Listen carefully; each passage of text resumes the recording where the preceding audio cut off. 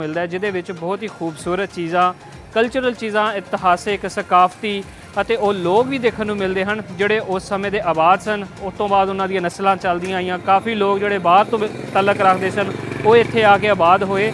मतलब हुम हमा के मैं तुहानूं यही कहना चाहना है कि अगर जेकर असीं लाहौर दे कंधी शहर के अंदर दाखिल होने हर दरवाजे दे विचों कितों भी दाखिल होइए सानूं इन्नियां खूबसूरत कल्चरल हिस्टोरिकल हैरीटेज देखने को मिलता है कि अकल दंग रह जाती है कि एक कल्ले लाहौर के अंदर इस कदर इतिहास समाया होया है। और जेकर असीं गल करिए पूरे बरसगीर की तो अकल दंग रह जाती है। अकल इस गल का जवाब नहीं दे सकती कि कितना खूबसूरत वो नज़ारा जिहड़ा कि इतिहासिक चीज़ों का सानूं इस पूरे बरसगीर की धरती ते सानूं देखने को मिलता है।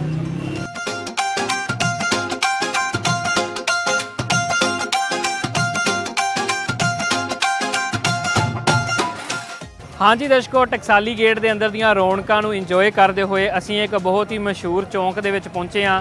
इस चौंक नूं तरन्नम चौंक आख्या जाता है। उहदी भी एक वजह है, आपां जिवें कि पाकिस्तान टाकी सिनेमा देखिया उस तो बाद एक दूजा बनने वाला सिनेमा इसे ही गली के अंदर वो ये सी जिन्हों तरन्नम सिनेमा कहते सी, क्योंकि ये बिल्डिंग जी मेरे पिछे देख रहे हो बड़ी खस्ता हाल हो चुकी सी, किसी यूज़ में नहीं सी। सो इनू इत्थे ढा के लोकल जी मकामी आबादी सी उन्होंने इत्थे दुकानां बनाईयां। सो कहा जाता है कि इत्थे भी बहुत खूबसूरत रौनकां हुंदियां सी इस चौंक के अंदर, क्योंकि इत्थे तरन्नम सिनेमा हुंदा सी। इस तो बाद आपां जिवें इस पासे जाने सानूं एक टिब्बी थाना देखने को मिलता है। टिब्बी थाने का भी एक बहुत बड़ा इतिहास है। मुगल दौर के विच इत्थे कर्मचारियों की एक बहुत वड्डी चौंकी हुंदी सी। उस तो बाद जिवें जिवें समा लंघिया इनू चौंकी नूं कई कामां दे वास्ते यूज़ किया गया ते अजकल ये पुलिस थाने वास्ते यूज़ हुंदी है।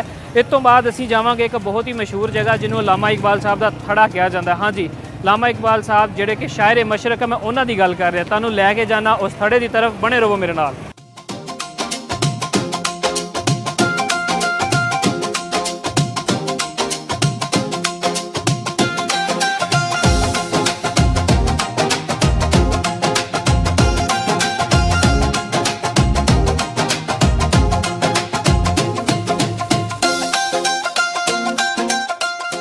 हाँ जी सज्जनों, मैं जिस जगह पर इस समय मौजूद हाँ ये वो इतिहासिक थड़ा है जिथे डॉक्टर लामा इकबाल बैठ के अपनी शायरी का आगाज़ किया सी। इत्थों उन्हां दी शुरुआत हुई सी, उन्हां दी कला दी, उन्हां दे हुनर दी, अते बाद दे विच उन्हां ने इन्हां बुलंदियां नूं प्राप्त किया। एक गल मैं तुहानूं बड़ी खूबसूरत दसदा चला कि जिवें मैं इस थड़े दे कोल आया खलोता तो मैं एक चीज़ महसूस की है कि इस गली दे विच इस जगह पर आके एक चीज़ बड़ी खूबसूरत देखने को मिली कि अज भी इत्थे लोग उसे ही इकट्ठ करके आपस दे विच बैठ के गल्लां बातां कर रहे हैं। मैं उस समय नूं महसूस कर सकदा कि जो डॉक्टर साहब इस थां ते बहिंदे होणगे किस तखयल अते दूरअंदेशी दे नाल उन्होंने अपनी शायरी का आगाज़ किया। अते एक चीज़ होर भी बहुत खूबसूरत है कि उन्हां दी शायरी दे विच इंसान दोस्ती, रब दे नाल मुहब्बत, अपनी धरती दे नाल मुहब्बत की एक झलक नज़र आती है, जिसकी शुरुआत इस थां तो हुई जिस थड़े के उत्ते मैं इस समय खलोता। असीं ये अंदर नहीं जा सकते क्योंकि ये हुण प्राइवेट प्रॉपर्टी है, पर इत्थे तुहानूं दस्सण दा मकसद है कि टकसाली गेट नूं जिवें ही आपां एक्सप्लोर कर रहे सी, जिवें खूबसूरतियां देख रही, उन्हां दे विच एक अदबी थां भी सानूं देखण नूं मिलदी है जिथे अदब का एक बहुत वड्डा दरिया जिथों स्टार्ट हुंदा है डॉक्टर लामा इकबाल साहब की शायरी, जिहड़ी शायरी दे नाल उन्होंने इन्नी खूबसूरती दे नाल इस कौम नूं, इस ज़मीन नूं रंग भरिया अते अपने उस नाम नूं चमकाया कि उन्हां नूं भी सर दा खिताब दिता गया। सो दर्शकों, आप देख रहे हैं कितनी खूबसूरत हिस्टोरिकल चीज़ां सानूं इस थां दे उत्ते देखण नूं मिल रहीआं हन। ये किसी अजूबे तो घट नहीं कि एक छोटी जी जगह दे विच इन्ना वड्डा समंदर, आर्ट का समंदर, अदब का समंदर, संगीत का समंदर, हर तरह की एक चीज़ देखण नूं मिलदी है। सो ये एक बहुत ही खूबसूरत गल है कि छोटियां छोटियां जगहां भी किन्ने वड्डे इलम दे नाल भरियां होईयां सन।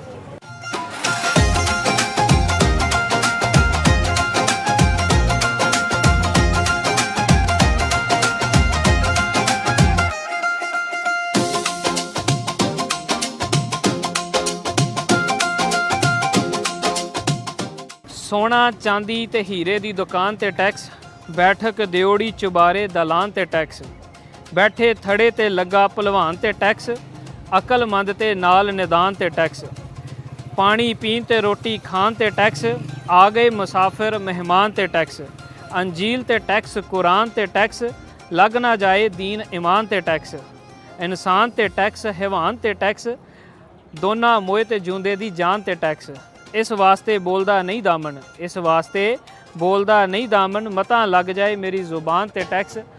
उस्ताद दामन जी की गिनती पंजाबी के वड्डे शायरां दे विच हुंदी है।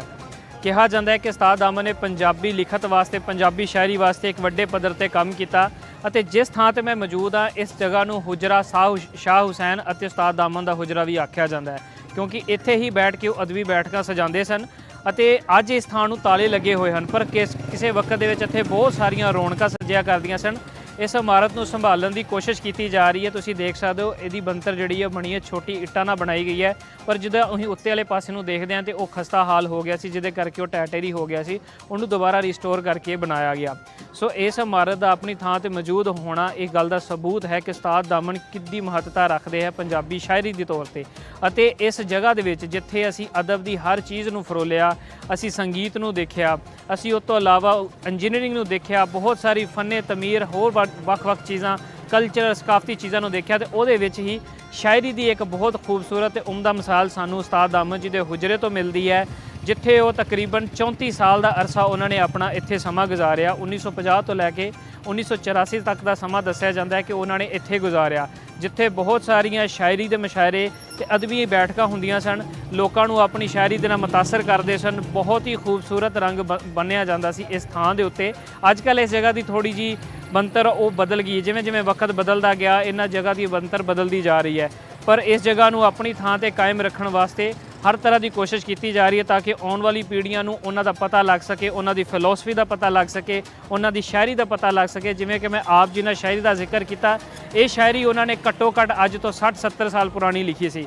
ਤੁਸੀਂ ਸੋਚ ਸਕਦੇ ਹੋ, ਦੇਖ ਸਕਦੇ ਹੋ ਕਿ ਅੱਜ ਅਗਰ ਅਸੀਂ ਕਹਿੰਦੇ ਹਾਂ ਕਿ ਸਮੇਂ ਦੇ ਹਾਲਾਤਾਂ ਨੇ ਬੜੀ ਤੰਗੀ ਕਰ ਦਿੱਤੀ ਹੈ, ਪੋਲੀਟੀਕਲ ਇਸ਼ੂਜ਼ ਆ ਗਏ ਨੇ, ਬੜੀਆਂ ਚੀਜ਼ਾਂ ਆ ਗਈਆਂ, ਪਰ ਦੇਖਿਆ ਜਾਏ ਤਾਂ ਇਹ ਚੀਜ਼ਾਂ ਹਰ ਵਕਤ ਦੇ ਵਿੱਚ ਉੱਦਾਂ ਹੀ ਰਹੀਆਂ।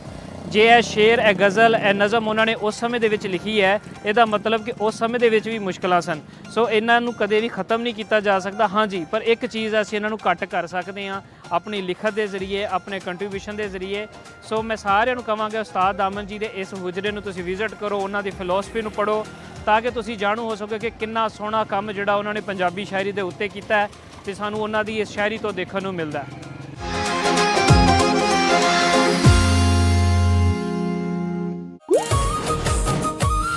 ਕੀ ਤੁਸੀਂ ਜਾਣਦੇ ਹੋ ਸਾਹੀਵਾਲ ਦਾ ਪੁਰਾਣਾ ਨਾਮ ਮੌਂਟਗੋਮਰੀ ਸੀ। ਇਹ ਨਾਂ ਪੰਜਾਬ ਦੇ ਗਵਰਨਰ ਰਾਬਰਟ ਮੌਂਟਗੋਮਰੀ ਦੇ ਨਾਂ ਉੱਤੇ ਰੱਖਿਆ ਗਿਆ ਸੀ।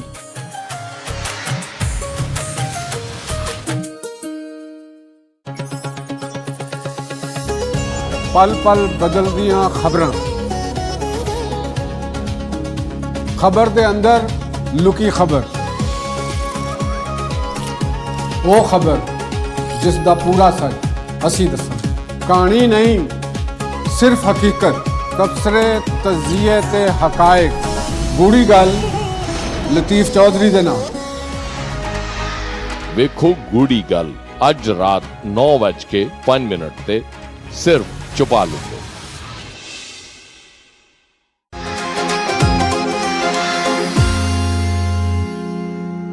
ਹਾਂਜੀ ਦਰਸ਼ਕੋ, ਇਸ ਸਮੇਂ ਮੇਰੇ ਨਾਲ ਮੌਜੂਦ ਹਨ ਸੀਨੀਅਰ ਜਰਨਲਿਸਟ ਤਾਰਿਕ ਵਸੀਮ ਸਾਹਿਬ। ਅਸੀਂ ਟਕਸਾਲੀ ਗੇਟ ਦੀ ਇਤਿਹਾਸਿਕ ਮਹੱਤਤਾ ਬਾਰੇ ਉਹਨਾਂ ਨਾਲ ਗੱਲ ਕਰਦੇ ਹਾਂ ਅਤੇ ਜਾਣਦੇ ਹਾਂ ਇਤਿਹਾਸਿਕ ਇੰਪੋਰਟੈਂਸ ਬਾਰੇ। ਹਾਂਜੀ ਵੀਰ ਜੀ, ਜਿਵੇਂ ਕਿ ਆਪਾਂ ਦੇਖਦੇ ਹਾਂ ਟਕਸਾਲੀ ਗੇਟ ਨੂੰ ਅੱਜ ਕੱਲ੍ਹ ਦੇਖਦੇ ਹਾਂ ਕਿ ਬਹੁਤ ਹੀ ਖੂਬਸੂਰਤ ਇਤਿਹਾਸਿਕ ਪੱਖਾਂ ਦੇ ਨਾਲ ਭਰਿਆ ਹੋਇਆ, ਅਤੇ ਤੁਸੀਂ ਦੱਸੋ ਕਿ ਜਿਹੜਾ ਹਿਸਟਰੀ ਦੇ ਵਿੱਚ ਇਹਦਾ ਕੀ ਕਿਰਦਾਰ ਰਿਹਾ, ਕੀ ਸਮੇਂ ਦੀਆਂ ਸਰਕਾਰਾਂ ਤਬਦੀਲ ਹੁੰਦੀਆਂ ਰਹੀਆਂ ਤੇ ਕਿਵੇਂ ਟਕਸਾਲੀ ਗੇਟ ਤਬਦੀਲ ਹੁੰਦਾ ਰਿਹਾ। ਵੀਰ ਜੀ ਬਹੁਤ ਮਿਹਰਬਾਨੀ, ਸ਼ੁਕਰੀਆ ਤੁਹਾਡਾ ਕਿ ਤੁਸੀਂ ਇੱਕ ਆਪਣੇ ਪ੍ਰੋਗਰਾਮ ਵਾਸਤੇ ਮੈਨੂੰ ਬੁਲਾਇਆ। ਸਭ ਤੋਂ ਪਹਿਲੀ ਤਾਂ ਗੱਲ ਹੈਗੀ ਹੈ ਕਿ ਤੁਸੀਂ ਪੰਜਾਬੀ ਜ਼ਬਾਨ 'ਚ ਪ੍ਰੋਗਰਾਮ ਕਰ ਰਹੇ ਹੋ, ਬਹੁਤ ਖੁਸ਼ੀ ਦੀ ਗੱਲ ਹੈ। ਸਾਡੇ ਇੱਥੇ ਤੇ ਮਾਂ ਬੋਲੀ ਨੂੰ ਕੋਈ ਐਡੀ ਅਹਿਮੀਅਤ ਨਹੀਂ ਦਿੰਦੇ। ਤੇ ਦੂਜੀ ਗੱਲ ਹੈ ਕਿ ਤੁਸੀਂ ਬੜੇ ਤਗੜੇ ਜਿਹੇ ਟੌਪਿਕ ਨੂੰ ਹੱਥ ਪਾ ਲਿੱਤਾ। ਇਸ਼ੂ ਇਹ ਹੈਗਾ ਕਿ ਖਾਲੀ ਟਕਸਾਲੀ ਨਹੀਂ, ਲਾਹੌਰ ਬੁਨਿਆਦੀ ਤੌਰ ਤੇ ਅਗਰ ਤੁਸੀਂ ਪੂਰੇ ਗਲੋਬ ਨੂੰ ਆਬਜ਼ਰਵ ਕਰੋਗੇ ਨਾ ਤੇ ਸਿਰਫ ਜਰਮਨੀ ਔਰ ਜਾਪਾਨ, ਇਹ ਦੋ ਐਸੇ ਮੁਲਕ ਜੇ ਜਿਨ੍ਹਾਂ ਦੇ ਅੰਦਰ more brilliant people have been born there. Otherwise ਦੁਨੀਆ 'ਚ ਸਭ ਤੋਂ ਜ਼ਿਆਦਾ ਟੈਲੈਂਟਡ ਬ੍ਰੇਨਸ ਲਾਹੌਰ 'ਚ ਪੈਦਾ ਹੋਏ ਨੇ, ਇਹਦਾ ਕੋਈ ਦੋ ਰਾਏ ਨਹੀਂ। ਮਤਲਬ ਮਿਸਾਲ ਦੇ ਤੌਰ ਤੇ ਤੁਸੀਂ ਗੱਲ ਕੀਤੀ ਟਕਸਾਲੀ ਦੀ, ਪਹਿਲੀ ਪਹਿਚਾਨ ਸਰ ਗੰਗਾ ਰਾਮ।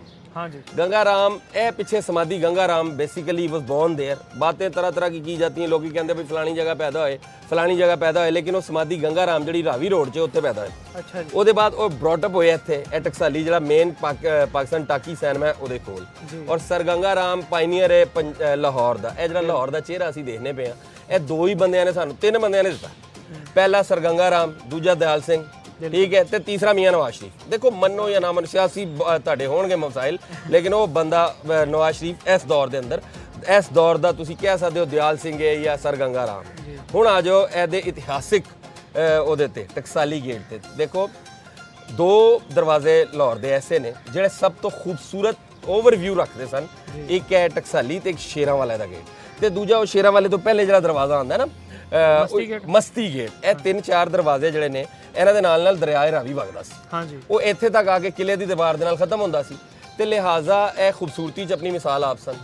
ਦੂਸਰੀ ਗੱਲ ਇਹ ਕਿ ਟਕਸਾਲੀ ਇੰਨਾ ਜ਼ਿਆਦਾ ਪ੍ਰੋਮੀਨੈਂਟ ਨਹੀਂ ਸਮਝਿਆ ਜਾਂਦਾ। ਬਾਕੀ ਦਰਵਾਜ਼ੇ ਜਿਹੜੇ ਨੇ ਉਹਨਾਂ ਦੇ ਕਲਚਰ ਨੂੰ ਬਹੁਤਾ ਰਿਚ ਸਮਝਿਆ ਜਾਂਦਾ, ਲੇਕਿਨ ਇਹ ਕਮਾਊ ਪੂਛ ਸੀ ਕਿਉਂਕਿ ਇੱਥੇ ਟਕਸਾਲ ਸੀ, ਇੱਥੇ ਸਰਕਾਰੀ ਖਜ਼ਾਨਾ ਸੀ ਨਾ ਜੀ, ਇੱਥੇ ਸਿੱਕੇ ਸੁੱਕੇ ਬਣਦੇ ਸਨ। ਅੱਛਾ, ਦੂਜੀ ਗੱਲ ਹੈ ਕਿ ਇਸਟੈਬਲਿਸ਼ ਇਲਾਕਾ ਹੈ ਸ਼ੁਰੂ ਤੋਂ ਹੀ। ਕਿਸ ਤਰ੍ਹਾਂ ਇਸਟੈਬਲਿਸ਼ ਹੈ? ਇਹ ਜਿਹੜਾ ਟਕਸਾਲ ਵਾਲਾ ਇਲਾਕਾ, ਜਿੱਥੇ ਟਕਸਾਲ ਸੀਗਾ, ਟਕਸਾਲੀ ਐਂਟਰ ਜਿੱਥੇ ਤੁਸੀਂ ਹੁੰਦੇ ਹੋ ਖੱਬੇ ਹੱਥ ਜਿੱਥੇ ਟਕਸਾਲ ਸੀ, ਜਿੱਥੇ ਅੱਜ ਕੱਲ ਉਹ ਹਜ਼ੂਰੀ ਬਾਗ ਦੇ ਨਾਲ ਜਿਹੜਾ ਇਲਾਕਾ ਹੈ, ਇੱਥੇ ਟਕਸਾਲ ਹੁੰਦੀ ਸੀ। ਅੱਛਾ, ਇਹਦੇ ਬਿਲਕੁਲ ਸਾਹਮਣੇ ਜਦੋਂ ਤੁਸੀਂ ਸੜਕ ਕ੍ਰਾਸ ਕਰਕੇ ਜਾਂਦੇ ਹੋ ਨਾ, ਤੇ ਬਰਰੇ ਸਗੀਰ ਤੇ ਨਹੀਂ ਅਸੀਂ ਕਹਿ ਸਕਦੇ ਪਰ ਲੇਕਿਨ ਪੰਜਾਬ ਦੇ ਅੰਦਰ ਨਾ ਸਭ ਤੋਂ ਜ਼ਿਆਦਾ ਧਾਰਮਿਕ ਏਰੀਆ ਜਿਹੜਾ ਨਾ ਉਹ ਐ ਸੀ। ਕਿਹੜਾ ਧਾਰਮਿਕ ਏਰੀਆ ਸੀ? ਜਦੋਂ ਤੁਸੀਂ ਟਕਸਾਲੀ ਕ੍ਰਾਸ ਕਰਦੇ ਹੋ ਨਾ ਸੜਕ ਪਾਰ ਕਰਦੇ ਹੀ, ਇਹ ਬਾਗ ਮੁੰਸ਼ੀ ਲੱਦੇ ਤੋਂ ਲੈ ਕੇ ਕਰੀਮ ਪਾਰਕ ਤੇ ਕਰੀਮ ਪਾਰਕ ਟੱਪਦੇ ਹੋਏ ਸਿੱਧਾ ਜਿਹੜਾ ਦਰਿਆਏ ਰਾਵੀ ਤੱਕ ਤੁਸੀਂ ਜਾਂਦੇ ਹੋ, ਇੱਧਰ ਸਭ ਤੋਂ ਜ਼ਿਆਦਾ ਮੰਦਿਰ ਸਨ। ਅੱਛਾ ਜੀ, ਸਭ ਤੋਂ ਜ਼ਿਆਦਾ ਮੰਦਿਰ ਸਨ। ਔਰ ਇੱਥੇ ਗਊਸ਼ਾਲਾ ਵੀ ਹੈ, ਇੱਥੇ ਹੁਣ ਵੀ ਹਿੰਦੂਆਂ ਦਾ ਕਦੀਮੀ ਮੰਦਿਰ ਹੈ। ਅੱਛਾ ਜੀ, ਠੀਕ ਹੈ। ਅੱਛਾ, ਉਹ ਵੀ ਟਕਸਾਲੀ ਨਾਲ ਲਿੰਕ ਇਸ ਲਈ ਹੈ ਕਿ ਆਮਨੇ ਸਾਹਮਣੇ ਤੇ ਹੈਗੇ ਸਨ। ਸੜਕਾਂ ਤੇ ਅੱਜ ਬਣੀਆਂ, ਪਹਿਲੇ ਤੇ ਕੱਚੇ ਰਸਤੇ ਸਨ ਜੀ। ਅੱਛਾ, ਉਸ ਤੋਂ ਬਾਅਦ ਮਜ਼ੀਦ ਅੱਗੇ ਆ ਜਾਓ। ਅਗਰ ਹੁਣ ਆਰਟ ਔਰ ਕਲਚਰ ਦੀ ਗੱਲ ਕੀਤੀ ਜਾਏ ਤੇ ਮਹਾਰਾਜਾ ਰਣਜੀਤ ਸਿੰਘ ਦਾ ਦੋਤਰਾ ਸੀ, ਪੋਤਰਾ ਸੀ ਹੀਰਾ ਸਿੰਘ, ਉਹਦੇ ਨਾਮ ਦੇ ਉੱਤੇ ਇਸ ਇਲਾਕੇ ਦੇ ਵਿੱਚ ਹੀਰਾ ਮੰਡੀ ਆਬਾਦ ਹੋਈ। ਅੱਛਾ, ਹੀਰਾ ਮੰਡੀ ਹੁਣ ਰਣਜੀਤ ਸਿੰਘ ਦਾ ਜ਼ਮਾਨਾ ਅਗਰ ਅਸੀਂ ਦੇਖੀਏ ਤੇ 200, 250, 300 ਸਾਲ ਪਿੱਛੇ ਜਾਣਾ ਪੈਂਦਾ। ਹਾਂਜੀ, ਜਿਹੜੀ ਹੀਰਾ ਮੰਡੀ ਇੱਥੇ ਆਬਾਦ ਹੋਈ ਉਹ 200-300 ਸਾਲ ਪੁਰਾਣੀ ਨਹੀਂ। ਉਹ ਤੇ ਬੇਸਿਕਲੀ ਜਿਹੜੀ ਹੀਰਾ ਮੰਡੀ ਮੁਗਲਾਂ ਦੇ ਦੌਰ 'ਚ ਬਣੀ ਸੀ, ਉਹ ਬਣੀ ਸੀ ਅਨਾਰਕਲੀ। ਉਹ ਅਨਾਰਕਲੀ ਦੇ ਵਿੱਚ ਆਬਾਦ ਹੋਈ। ਪਹਿਲੇ ਉੱਥੇ ਨਾਚ ਗਾਣਾ ਹੁੰਦਾ ਰਿਹਾ, ਨਾਚ ਗਾਣਾ ਮਤਲਬ ਗਾਣਾ ਨਾਚ ਇੱਕ ਡੀਸੈਂਟ ਵੇ ਸੀ ਜਿਹੜਾ ਉਹਨਾਂ ਨੇ ਅਡਾਪਟ ਕੀਤਾ। ਉਹਦੇ ਬਾਅਦ ਉਹ ਦਿੱਲੀ ਦਰਵਾਜ਼ੇ ਆ ਗਏ। ਦਿੱਲੀ ਦਰਵਾਜ਼ੇ ਤੋਂ ਇਸ ਏਰੀਆ ਦੇ ਵਿੱਚ ਤੇ 19ਵੀਂ ਸਦੀ ਦੇ ਐਂਡ 'ਚ ਜਾ ਕੇ ਨਾ 1870 ਦੇ ਕਰੀਬ ਉਹਦੇ ਬਾਅਦ ਇਹ ਇਲਾਕਾ ਐਸਟੈਬਲਿਸ਼ ਹੋਇਆ। ਔਰ ਐਸਟੈਬਲਿਸ਼ ਹੋਣ ਤੋਂ ਬਾਅਦ ਇੱਥੇ ਜ਼ਿਆਦਾ ਤਾਦਾਦ 'ਚ ਲੋਕ ਆ ਗਏ। ਉਹਦੀ ਕੀ ਵਜ੍ਹਾ ਸੀ? ਅੱਛਾ, ਉਹਦੀ ਵੀ ਇੱਕ ਵਜ੍ਹਾ, ਅਨਾਰਕਲੀ ਨਿਸਬਤਨ ਕੰਜੈਸਟਡ ਸੀ, ਦਿੱਲੀ ਦਰਵਾਜ਼ਾ ਨਿਸਬਤਨ ਕੰਜੈਸਟਡ ਸੀ। ਇਹ ਦਰਿਆ ਦੇ ਨਜ਼ਦੀਕ ਹੁੰਦੀ ਵਜ੍ਹਾ ਜ਼ਿਆਦਾ ਖੁੱਲਾ ਡੁੱਲਾ ਇਲਾਕਾ ਸੀ। ਤੁਸੀਂ ਅਗਰ ਉਹਦੀ ਸੰਜੇ ਲੀਲਾ ਬੰਸਾਲੀ ਦੀ ਫਿਲਮ ਹੀਰਾ ਮੰਡੀ ਦੇਖੋਗੇ ਨਾ, ਲੋਕੀ ਕਹਿੰਦੇ ਨੇ ਉਹਦੇ ਅੰਦਰ ਜਿਹੜੇ ਉਹਨੇ ਵੱਡੇ ਵੱਡੇ ਘਰ ਦਿਖਾਏ ਨੇ ਉਹ ਇੱਥੇ ਨਹੀਂ ਸਨ, ਇੱਥੇ ਹੈ ਸਨ। ਭਾਈਜਾਨ ਇੱਥੇ ਹੁਣ ਵੀ ਹੈਗੇ ਜੇ। ਟਕਸਾਲੀ ਦੇ ਅੰਦਰ ਵੀ ਭਾਟੀ ਚਲੇ ਜਾਓ, ਟਕਸਾਲੀ ਚਲੇ ਜਾਓ, ਗੁਮਟੀ ਚਲੇ ਜਾਓ, ਛੋਟਾ ਜਿਹਾ ਦਰਵਾਜ਼ਾ ਹੋਏਗਾ 4 ਫੁੱਟ ਦਾ, ਤੇ 4 ਫੁੱਟ ਬਾਈ 6 ਫੁੱਟ ਜਾਂ 8 ਫੁੱਟ ਦਾ ਬੂਹਾ ਹੋਏਗਾ, ਪਿੱਛੇ 2 ਕਨਾਲ ਦਾ ਘਰ ਹੁੰਦਾ ਜੇ। ਐਦਾਂ ਹੀ ਹੈ ਜਿਹੜੀਆਂ ਮਾਰਕੀਟਾਂ ਬਣਾਈਆਂ ਲੋਕਾਂ ਨੇ, ਉਹ ਮੇਰਾ ਮਤਲਬ ਹੈ ਕੋਈ ਆਸਮਾਨ ਤੋਂ ਤੇ ਨਹੀਂ ਬਣੀਆਂ। ਮੈਂ ਖੁਦ ਐਸੇ ਘਰ ਦੇਖੇ ਨੇ ਕਿ ਖਾਲੀ ਵਿਹੜਾ ਹੀ 2-2 ਕਨਾਲ ਦਾ ਹੈਗਾ। ਤੇ ਸ਼ਹਿਰ ਦੇ ਵਿੱਚ ਇਹ ਟਕਸਾਲੀ ਦੇ ਅੰਦਰ ਚੁੱਕੇ ਗੁੰਜਾਇਸ਼ ਜ਼ਿਆਦਾ ਸੀ। ਗੁੰਜਾਇਸ਼ ਜ਼ਿਆਦਾ ਹੁੰਦੀ ਵਰਨਾ ਇੱਥੇ ਕੋਈ 100 ਸਾਲ ਪਹਿਲੇ ਤੁਸੀਂ ਕਹਿ ਲਓ ਕਿ ਬਾਜ਼ਾਰੇ ਹੁਸਨ ਬਣ ਗਿਆ, ਖਵਾਤੀਨ ਆ ਗਈਆਂ। ਅੱਛਾ, ਉਸ ਤੋਂ ਬਾਅਦ ਫਿਰ ਹੋਰ ਦੇਖੋ, ਹੁਣ ਅਸੀਂ ਦੂਸਰੇ ਪਾਸੇ ਚੱਲ ਜਾਂਦੇ ਆ, ਇਹਨੂੰ ਇਸ ਐਂਗਲ ਨਾਲ ਦੇਖ ਲੈਂਦੇ ਆ ਕਿ ਬਾਜ਼ਾਰੇ ਹੁਸਨ ਦੀ ਅਗਰ ਗੱਲ ਕੀਤੀ ਜਾਵੇ ਜਾਂ ਬਰੋਥਲਸ ਔਰ ਬਾਜ਼ਾਰੇ ਹੁਸਨ 'ਚ ਫਰਕ ਹੈ। ਅੱਛਾ, ਜਿਸਮ ਫਰੋਸ਼ੀ ਜਾਂ ਨਾਚ ਗਾਣਾ ਇਹ 2 ਮੁਖਤਲਿਫ ਚੀਜ਼ਾਂ ਨੇ। ਨਾਚ ਗਾਣੇ ਦਾ ਤਸਵੁਰ ਬਰੇ ਸਗੀਰ 'ਚ ਹਿੰਦੂਇਜ਼ਮ 'ਚ ਤੇ ਆਲਰੇਡੀ ਹੈ ਹੀ ਹੈ, ਉਹਨਾਂ ਦੇ ਤੇ ਮਤਲਬ ਉਹ ਇਬਾਦਤ 'ਚ ਜਾਂ ਮਜ਼ਹਬ 'ਚ ਸ਼ਾਮਲ ਹੈ, ਪੂਰੇ ਬਰੇ ਸਗੀਰ 'ਚ ਹੈ ਸੀ। ਉਹਦੇ ਬਾਵਜੂਦ ਸਭ ਤੋਂ ਜ਼ਿਆਦਾ ਮਕਬੂਲ ਲਾਹੌਰ ਦੀ ਹੀਰਾ ਮੰਡੀ ਕਿਉਂ ਹੋਈ? ਇਹ ਬੜੀ ਸੋਚਣ ਵਾਲੀ ਗੱਲ ਹੈ। ਉਹਦੀ ਵੀ ਬੁਨਿਆਦੀ ਵਜ੍ਹਾ ਹੈਗੀ ਹੈ ਕਿ ਮੋਸਟ ਟੈਲੈਂਟਡ ਪੀਪਲ ਅਗਰਚੇ ਸਾਰੇ ਇੰਡੀਆ ਤੋਂ ਲੋਕ ਇੱਧਰ ਆਏ ਜੀ। ਮਤਲਬ ਅਗਰ ਤੁਸੀਂ ਇਹ ਲਾਹੌਰ ਦੀ ਹੀਰਾ ਮੰਡੀ ਦੇ ਅੰਦਰ ਸਭ ਤੋਂ ਜ਼ਿਆਦਾ ਲੋਕ ਫਾਜ਼ਿਲਕੇ ਤੋਂ ਆਏ, ਫਾਜ਼ਿਲਕਾ ਸਾਹਮਣੇ ਹੈ ਇੰਡੀਅਨ ਪੰਜਾਬ 'ਚ। ਅੱਛਾ, ਹੋਰ ਵੀ ਬੜੀ ਥਾਵਾਂ ਤੋਂ ਲੋਕ ਆਏ, ਲੇਕਿਨ ਸਭ ਤੋਂ ਜ਼ਿਆਦਾ ਬਾਸਲਾਹੀਅਤ, ਸਭ ਤੋਂ ਖੂਬਸੂਰਤ, ਸਭ ਤੋਂ ਅੱਛੇ ਗਲੇ ਵਾਲੀਆਂ ਔਰਤਾਂ ਇਸ ਏਰੀਏ 'ਚ ਪੈਦਾ ਹੋਈਆਂ। ਦੇਖੋ ਜੋ ਮਰਜ਼ੀ ਕਹੀ ਜਾਵੋ, ਬਟ ਦੇ ਵਰ ਦ ਮੋਸਟ ਟੈਲੈਂਟਡ। ਇੰਡੀਆ ਨੇ ਦਿਖਾਇਆ ਸਿਰਫ ਫਿਲਮਾਂ 'ਚ, ਜੋ ਇੱਥੇ ਹੈਗਾ ਸੀ ਉਹ ਹਕੀਕਤ 'ਚ ਹੈਗਾ ਸੀ। ਮੈਡਮ ਨੂਰਜਾ ਵੀ ਇੱਥੇ ਹੀ ਆਈ, ਇੱਥੋਂ ਹੀ ਆ ਕੇ ਉਹਨੇ ਸਿੱਖਿਆ 13-14 ਸਾਲ 2 ਸਾਲ ਜਿਹੜੀ 뮤직 ਦੀ ਤਾਲੀਮ ਇੱਥੇ ਲਈ। ਉਹ ਕਸੂਰ ਤੋਂ ਜਦੋਂ ਆਈ ਸੀ ਤੇ ਉਹ ਤੇ ਅੱਲਾ ਵਸਾਈ ਮਤਲਬ ਗਾ ਸਕਦੀ ਸੀ, ਲੇਕਿਨ ਉਹ ਸੁਰਾਂ ਦੀ ਮਹਾਰਤ ਤੇ ਨਹੀਂ। ਨਾਲੇ ਉਹ ਕਹਿੰਦੇ ਸੀ ਕਿ ਮੈਂ ਸਿੰਗਰ ਬਣਨ ਤਾਂ ਆਈ ਨਹੀਂ ਸੀ, ਕੁਦਰਤੀ ਉਹਨਾਂ ਦਾ ਕਹਿੰਦੇ। ਤੇ ਉਹ ਇੱਥੇ ਰਹੀ 2 ਸਾਲ। ਉਹ ਤੁਸੀਂ ਉਹਦਾ ਘਰ ਦੇਖਿਆ ਹੋਣਾ, ਉਹ 2 ਸਾਲ ਉੱਥੇ 2.5 ਸਾਲ ਰਹੀ। ਉਹਦੇ ਬਾਅਦ ਉਹਦੀ ਫਿਲਮ ਹਿੱਟ ਹੋ ਗਈ। ਫਿਰ ਉਹ ਜਿਹੜੇ ਰਿਜ਼ਵੀ ਸਾਹਿਬ ਸਨ ਉਹਨਾਂ ਨਾਲ ਉਹਦਾ ਵਿਆਹ ਸ਼ਾ ਹੋ ਗਿਆ ਛੋਟੀ ਉਮਰ 'ਚ, ਉਹ ਫਿਰ ਇੱਧਰੋਂ ਨਿਕਲ ਗਈ, ਉਹ ਮਾਲਟਨ ਵਾਲੀ ਸਾਈਡ ਤੇ ਚਲੀ ਗਈ। ਤੇ ਇਹ ਜਿਹੜਾ ਇਲਾਕਾ ਹੈ ਨਾ, ਇਤਿਹਾਸ ਦੀ ਅਗਰ ਤੁਸੀਂ ਗੱਲ ਕਰਦੇ ਹੋ, ਮਾਜ਼ੀ ਦੀ ਗੱਲ ਕਰਦੇ ਹੋ, ਤੇ ਬੜਾ ਰਿਚ ਕਲਚਰ ਰੱਖਦਾ ਜੀ, ਬੜਾ ਰਿਚ ਕਲਚਰ ਰੱਖਦਾ ਹੈ। ਔਰ ਅਗਰ ਹੁਣ ਦੀ ਤੁਸੀਂ ਗੱਲ ਕਰੋ ਕਿ ਹੁਣ ਇਹ ਕੀ ਪੋਜੀਸ਼ਨ ਹੈ, ਦੇਖੋ ਸਰ ਹੁਣ ਹੈ ਨਾ ਆਲਮੋਸਟ ਸਾਰਾ ਇਲਾਕਾ ਤੁਸੀਂ ਖੁਦ ਦੇਖਿਆ ਕਮਰਸ਼ੀਅਲ ਹੋ ਗਿਆ, ਕਮਰਸ਼ੀਅਲ ਹੋ ਗਿਆ। ਮਕਾਮੀ ਲੋਕ ਇੱਥੇ ਪਹਿਲੇ ਵੀ ਨਹੀਂ ਸਨ, ਮਕਾਮੀ ਲੋਕ ਇੱਥੇ ਪਹਿਲੇ ਵੀ ਨਹੀਂ ਸਨ। ਅੱਜ ਤੋਂ 50 ਸਾਲ ਪਹਿਲੇ ਮਕਾਮੀ ਲੋਕ ਇੱਥੋਂ ਜਾ ਚੁੱਕੇ ਸਨ। ਹਰ ਕਿਸਮ ਦੇ ਮਕਾਮੀ ਲੋਕ ਜਿਨ੍ਹਾਂ ਦਾ ਬਾਜ਼ਾਰ ਹੈ ਉਸ ਨਾਲ ਤਾਲੁਕ ਸੀ, ਉਹ ਵੀ ਜਿਹੜੇ ਆਲੇ ਦੁਆਲੇ ਦੇ ਵਿੱਚ ਟਕਸਾਲੀ ਗੇਟ ਦੇ ਅੰਦਰ ਰਹਿੰਦੇ ਸਨ, ਬੜੇ ਬੜੇ ਤਗੜੇ ਲੋਕ, ਬੜੇ ਬੜੇ ਖਾਨਦਾਨੀ ਲੋਕ ਔਰ ਐਜੂਕੇਟਿਡ ਲੋਕ, ਉਹ ਸਾਰੇ ਜਾ ਚੁੱਕੇ ਨੇ। ਇਹ ਕਮਰਸ਼ਲਾइज हो रहा है। एक वक्त आएगा आप कह सकते हैं 2 दहाइयां बाद या 3 दहाइयां बाद ਇਹ ਦਾਸਤਾਨ ਵੀ ਨਹੀਂ ਹੋਣੀ ਕਿ ਇਸ ਤਰ੍ਹਾਂ ਦੀ ਕੋਈ ਚੀਜ਼ ਸੀ ਉਦੋਂ, ਜੋ ਗੱਲਾਂ ਸੀ ਅੱਜ ਕਰਨੇ ਪਏ ਆ, ਸ਼ਾਇਦ ਉਹ 30 ਸਾਲ ਬਾਅਦ ਲੋਕਾਂ ਨੂੰ ਇਹ ਵੀ ਨਾ ਪਤਾ ਹੋਣਾ।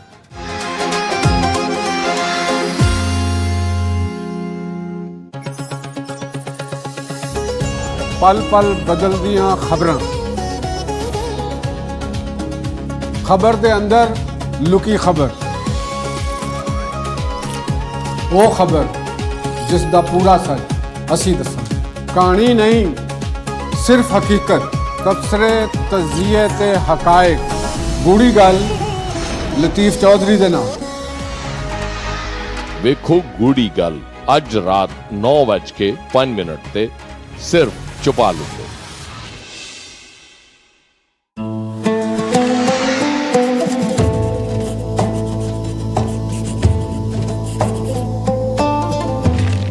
ਨਾ ਗਰੀਬ ਵੇਖ ਕੇ ਹੱਸਿਆ ਕਰ, ਨਾ ਬੁਰੀ ਨਜ਼ਰ ਨਾਲ ਤੱਕਿਆ ਕਰ। ਲੋਕਾਂ ਦੇ ਐਬ ਲੱਭਣਾ ਏ ਫਰੀਦਾ, ਕਦੀ ਆਪਣੇ ਅੰਦਰ ਤੱਕਿਆ ਕਰ।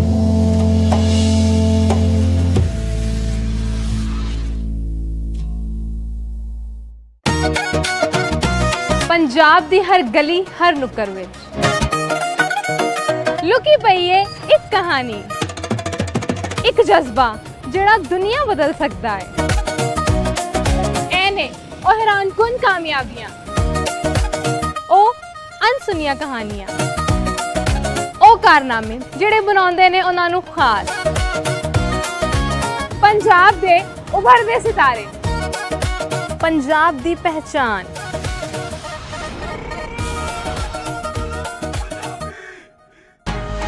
ਵੇਖੋ ਆਏ ਪੰਜਾਬੀ ਛਾਏ ਪੰਜਾਬੀ, ਬੁੱਧ ਰਾਤ 11:05 ਤੇ ਸਿਰਫ ਚੁਪਾ ਲਓ।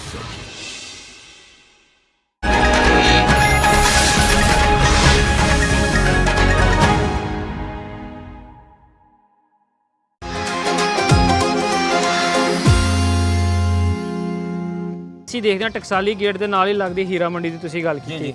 ਜਿਵੇਂ ਕਿ ਇਤਿਹਾਸਕਾਰਾਂ ਕੋਲ ਅਸੀਂ ਸੁਣਿਆ ਹੈ ਕਿ ਅੱਜ ਕੱਲ੍ਹ ਤੇ ਅਸੀਂ ਸੁਣਦੇ ਨੇ ਕਿ ਹੀਰਾ ਮੰਡੀ ਬਦਨਾਮ ਹੈ ਨਾਚ ਗਾਣੇ ਲਈ, ਪਰ ਆਖਿਆ ਜਾਂਦਾ ਹੈ ਕਿ ਹੀਰਾ ਮੰਡੀ ਬੜਾ ਇੱਕ ਅਦਬੀ ਕਲਚਰ ਵੀ ਇੱਥੇ ਪਾਇਆ ਜਾਂਦਾ ਸੀ। ਜਿਵੇਂ ਕਿ ਅਸੀਂ ਉਸਤਾਦ ਦਾਮਨ ਸਾਹਿਬ ਨੂੰ ਦੇਖਿਆ, ਠੀਕ ਹੈ, ਸ਼ਾਇਰ। ਉਸ ਤੋਂ ਇਲਾਵਾ ਹੋਰ ਵੀ ਬੜੀਆਂ ਅਦਬੀ ਬੈਠਕਾਂ, ਸੁਰ ਤੇ ਸੰਗੀਤ ਦੀਆਂ ਗੱਲਾਂ ਹੁੰਦੀਆਂ ਸਨ। ਮਤਲਬ ਕਿਹਾ ਜਾ ਸਕਦਾ ਹੈ ਕਿ ਨਾਲ ਨਾਲ ਇਹਦੇ ਵਿੱਚ ਬਹੁਤ ਸਾਰੀ ਅਦਬ ਦੀਆਂ ਗੱਲਾਂ ਵੀ ਸਨ। ਬਟ ਇਹ ਚੀਜ਼ ਕਿਵੇਂ ਆਈ ਕਿ ਲੋਕਾਂ ਨੇ ਸਿਰਫ ਇਹਨੂੰ ਇਹਦੇ ਨਾਲ ਹੀ ਜੋੜ ਦਿੱਤਾ ਕਿ ਸਿਰਫ ਇੱਥੇ ਨਾਚ ਗਾਣਾ ਤੇ ਸਿਰਫ ਰਕਸ ਵਾਲੀਆਂ ਚੀਜ਼ਾਂ ਹੁੰਦੀਆਂ ਸਨ। ਲੋਕ ਅਕਸਰ ਆਪਣੇ ਘਰ ਤੋਂ ਥੱਕੇ ਆਏ ਇੱਥੇ ਆ ਕੇ ਆਪਣੇ ਚਾਅ ਪੂਰੇ ਕਰਦੇ ਸਨ। ਇਹ ਗੱਲ ਕਿਸ ਦੌਰ ਦੇ ਵਿੱਚ ਸ਼ੁਰੂ ਹੋ ਗਈ? ਹਾਲਾਂਕਿ ਪਿੱਛੇ ਦੇਖਿਆ ਜਾਏ ਤੇ ਅਦਬੀ ਬੈਠਕਾਂ ਸਨ ਇੱਥੇ। ਇੱਥੇ ਦੇਖੋ ਤੁਸੀਂ ਉਸਤਾਦ ਦਾਮਨ ਦਾ ਜ਼ਿਕਰ ਕੀਤਾ, ਤੇ ਸਾਗਰ ਸਦੀਕੀ ਵੀ ਸੀ। ਸਾਗਰ ਸਦੀਕੀ ਵੀ ਟਕਸਾਲੀ ਦੀ ਹਦੂਦ 'ਚ ਹਜ਼ੂਰੀ ਬਾਗ ਹੀ ਬੈਠਾ ਹੁੰਦਾ ਸੀ। ਜੀ ਜੀ। ਅੱਛਾ, ਜਿਹੜੀ ਤੁਸੀਂ ਗੱਲ ਕੀਤੀ ਹੈ ਨਾ, ਇਹਦਾ ਤਾਲੁਕ ਫਾਈਨਾਂਸਿਸ ਨਾਲ ਹੈ। ਬਦਲਦੇ ਹੋਏ ਜ਼ਮਾਨੇ ਦੇ ਨਾਲ ਚੀਜ਼ਾਂ ਬਦਲ ਗਈਆਂ। ਮਿਸਾਲ ਦੇ ਤੌਰ ਤੇ ਦੇਖੋ ਜੀ, ਸਾਦਾ ਲਫ਼ਜ਼ਾਂ 'ਚ ਗੱਲ ਕਰੀਏ, ਤਮਾਸ਼ਬੀਨੀ ਜਿਹੜੀ ਸੀ ਇਹ ਸੌਖੇ ਬੰਦਿਆਂ ਦਾ ਕੰਮ ਸੀ ਨਾ। ਹਾਂ, ਇਹ ਮਾੜੇ ਬੰਦੇ ਦਾ ਕੰਮ ਨਹੀਂ ਸੀ, ਜਿਹੜੀ ਸਿੱਧੀ ਗੱਲ। ਜਿਹੜੀ ਸਿੱਧੀ ਗੱਲ ਤੇ ਉਹ ਹੁਣ ਤਗੜਾ ਔਰ ਖਾਨਦਾਨੀ ਬੰਦੇ ਇਸ ਗੱਲ ਨੂੰ ਕ੍ਰੈਡਿਟ ਸਮਝਦੇ ਸੀ। ਅਗਰ ਕੋਈ ਖਾਨਦਾਨੀ ਬੰਦਾ ਮਤਲਬ ਤਮਾਸ਼ਬੀਨੀ ਨਹੀਂ ਕਰਦਾ ਸੀ ਜਾਂ ਕਿਸੇ ਤਵਾਈਫ ਦੇ ਡੇਰੇ ਤੇ ਨਹੀਂ ਜਾਂਦਾ ਸੀ, ਉਹ ਕਹਿੰਦੇ ਸੀ ਯਾਰ ਇਹ ਠੰਡਾ ਆਦਮੀ ਹੈ। ਹਾਂ, ਸਾਡਾ ਇਹ ਪੁਰਾਣਾ ਇਸ ਖਿੱਤੇ ਦਾ ਕਲਚਰ ਸੀ। ਅੱਛਾ, ਉਹਦੇ ਬਾਅਦ ਹੋਇਆ ਕੀ ਕਿ ਲੇਟ 70s ਦੇ ਵਿੱਚ, ਭੁੱਟੋ ਸਾਹਿਬ ਦੇ ਜ਼ਮਾਨੇ ਦੇ ਵਿੱਚ 77 ਵਿੱਚ ਜਦੋਂ ਇੱਥੇ ਮਾਰਸ਼ਲ ਆਇਆ, ਪਹਿਲੀ ਤਾਂ ਗੱਲ ਹੈ कि जो इतने मार्शल आया, जनरल ज़ियाउल हक साहब का दौर आया, तो इस्लाम और जो मज़हब है ना उसको इम्पोज किया गया। मज़हब बहुत ज़्यादा हम लोगों पे अप्लाई कर दिया गया ना, लोग बहुत ज़्यादा मजहबी हो गए। वो एक जो मौजूद थे जिनमें जरासीम पहले है सन, जिन्हें मजहब दे वो उभर के सामने आ गए। नवीं नस्लां जड़ियां पैदा हुई उन्होंने अंदर वो जरासीम ट्रांसफर हो गए और जिहड़े निस्बतन लिबरल मॉडरेट सैकुलर माइंडेड लोग सन वो चुप होंदे चले गए, वो आवाज़ां दबातियां गईयां। इस दौरान हुआ ये कि वो जिहड़े लोग जिन्हां लई रूटीन सी, मेरे एक मिलण वाले साहब ने उन्हें मैंने एक गल दसी, कहंदे यार भट्टो दा जमाना सी ते ज़ियाउल हक ने टेक ओवर किया ते इत्थे मार्शल लगा सी ते मैनू रोज़ रात नूं गाना सुनन दी आदत सी, शौक सी। कहंदा हुण मार्शल लगा निकल नहीं सकदे, सिर्फ एंबूलेंस तो जान दी इजाजत सी। कहंदा मैं एंबूलेंस करा के ही रमंडी आ गया। अच्छा सर ਲੋਕ ਹੈ ਨੇ, ਇਹ ਕੋਈ ਐਸੀ ਗੱਲ ਨਹੀਂ। ਜੀ। ਅੱਜ ਕੱਲ ਦਾ ਬੰਦਾ ਇਹ ਸਮਝ ਨਹੀਂ ਸਕਦਾ, ਇਹ ਦੁਨੀਆ ਹੀ ਅਲੱਗ ਹੈ, ਬਿਲਕੁਲ। ਇਹ ਇੱਕ ਹੋਰ ਦੁਨੀਆ ਹੈ। ਜਦੋਂ ਫਾਈਨੈਂਸ਼ੀਅਲ ਕ੍ਰੰਚ ਆਇਆ ਨਾ, ਤੇ ਜਿਹੜੇ ਇੱਥੇ ਦੇ ਲੋਕ ਨੇ ਉਹਨਾਂ ਨੇ ਤੇ ਰੋਟੀ ਚਲਾਣੀ ਸੀ ਨਾ ਯਾਰ, ਜਿਹੜੇ ਇੱਥੇ ਰਹਿੰਦੇ ਸਨ ਉਹਨਾਂ ਨੇ ਉਹ ਫਿਰ ਨਾਚ ਗਾਣੇ ਤੋਂ ਡਿਵੈਲਿਊ ਹੋਏ, ਥੱਲੇ ਆਏ। ਜਿਹੜੇ ਖਾਨਦਾਨੀ ਔਰ ਤਗੜੇ ਲੋਕ ਸਨ ਉਹ ਤੇ ਨਹੀਂ ਹੋਏ, ਨਵੇਂ ਲੋਕ ਆ ਕੇ ਬਸ ਗਏ। ਜਿਹੜੇ ਨਵੇਂ ਲੋਕ ਆ ਕੇ ਬਸੇ ਉਹ ਇਸ ਪਾਸੇ ਚਲੇ ਗਏ, ਬਰੋਥਲਿਜ਼ਮ ਵਾਲੇ ਪਾਸੇ। ਇਸ ਤਰ੍ਹਾਂ ਡਿਵੈਲਿਊ ਹੈ। ਅੱਛਾ, ਤੇ ਵੀਰ ਜੀ ਬਹੁਤ ਸੋਹਣਾ ਤੁਸੀਂ ਗਾਈਡ ਕੀਤਾ ਸਾਡੇ ਦਰਸ਼ਕਾਂ ਨੂੰ, ਜਿੱਦਾਂ ਤੁਸੀਂ ਇਹਦੀ ਇਤਿਹਾਸਿਕ ਇੰਪੋਰਟੈਂਸ ਬਾਰੇ ਦੱਸ ਰਹੇ ਹੋ। ਇੱਕ ਗੱਲ ਮੈਂ ਹੋਰ ਪੁੱਛਣਾ ਚਾਹਾਂਗਾ ਤੁਹਾਡੇ ਤੋਂ ਕਿ ਆਉਣ ਵਾਲੇ ਸਮੇਂ ਦੇ ਵਿੱਚ ਤੁਸੀਂ ਟਕਸਾਲੀ ਗੇਟ ਨੂੰ ਕਿਵੇਂ ਦੇਖਦੇ ਹੋ, ਕਿ ਇੱਥੇ ਕੀ ਸੁਧਾਰ ਹੋ ਸਕਦੇ ਆ, ਜਾਂ ਕਿਹੜੀਆਂ ਚੀਜ਼ਾਂ ਜਿਹੜੀਆਂ ਹੁਣ ਮੌਜੂਦ ਆ ਉਹ ਘੱਟ ਹੋ ਜਾਣਗੀਆਂ, ਕਿਸ ਚੀਜ਼ ਦਾ ਵਾਧਾ ਹੋ ਜਾਏਗਾ, ਇਹਨੂੰ ਕਿਵੇਂ ਦੇਖਦੇ ਹੋ? ਇਸ ਵਕਤ ਤੇ ਦੇਖੋ ਇਹ ਸਾਰਾ ਇਲਾਕਾ ਹੀ ਕਮਰਸ਼ੀਅਲ ਹੋ ਗਿਆ ਹੈ, ਇਹ ਚਲਾ ਗਿਆ ਹੈ, ਇਹਨੂੰ ਮਾਰਕੀਟ ਬਣਾ ਦਿੱਤਾ ਗਿਆ ਹੈ। ਤੁਸੀਂ ਦੇਖ ਕੇ ਆਏ ਹੋ, ਸਾਰਾ ਕੁਝ ਦੇਖ ਕੇ ਆਏ ਹੋ। ਇੱਥੇ ਹੁਣ ਕੋਈ ਚੱਕਰ ਨਹੀਂ ਹੈਗਾ, ਸਿਰਫ ਨਾਮ ਦਾ ਨਾਮ ਰਹਿ ਗਿਆ ਇਹਦਾ ਕਿ ਭਈ ਇਹ ਟਕਸਾਲੀ ਗੇਟ ਹੈ ਜਾਂ ਇਹ ਵਾਲਾ ਇਲਾਕਾ ਹੈ ਜਿਹੜਾ ਰੈੱਡ ਲਾਈਟ ਏਰੀਆ ਹੈ। ਇੱਥੇ ਕੋਈ ਜਿਸਮ ਫਰੋਸ਼ ਲੋਕ ਮੌਜੂਦ ਨਹੀਂ ਹੈਗੇ। ਹਾਂ, ਇੱਥੇ ਹੁਣ ਦੇਖੋ ਮਾਸ਼ਰਾ ਬਦਲਿਆ, ਕੁਝ ਚੰਦ ਲੋਕ ਨਜ਼ਰ ਆਉਂਦੇ ਨੇ ਥੋੜੇ ਬਹੁਤ। ਉਹ ਕੌਣ ਨੇ? ਖਾਜਾ ਸਰਾ ਨੇ, ਔਰ ਦੇ ਆਰ ਐਕਚੁਅਲੀ ਨਾਟ ਖਾਜਾ ਸਰਾ। ਉਹ ਕੋ ਖਾਜਾ ਸਰਾ ਨਹੀਂ ਹੈਗੇ, ਉਹ ਮੁੰਡੇ ਖੁੰਡੇ ਜਿਹੜੇ ਨੇ ਉਹ ਟ੍ਰਾਂਸਜੈਂਡਰ ਟਾਈਪ ਜਿਹੜੇ ਨੇ।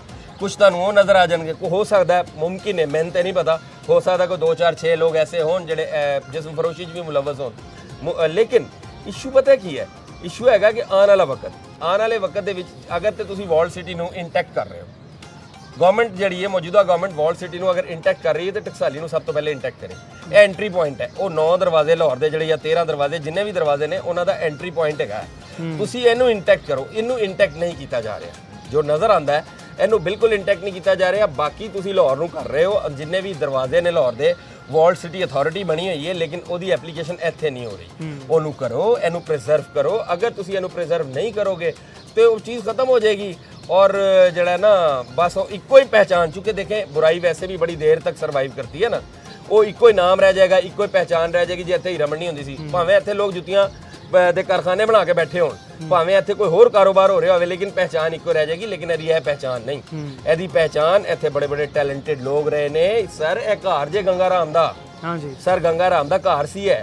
ਉਹਦੇ ਬਾਅਦ ਇਹ ਇਲਾਕਾ ਬਹੁਤ ਰਿਚ ਕਲਚਰ ਦਾ ਹਾਮਿਲ ਇਲਾਕਾ ਹੈ। ਟਕਸਾਲੀ ਦੇ ਬਿਲਕੁਲ ਆਪੋਜ਼ਿਟ ਮੈਂ ਤੁਹਾਨੂੰ ਪਹਿਲੇ ਦੱਸਿਆ। ਇਹ ਮਜ਼ਹਬੀ ਲਿਹਾਜ਼ ਨਾਲ ਹਿੰਦੂ ਜਿਹੜਾ ਮਜ਼ਹਬ ਹੈ, ਉਹਨਾਂ ਦੇ ਜਿਹੜੇ ਵੱਡੇ ਵੱਡੇ ਮੰਦਿਰ ਸਨ, ਜਾਂ ਵੱਡੇ ਵੱਡੇ ਜਿਹਨੂੰ ਕਹਿੰਦੇ ਨੇ ਉਹ ਜਿਹੜੇ ਪ੍ਰੀਸਟ ਹੁੰਦੇ ਨੇ, ਜੋ ਉਨਕੇ वो होते हैं कि पाकिस्तान, तुर्किया और मिस्र ये कोशा है कि जो हमारे ब्रदर इस्लामी मुल्क पर हमला है। और यही वजह है कि पाकिस्तान, तुर्किया और मिस्र ये कोशा है कि जो हमारे ब्रदर इस्लामी ममालिक हैं, अरब ममालिक हैं और ईरान के दरमियान जो गलत फहमियाँ हैं वो भी दूर हों और बैठ कर टेबल के ऊपर इसको हल कर लिया जाए। तो हमें समझना चाहिए। और उधर से ईरान के वजीर खारजा और ईरान के सदर कह रहे हैं कि अगर जो कुछ हुआ उस पर माजरत, तो इसका मतलब है कि पाकिस्तान जो अमन की कोशिशें कर रहा है वो कोशिशें कामयाबी की तरफ जा रही हैं। ये दो भाइयों की आपस में लड़ाई हो तो सुलह की कोशिश की जाती है, उनको लड़ाने की कोशिश नहीं की जाती। ये अक्लमंदी नहीं होती है। अगर बम ईरान की जमीन पर गिरे या पाकिस्तान की जमीन पर गिरे या सऊदी अरब की जमीन पर गिरे या कुवैत की जमीन पर गिरे तो नुकसान किसका है? नुकसान उम्मत मुस्लिमा का है। और फिर अर्ज़ हरमैन शरीफैन, मैं आज फिर कहूंगा, परसों भी हम कासिम कासमी साहब की, कि अर्ज़ हरमैन शरीफैन मुमलिकत सऊदी अरब, मक्का मुकरमा, मदीना मुनव्वरा, हम सब की अकीदत, हम सब उसी तरफ नमाज मुंह करके पढ़ते हैं। कैसे कोई तसव्वुर कर सकता है कि मक्का मुकरमा या मदीना मुनव्वरा को कोई नुकसान पहुंचाए? हाँ, ये मुमकिन है और इससे आगाह रहना चाहिए, हमें तैयार रहना चाहिए ज़हनी तौर पर कि चूंकि जिस दुश्मन से वास्ता है वो बड़ा कमीना है। हनूद और यहूद और नसारा और इस्राएली साजिशें, आज 29वां दिन है, अल-अक्सा बंद है। तारीख में 1967 के बाद यह पहला मौका है कि अल-अक्सा बंद है और वहां नमाज नहीं हो रही, और पूरी तारीख में पहला मौका है कि वहां पर नमाज ईद नहीं हुई है। लबनान, आज किसी ने मुझे सुबह भेजा कि आप बात ईरान की कर रहे हैं, आप बात जो है ये अरब इस्लामी दुनिया की कर रहे हैं, और भाई लबनान भी आप ही का हिस्सा है, उसका भी पता कर लो क्या हाल हो रहा है।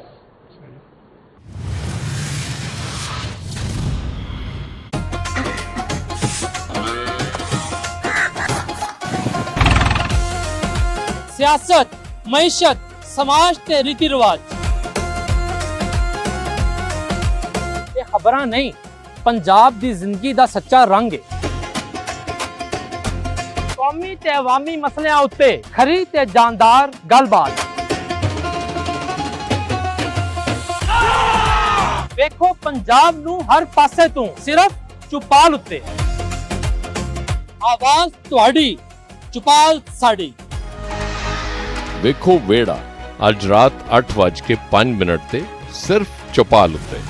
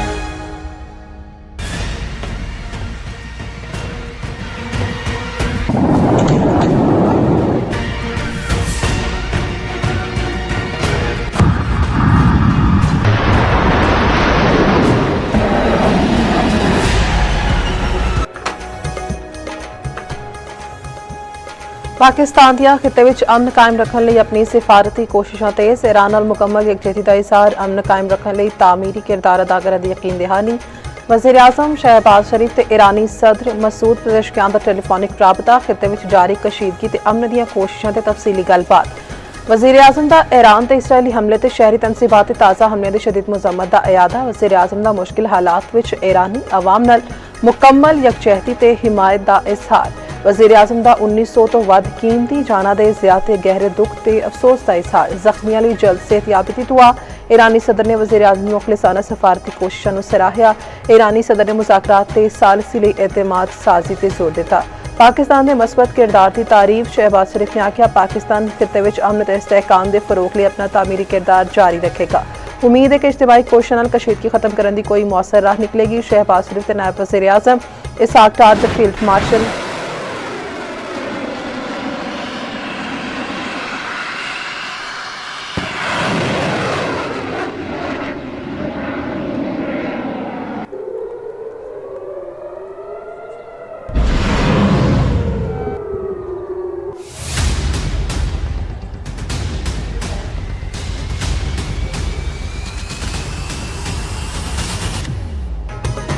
अमरीका ईरान जंगबंदी दी कोशिशां। इस्लामाबाद आलमी सफारतकारी का मरकज। 4 इस्लामी मुल्कों के वज़ीर खारजा का इजलास कल। खिते विच कशीदगी घट करने दी कोशिशां सरफहरिस्त होणगियां। सऊदी अरब, तुर्की ते मिस्र के वज़ीर खारजा पाकिस्तान का दौरा करनगे। तर्जुमा दफ्तर खारजा की तस्दीक। 2 रोज़ा दौरे दे विच मुअज़्ज़िज़ मेहमान वज़ीर आज़म नाल मुलाकात करनगे। तुर्क वज़ीर खारजा हाकान फिदान ते आख्या है कि जे अमरीका ईरान नाल मुज़ाकरात मुमकिन बनाउंदा है तो उन्हें इसराइल ते असर रसूख इस्तेमाल करना पएगा।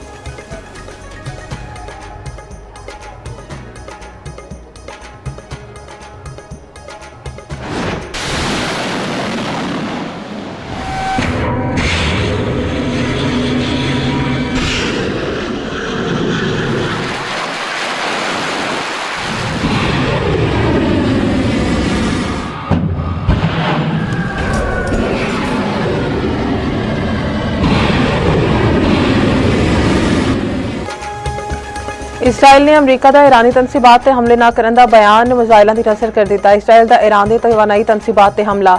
ਨਿਊਕਲੀਅਰ ਪਾਵਰ ਪਲਾਂਟ ਦੇ ਨੇੜੇ 10 ਦਿਨ ਵਿੱਚ ਤੀਜਾ ਹਮਲਾ। ਇਰਾਨ ਨੇ ਅਕਵਾਮ ਮੁਤਹਿਦਾ ਦੀ ਆਲਮੀ ਜੋਹਰੀ ਤਵਾਨਾਈ ਏਜੰਸੀ ਨੂੰ ਆਗਾਹ ਕਰ ਦਿੱਤਾ।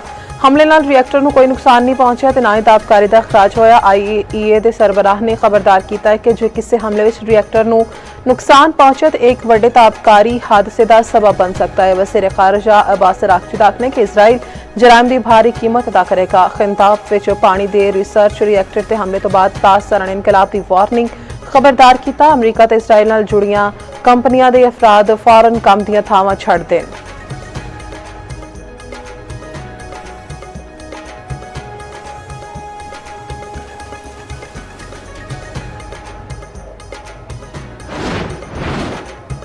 ਮੁਤਹਿਦਾ ਅਰਬ ਅਮਾਰਾਤ ਨੇ ਈਰਾਨ ਵੱਲੋਂ ਦਾਗੇ ਗਏ ਮਿਜ਼ਾਈਲ ਤੇ ਡਰੋਨ ਹਮਲੇ ਨਾਕਾਮ ਬਣਾ ਦਿੱਤੇ। ਦੁਬਈ ਮੀਡੀਆ ਆਫਿਸ ਦੇ ਮੁਤਾਬਕ ਮਲਬਾ ਡਿੱਗਣ ਨਾਲ ਖਲੀਫਾ ਇਕਨੋਮਿਕ ਜ਼ੋਨ ਵਿੱਚ 2 ਥਾਵਾਂ ਤੇ ਅੱਗ ਲੱਗ ਗਈ ਤੇ 5 ਅਫਰਾਦ ਜ਼ਖਮੀ ਹੋਏ। ਬਹਿਰੀਨ ਵਿੱਚ ਵੀ ਖਤਰੇ ਦੇ ਸਾਇਰਨ ਸ਼ਹਿਰੀ ਮਹਿਫੂਜ਼ ਥਾਵਾਂ ਤੇ ਮੁੰਤਕਿਲ। ਈਰਾਨ ਦਾ ਸਾਊਦੀ ਪ੍ਰਿੰਸ ਸੁਲਤਾਨ ਏਅਰਬੇਸ ਤੇ ਮਿਜ਼ਾਈਲ ਹਮਲਾ। ਅਮਰੀਕੀ ਹੁਕਾਮ ਦੀ ਸਾਊਦੀ ਅਰਬ ਵਿੱਚ ਫੌਜੀ ਅੱਡੇ ਤੇ 12 ਅਮਰੀਕੀ ਫੌਜੀ ਜ਼ਖਮੀ ਹੋਣ ਦੀ ਤਸਦੀਕ। 2 ਅਹਿਲਕਾਰਾਂ ਦੀ ਹਾਲਤ ਤਸ਼ਵੀਸ਼ਨਾਕ।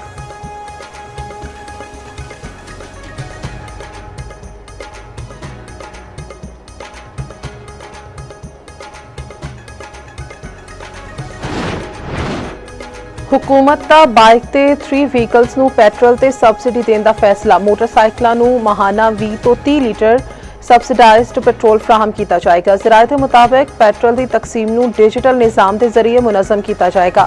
मोबाइल ऐप के जरिए सबसिडी फ्राहम की जाएगी।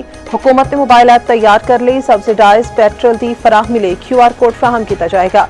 तकरीबन 12,000 पंप से 24,000 मोबाइल फ्राहम किए जाएंगे। हर पेट्रोल पंप से दो नोजल सबसिडाइज पेट्रोल ਲਈ ਮੁਖਤਸ ਹੋਣਗੀਆਂ।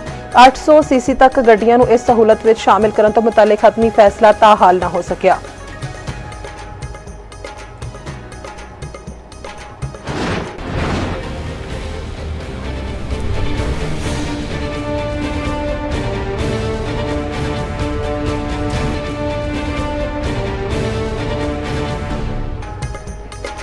पाकिस्तान की मुआशत लिए चंगी खबर। IMF ते पाकिस्तान के विचकार स्टाफ लैवल मुआहिदा तय पा गया। पाकिस्तान को तौसीफ फंड सहूलत के तहत $1 करोड़ मिलन के। IMF एलामी के मुताबिक RSF के तहत पाकिस्तान को $21 करोड़ की किस्त तक रसाई हासिल होएगी।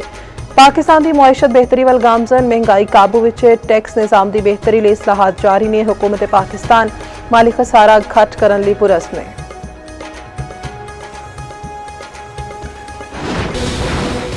They have to open it up. They have to open up the Strait of Hormuz. They are negotiating. They're begging to make a deal. They're begging to make a deal. Turned out I was right. They were negotiating, which they admitted 2 days later.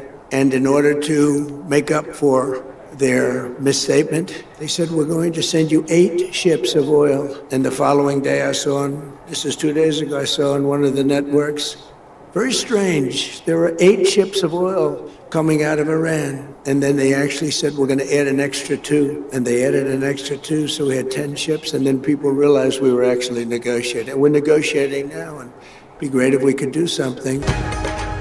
Iran deal चाहता है। Iran नाल मुज़ाकरात कर रहे हैं। इसका कोई नतीजा भी निकलेगा। अमरीकी सदर डोनाल्ड ट्रंप ने आख्या कि ईरान हुण कदे भी बहरी जंगी जहाज नहीं बना सकेगा। असी ईरान रजीम के खतरे नूं खत्म कर रहे हैं।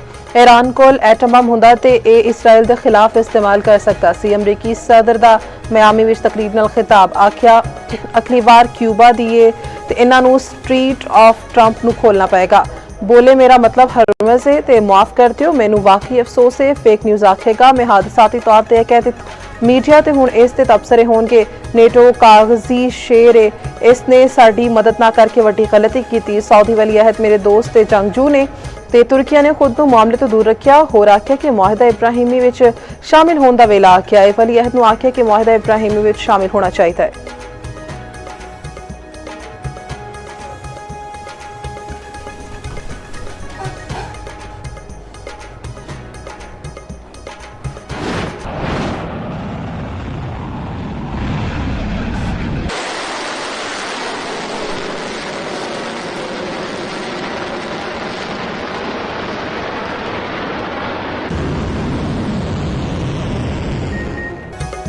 ईरान के इसराइल ते हमले मुख्तलिफ थावां नूं क्लस्टर बमां नाल निशाना बनाया। इसराइल ने एक बंदे की हिलाकत ते 2 जख्मी होने की तस्दीक कर दी। ईरान का कुवैत विच अमरीका के 6 बहरी जहाज तबाह करने का दावा। दुबई विच होटल ते हमला करके कई अमरीकी फौजी जख्मी करने का भी दावा।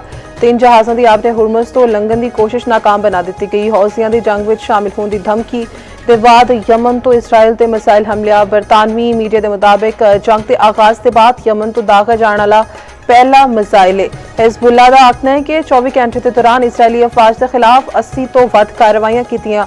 हिजबुल्ला के हमलियां विच 2 इसराइली फौजी शदीद जख्मी।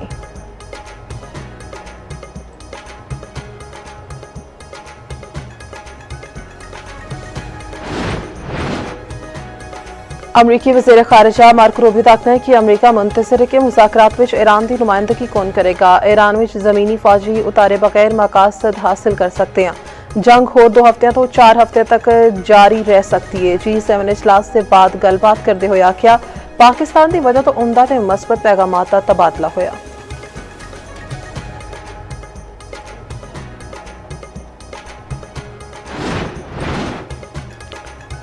ईरान जंग ते नेतन्याहू ते मोसाद के सरबराह विच शदीद इख्तिलाफात। ईरानी मीडिया रिपोर्ट्स के मुताबिक जंग विच मुसलसल शिद्दत के बावजूद मोसाद के सरबराह एक हफ्ते तो अहम मीटिंग में शिरकत नहीं कर रहे। इसराइली वज़ीर आज़म मोसाद के सरबराह ते ईरानी फौज की सलाहियत तो मुतालिक गलत मालूमात देने का इल्जाम ला रहे हैं। इसराइली वज़ीर आज़म ईरान जंग की जिम्मेदारी मोसाद के सरबराह ते पा रहे हैं।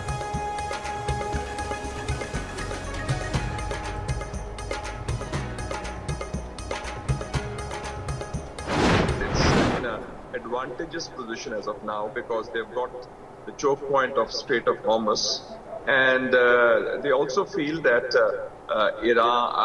America and Israelis cannot be trusted because it's actually Netanyahu's war in which Trump was roped in, and they feel that twice they have been deceived in the past. June 2025 and now 28th February when negotiations were happening. So they want ironclad guarantees that it's not going to be a ceasefire, it's going to be a comprehensive and durable peace settlement.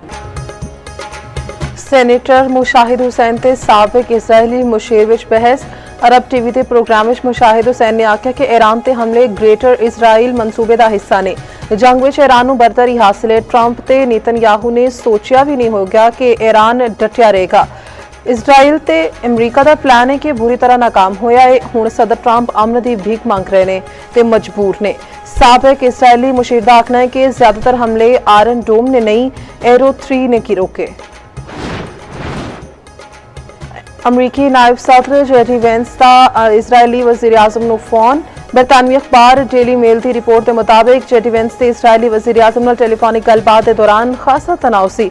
बरतानवी media के मुताबिक Iran जंग नूं बहुत आसान दस के Trump नूं इस विच शामिल करन ते जेडी वेंस ने नेतन्याहू नूं झाड़ पा दी। जेडी वेंस ने इल्जाम लाया कि नेतन्याहू ने ईरान विच रजीम तब्दीली के इम्कानात ते हद तो वध खुशफहमी विखाई है। ट्रंप नूं जिहड़े ख्वाब विखाए सन वो पूरे नहीं हुए। पाकिस्तान के खिते के अमन के खिलाफ भारत की साजिश बेनकाब। अफगानिस्तान नाल मिलकर भारत का स्ट्रैटेजिक डिसइनफॉर्मेशन हमला। ईरान के नाते पाकिस्तान के खिलाफ मुनज़्ज़म ते स्ट्रैटेजिक प्रोपेगेंडा ऑपरेशन लॉन्च किया गया। जाली ईरानी शनाख्तों के जरिए पाकिस्तान में नफरत फैलाने का बयानिया बनाया गया। INN ईरान न्यूज़ ते ईरान टीवी वर्गे गोस्ट एक्स अकाउंट्स तो डिसइनफॉर्मेशन मुहिम शुरू की गई। पाकिस्तान ते अमरीका लई तेल तरसेल का झूठा इल्जाम ला के नफरत अंगेज प्रोपेगेंडे नूं बुनियाद फ्राहम की गई। बयानिया तैयार करने वाले अकाउंट्स भारत ते अफगानिस्तान तो ऑपरेट होने का इंकशाफ। ऑपरेशन के मास्टरमाइंड अकाउंट्स भारतीय निकले। मिट्टी के तेल की कीमत में एक बार फिर इजाफा। मिट्टी का तेल 4 रुपए 66 पैसे फी लीटर होर महंगा कर दिया गया। मिट्टी के तेल की नवी कीमत 433 रुपए 40 पैसे फी लीटर मुकर्रर। पिछले हफ्ते मिट्टी के तेल की कीमत में 70 रुपए 73 पैसे फी लीटर इजाफा किया गया सी। दूजे पासे हवाई जहाज़ों के ईंधन जेट फ्यूल की कीमत में होर इजाफा। सराय के मुताबिक जेट फ्यूल की कीमत में 83 रुपए फी लीटर इजाफा। नवी कीमत 471 रुपए फी लीटर हो गई। मशरक़ी वस्ता में जंग खाम तेल की कीमत में 5% इजाफा। WTI खाम तेल की कीमत 99.28 फी बैरल हो गई। ब्रेंट खाम तेल की कीमत में 3.80% इजाफा। ਬਰਤਾਨਵੀ ਖਾਮ ਤੇਲ ਦੀ ਨਵੀਂ ਕੀਮਤ $112.14 ਫੀ ਬੈਰਲ ਤੇ ਅੱਪੜ ਗਈ। मशरक़ वस्ता की कशीदा सूरत हाल। अज पाकिस्तान तो मशरक़ वस्ता की 54 परवाजा मनसूख। ज़राए के मुताबिक कराची एयरपोर्ट तो 22 मनसूख हुई। इस्लामाबाद एयरपोर्ट तो 10 परवाजा मनसूख। लाहौर एयरपोर्ट तो मशरक़ वस्ता लिए फ्लाइट ऑपरेशन में बेहतरी, महज 4 परवाजा मनसूख।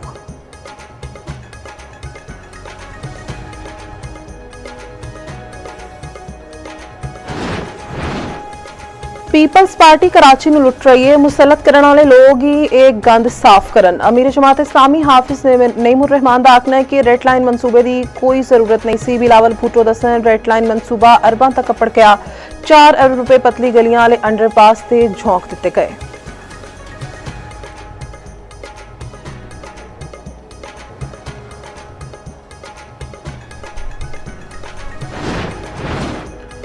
किसी सूरत GSP के खिलाफ नहीं। साढ़े लिए पाकिस्तान की मुआशत तो ज्यादा कुछ नहीं है। सेक्रेटरी जनरल PTI सलमान अकरम राजा का आखना है कि कासिम खान से झूठा इल्जाम लाया गया।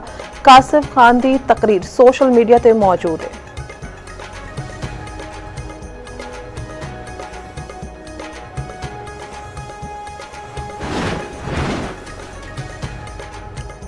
मुत्तहदा अरब अमारात कई शहरों में तूफानी बारिश। निज़ाम जिंदगी मफलूज होकर रह गया। दुबई ते शारजा विच मूसलाधार बारिश। कई इलाकों में पानी खलो गया। बाज़ इलाकों में यालाबारी ते हद निगाह विच कमी का खदशा।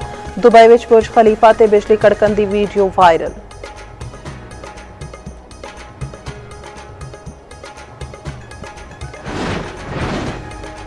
दुनिया भर में अज अर्थ आवर मनाया जाएगा। विफाकी हुकूमत की अज रात 8:30 तो 9:30 बजे तक लाइटा बंद करने की हिदायत। सदर ते वज़ीर आज़म के 1 घंटे लिए गैर जरूरी बिजली घट तो घट इस्तेमाल करने की अपील। आख्या माहौलियाती चैलेंजेस नाल निपटन लई जमीन का तहफ़्फ़ुज़ सारिਆਂ ਦੀ मुश्तरका जिम्मेदारी है। वज़ीर आला मरीम नवाज़ साहब पंजाब विच अर्थ आवर मनाउण दा ऐलान।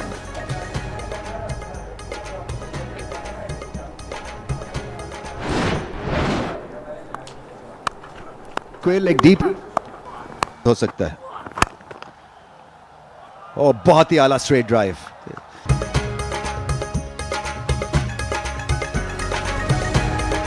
HPL PSL 11 के सनसनीखेज मुकाबले जारी। कदाफी स्टेडियम में पहले मैच में रावलपिंडीज़ का पेशावर ज़ल्मी नूं 215 रन का हदफ। दूजा मैच शाम 7 बजे मुल्तान सुल्तान्स ते इस्लामाबाद यूनाइटेड के विचकार होएगा।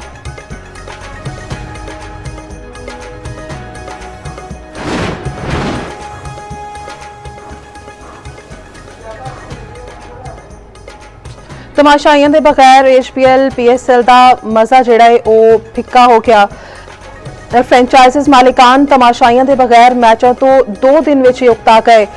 ब्रिंग बैक फैंस के ना तो मुहिम शुरू कर दी गई। ते कराची किंग्स, लाहौर कलंदर्स, पेशावर ज़ल्मी, इस्लामाबाद यूनाइटेड, मुल्तान सुल्तान्स के मालिकान दे सोशल मीडिया ते एक वर्गे पैगाम, एक वर्गे अल्फाज ते अपनी ट्वीट्स ते चेमगोइयां होने लग पईयां। मुमकिन है इस दे पिछे पाक आर्मी के गुलजार गुल्लू भट्ट वापटा के अदनान चीरावाला नूं हरा के रुस्तम में पाकिस्तान बन गए। पाकिस्तान रेसलिंग फेडरेशन के फाते पहलवान नूं 5 ते रनर अप नूं 3 लाख रुपए का इनाम दिता गया। फैसलाबाद में शायकीन की वड्डी तादाद ने दंगल तो भरपूर लुत्फ चुकिया। रैपर तो वजारत उज़मा दा सफर। 35 साला बलंदर शाह नेपाल के नवे वजीर आजम बन गए। ओहदे दा हल्फ चुक लिया। नेपाल विच बदउनवानी के खिलाफ एहतजाज के बाद इंतखाबात हुए। बलंदर ने इलेक्शन में शानदार कामयाबी हासिल की। बलंदर कम उम्र तरीन वज़ीर आजम में शामिल रैप मौसीकी के जरिए मकबूलियत हासिल की। बलंदर ने मौसीकी नूं बतौर मज़ाहमत इस्तेमाल किया।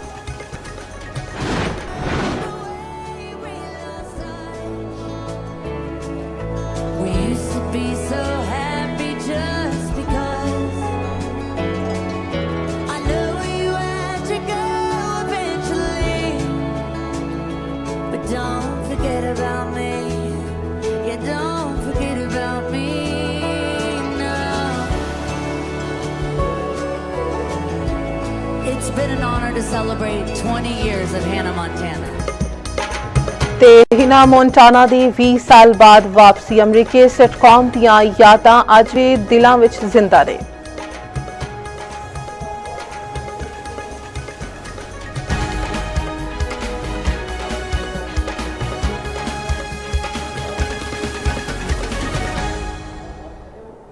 अस्सलामुअलैकुम, ਤੁਸੀਂ ਦੇਖ ਰਹੇ ਹੋ ਚੌਪਾਲ ਤੇ ਮੈਂ ਨਵੀਸਾ ਜਾਵੇਦ। ਖਾਸ ਖਬਰਾਂ ਤੁਸੀਂ ਜਾਣ ਚੁੱਕੇ ਹੋ। ਖਬਰਾਂ ਦੀ ਤਫਸੀਲ ਇਸ ਵਕਫੇ ਤੋਂ ਬਾਅਦ। ਕੀ ਤੁਸੀਂ ਜਾਣਦੇ ਹੋ ਸਰਗੋਦਾ ਸ਼ਹਿਰ ਕਿੰਨੂ ਦੀ ਪੈਦਾਵਾਰ ਦੀ ਵਜ੍ਹਾ ਤੋਂ ਸਾਰੀ ਦੁਨੀਆ ਵਿੱਚ ਮਸ਼ਹੂਰ ਹੈ।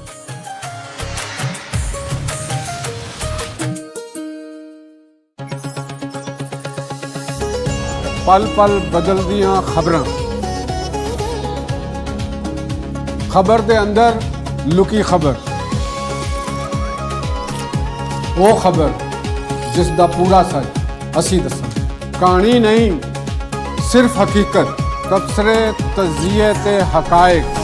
गूढ़ी गल लतीफ चौधरी दे नाम। ਵੇਖੋ ਗੂੜੀ ਗੱਲ ਅੱਜ ਰਾਤ 9:05 ਤੇ ਸਿਰਫ ਚੌਪਾਲ ਉੱਤੇ।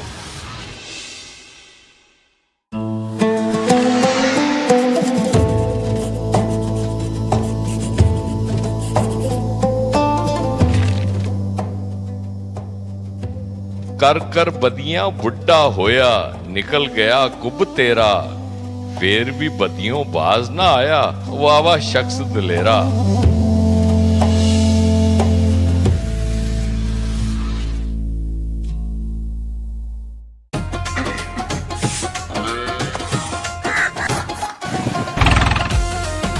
सियासत, मईशत, समाज ते रीति रिवाज, ये खबरां नहीं, पंजाब दी जिंदगी दा सच्चा रंग है। कौमी ते अवामी मसलियां उत्ते खरी ते जानदार गलबात। देखो पंजाब नू हर पासे तू सिर्फ चौपाल उत्ते। आवाज तुहाडी, चौपाल साडी। ਵੇਖੋ ਵੇੜਾ ਅੱਜ ਰਾਤ 8:05 ਤੇ ਸਿਰਫ ਚੌਪਾਲ ਉੱਤੇ।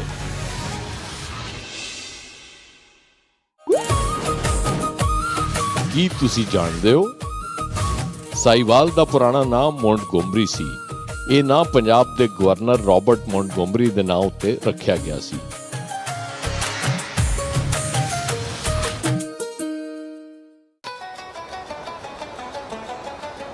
सन्नती तरक्की, गुजरात दी पहचान, साग मकई दी रोटी ते मजे मजे दियां सौगातां। वाह वाह गुजरात दी ते गुजरात दे लोकां दी।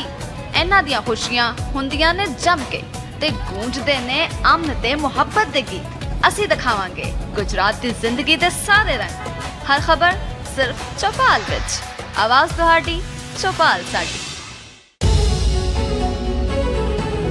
सुर्खियां दसदियां ने सिर्फ अज पजदी कहानियां, बाकी रह जांदे ने सवालिया निशान। साडे आले दवाले दी दुनिया विच जिथे हर पासे अफरा तफरी, लफ्जां ते बयानां दी जंग लगी है। आवाजां दे इस शोर विच सच किते गवाच गया है। हुण असीं लैके आवांगे खबर दे विच दी खबर। पहुंचांगे खबर दी गहराई तक। मैं हां शुमाइला न्याज। चार शुफेरे मेरी नजर तो। ਵੇਖੋ ਚਾਰ ਚੁਫੇਰੇ ਪੀਰ ਤੋਂ ਜੁਮਰਾਤ ਰਾਤ 8:05 ਤੇ ਸਿਰਫ ਚੌਪਾਲ ਉੱਤੇ। वेलकम बैक नाज़रीन। तफसीली खबर शामिल करने के वज़ीर आज़म शहबाज शरीफ ते ईरानी सदर मसूद पेज़ेशकियान के विचकार टैलीफोनिक राबता। खिते विच जारी कलीदगी अमन दीयां कोशिशां ते तफसीली गलबात। वज़ीर आज़म दा ईरान दी शहरी तनसीबात ते ताज़ा हमलियां दी शदीद मुसम्मत दा अहाता। वज़ीर आज़म दा मुश्किल हालात विच ईरानी अवाम दे नाल मुकम्मल यकजहती ते हिमायत दा इज़हार। वज़ीर आज़म दा 1900 तो वध कीमती जाना दे ज़िया ते गहरे दुख ते अफसोस दा इज़हार। वज़ीर आज़म शहबाज शरीफ दी जख्मियां दी छेती सेहतयाबी दी दुआ। ईरानी सदर ने वज़ीर आज़म मुखलिसाना सफारती काविशां नूं सराहिया। ईरानी सदर दा मुज़ाकरात ते सालसी लई एतमाद साजी ते जोर। पाकिस्तान दे मस्बत किरदार दी तारीफ। शहबाज शरीफ ने आख्या पाकिस्तान खिते विच अमन ते इस्तेहकाम दे फरोग लई अपना तामीरी किरदार जारी रखेगा। उम्मीद है इज्तिमाई कोशिशां नाल कशीदगी दे खात्मे दी कोई मौसर राह निकलेगी।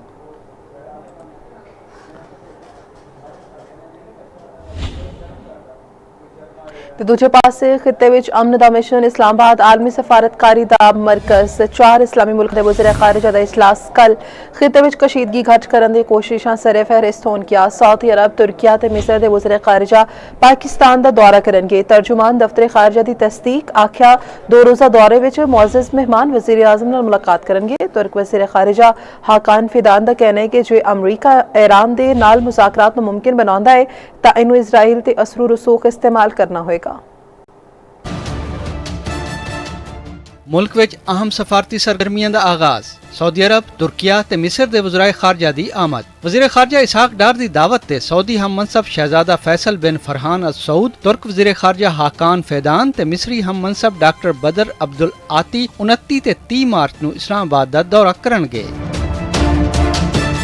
तर्जमान दफ्तर खारजा के मुताबिक दौरे दौरान सऊदी, तुर्क ते मिस्री वज़ीर खारजा नाल अहम इलाकाई ते आलमी मामलों उत्ते तफसीली मशावरत की जाएगी, जबकि खिते विच कशीदगी घटाउण दीआं कोशिशां सरे फहरिस्त होणगीआं। तर्जमान दफ्तर खारजा का कहना है कि मेहमान वज़ीर खारजा वज़ीर आज़म नाल भी मुलाकात करनगे, जिथे बाहमी दिलचस्पी के मामलों ते दो तरफा ताल्लुकात दे फरोग ते तबादला ख्याल होवेगा। तर्जमान ने होर दस्सिया कि पाकिस्तान सऊदी अरब, तुर्किया ते मिस्र नाल अपने बिरादराना ताल्लुकात नूं बड़ी अहमियत देंदा है ते इस दौरे नाल मुख्तलिफ शोबियां विच ताउन ते हम आहंगी नूं होर मजबूत बनाउण विच मदद मिलेगी। यह दौरा उस वक्त हो रहा है जदों खित्ते नूं दरपेश चैलेंजां दे पेश नज़र सफारती रवाबित ते मुशावरत की अहमियत होर वध गई है। खालिद महमूद, चौपाल, इस्लामाबाद। अहम खबर ईरान दे इसराइल ते हमले मुख्तलिफ थावां नूं क्लस्टर बंबां नाल निशाना बनाया। इसराइल ने एक शख्स की हलाकत ते 2 दे जख्मी होने की तस्दीक कर दी। ईरान दा कुवैत विच अमरीका दे 6 बहरी जहाज तबाह करने दा दावा। दुबई विच होटल ते हमला करके मुतादिद अमरीकी फौजी जख्मी करने दा भी दावा। 3 जहाज़ां दी आपने हुरमुज़ तो गुजरन दी कोशिश नाकाम बना दी गई। इसराइल ने अमरीका दा ईरानी तनसीबात ते हमले ना करन दा बयान मिसाइलां दी नज़र कर दिता। इसराइल दा ईरान दी तवानाई तनसीबात ते हमला। न्यूक्लियर पावर प्लांट दे नेड़े 10 दिनां विच तीजा हमला। ईरान ने अक़वाम मुत्तहिदा दी आलमी जोहरी तवानाई एजेंसी नूं आगाह कर दिता। हमले नाल रिएक्टर नूं कोई नुकसान नहीं पहुंचिया, ना ही ताबकारी दा अखराज होया। IAEA दे सरबराह ने खबरदार कीता है कि जे किसी हमले विच रिएक्टर नूं नुकसान पहुंचिया तां इह इक वड्डे ताबकारी हादसे दा सबब बन सकता है। वज़ीर खारजा अब्बास अराक्ची दा आखना है कि इसराइल जराइम दी भारी कीमत अदा करेगा।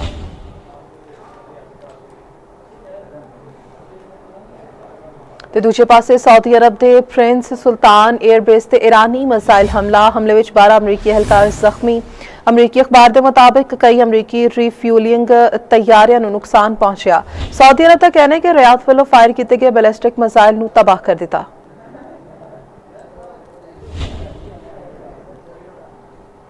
मुत्तहिदा अरब अमारात ने ईरान की तरफ तो दागे के मिसाइल ते ड्रोन हमले नाकाम बना दिते। अबू धाबी मीडिया ऑफिस के मुताबिक मिसाइल का मलबा डिगनल इकोनॉमिक जोन के 2 थावां ते अग भड़क उठी। मलबा डिगनल 5 अफराद जख्मी। बहरीन विच भी खतरे के सायरन ते शहरियां नूं महफूज थावां ते मुंतकिल करने की हिदायत जारी कीतियां गईयां।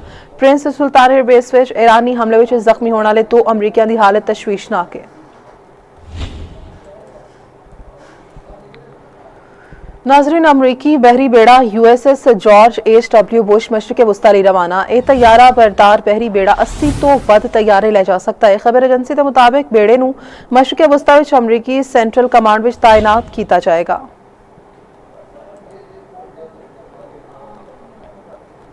ईरान डील चाहता है, असीं मुज़ाकरात कर रहे हैं, इसका कोई नतीजा भी निकलेगा।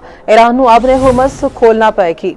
अमरीकी सदर डोनाल्ड ट्रंप का कहना है कि अगली बारी क्यूबा दी है। सदर ट्रंप ने आके कि मदद करने ते सऊदी, अमाराती ते कतरी कयादत दे शुक्रगुजार हां। सऊदी वलीअहद मेरे दोस्त ते जंगजू ने सऊदी वलीअहद नूं आखिया कि मुआहिदा इब्राहिम विच शामिल होना चाहिए। मियामी विच तकरीब नाल खिताब करते हुए डोनाल्ड ट्रंप ने आखिया कि उन्होंने स्ट्रीट ऑफ ट्रंप नूं खोलना पेगा। नेटो कागजी शेर है, इसने साड़ी मदद ना करके वड्डी गलती की थी। दूजे पासे अमरीकी सदर डोनाल्ड ट्रंप की मकबूलीयत विच वड्डी कमी। 64% आवाम ने ट्रंप की कारकर्दगी मुस्तरद कर दी। अमरीकी न्यूज़ चैनल ने सर्वे जारी कर दिता। 59% अफराद ट्रंप को गैर मुतमईन नजर आए। महंगाई ते 71% अफराद ट्रंप नाल नाराज। 66% ने मुआशत ते नापसंदीदगी का इजहार किया। खारजा पॉलिसी ते 62% आवाम की मुखालिफत। आलमी शोहरत याफ्ता इदारा एफसोसवी वज़ीर आला मरीम नवाज के गुड गवर्नेंस मॉडल का मुतरफ। मरीम नवाज ने निगहबान रमज़ान बाज़ारां विच अवामी रिलीफ की तायद। एफसोस ने रमज़ान विच सहूलत बाज़ारां विच अवामी रिलीफ नूं वड्डा मुआशी काम करार दिता। एफसोस की रिपोर्ट के मुताबिक रमज़ान मुबारक 4 करोड़ 6 लाख अफराद ने रमज़ान बाज़ारां दा विजिट किया। 3 करोड़ 38 लाख अफराद ने सहूलत बाज़ारां दा दौरा किया।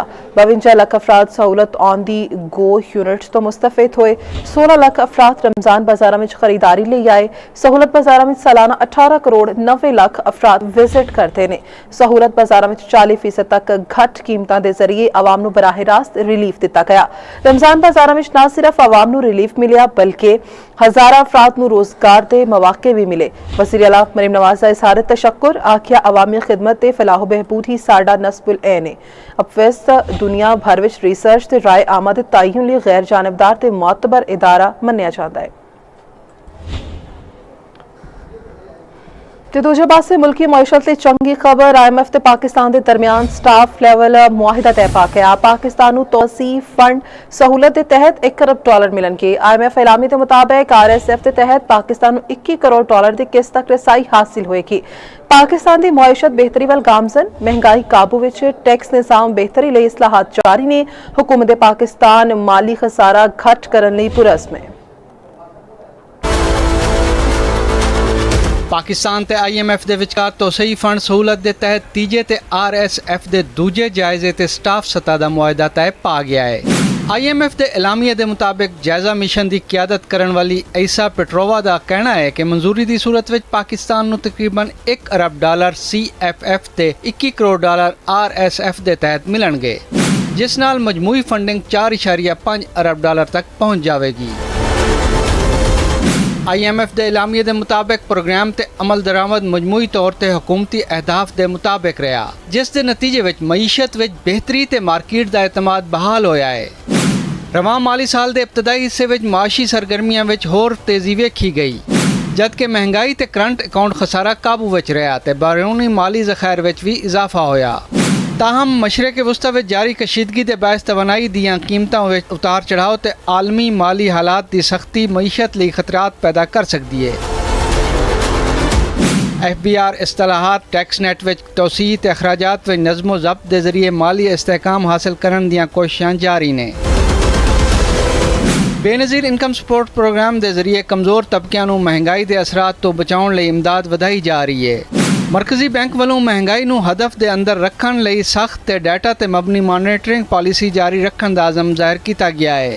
तवानाई के शोबे विच इस्तलाहात, गर्दशी कर्जे के खात्मे ते निजकारी के अमल नूं भी हुकूमती तरजीहात विच शामिल किया गया है। IMF ने पाकिस्तान के इकदामात की तारीफ करते आख्या कि हुकूमत मौसमियाती खतरात नाल निपटन, पाकिस्तान के निज़ाम नूं बेहतर बनाउण ते ग्रीन एनर्जी के फरोग लई इकदामात जारी रखे हुए है। इरशाद इंसारी, चौपाल, इस्लामाबाद।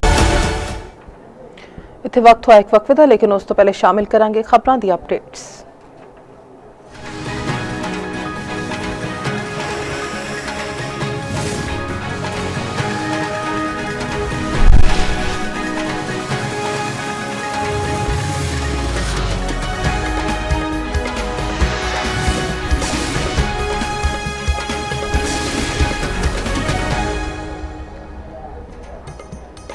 ईरानी पास रण इनकलाब दा ओमान दे साहिल दे नेड़े अमरीकी जहाज नूं निशाना बनाउण दा दावा।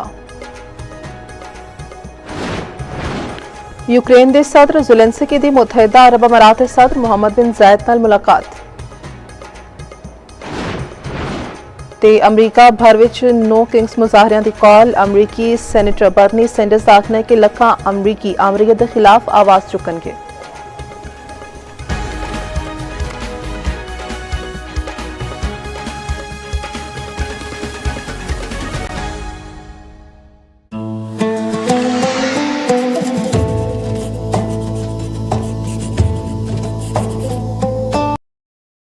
मंज़िल नू इश्क पहुंचावे, ईमान खबर ना होई हू।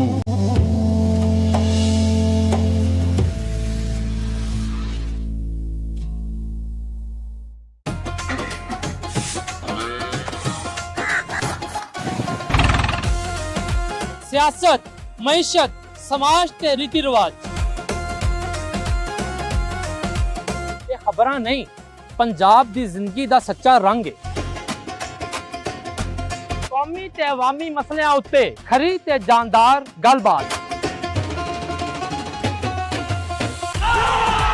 ਵੇਖੋ ਪੰਜਾਬ ਨੂੰ ਹਰ ਪਾਸੇ ਤੋਂ ਸਿਰਫ ਚੁਪਾਲ ਉੱਤੇ। ਆਵਾਜ਼ ਤੁਹਾਡੀ, ਚੁਪਾਲ ਸਾਡੀ। ਵੇਖੋ ਵੇੜਾ ਅੱਜ ਰਾਤ 8:05 ਤੇ ਸਿਰਫ ਚੌਪਾਲ ਉੱਤੇ। ਸ਼ਹਿਰੀ ਤੇ ਦਈ ਇਲਾਕਿਆਂ ਵਿੱਚ ਸਿਹਤ ਦੇ ਮਸਲੇ, ਕਿੰਨੇ ਨਵੇਂ ਹਸਪਤਾਲ ਬਣਾਏ ਗਏ, ਵਬਾਵਾਂ ਦੀ ਰੋਕਥਾਮ ਲਈ ਕਿਹੜੇ ਕਦਮ ਚੁੱਕੇ ਗਏ, ਦਵਾਈਆਂ ਦੀ ਸਪਲਾਈ ਤੋਂ ਵੈਕਸੀਨੇਸ਼ਨ ਤੱਕ ਪੰਜਾਬ ਦੇ ਦੂਰ ਦਰਾਜ਼ ਇਲਾਕਿਆਂ ਵਿੱਚ ਮਰੀਜ਼ਾਂ ਨੂੰ ਕਿਹੜੀਆਂ ਮੁਸ਼ਕਲਾਂ ਦਾ ਸਾਹਮਣਾ ਹੈ। ਸਿਹਤ ਨਾਲ ਜੁੜੀ ਹਰ ਗੱਲ ਪਿੰਡ ਤੋਂ ਸ਼ਹਿਰ ਤੱਕ, ਹਰ ਖਬਰ ਲੱਭਣ ਲਈ ਵੇਖੋ ਚੌਪਾਲ। ਆਵਾਜ਼ ਤੁਹਾਡੀ, ਚੌਪਾਲ ਸਾਡੀ। ਕੀ ਤੁਸੀਂ ਜਾਣਦੇ ਹੋ ਰਕਬੇ ਦੇ ਲਿਹਾਜ਼ ਨਾਲ ਪੰਜਾਬ ਦਾ ਸਭ ਤੋਂ ਵੱਡਾ ਸ਼ਹਿਰ ਫੈਸਲਾਬਾਦ ਹੈ। ਇਸ ਸ਼ਹਿਰ ਦਾ ਪੁਰਾਣਾ ਨਾਮ ਲਾਇਲਪੁਰ ਹੈ।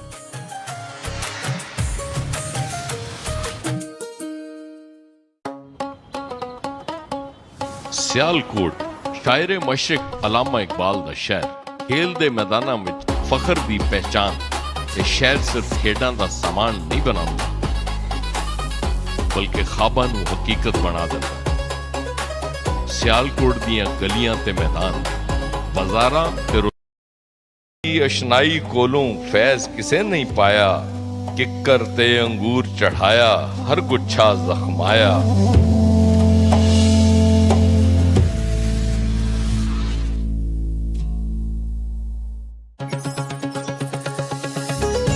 पल पल बदलदियां खबरां, खबर दे अंदर लुकी खबर, वो खबर जिस दा पूरा सच असी दसां। कहानी नहीं सिर्फ हकीकत, तबसरे तजिए ते हकायक। गूढ़ी गल लतीफ चौधरी दे नाम। ਵੇਖੋ ਗੂੜੀ ਗੱਲ ਅੱਜ ਰਾਤ 9:05 ਤੇ ਸਿਰਫ ਚੌਪਾਲ ਉੱਤੇ।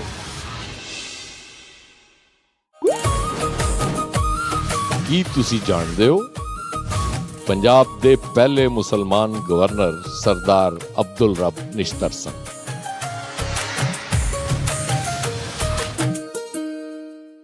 वेलकम बैक नाज़रीन। खबर शामिल करिए तुहानू दस्सी कि हुकूमत ने तवानाई बहरान के पेश नज़र पेट्रोल ते सबसिडी की फराहमी लई जदीद डिजिटल निज़ाम मुतारिफ कराने का फैसला किया है।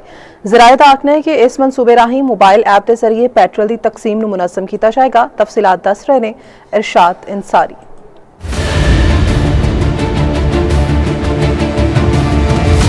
तवानाई बहरान के पेश नज़र हुकूमत ने मोबाइल ऐप के जरिए पेट्रोल सबसिडी देने का फैसला किया है। ज़राए के मुताबिक वजारत IT इस मनसूबे लिए 24,000 मोबाइल फोन खरीदेगी, जबकि नैशनल IT बोर्ड इन्हां फोन्स दियां कीमतां दा तयन करेगा। बाद विच ऑयल मार्केटिंग कंपनियां ये मोबाइल फोन खरीद के मुल्क भर के पेट्रोल पंप्स नूं फराहम करनगियां। ज़राए के मुताबिक मुल्क के तकरीबन 12,000 पेट्रोल पंप्स से 24,000 मोबाइल फोन मुहैया किए जाएंगे ते हर पंप ते 2 नोजल सबसिडाइज पेट्रोल लिए मुख्तस होणगियां। इस निज़ाम तहत मोटरसाइकिलों ते रक्शियां नूं मोबाइल ऐप के जरिए सबसिडाइज पेट्रोल दिता जाएगा। मोबाइल ऐप तैयार हो चुकी है ते इसकी टेस्टिंग आखिरी मरहले में जारी है। सार्फिन नूं इस ऐप के जरिए डिजिटल वाउचर जारी किए जाएंगे ते मुकर्ररा कोटे तो वध पेट्रोल लैण की इजाजत नहीं होगी।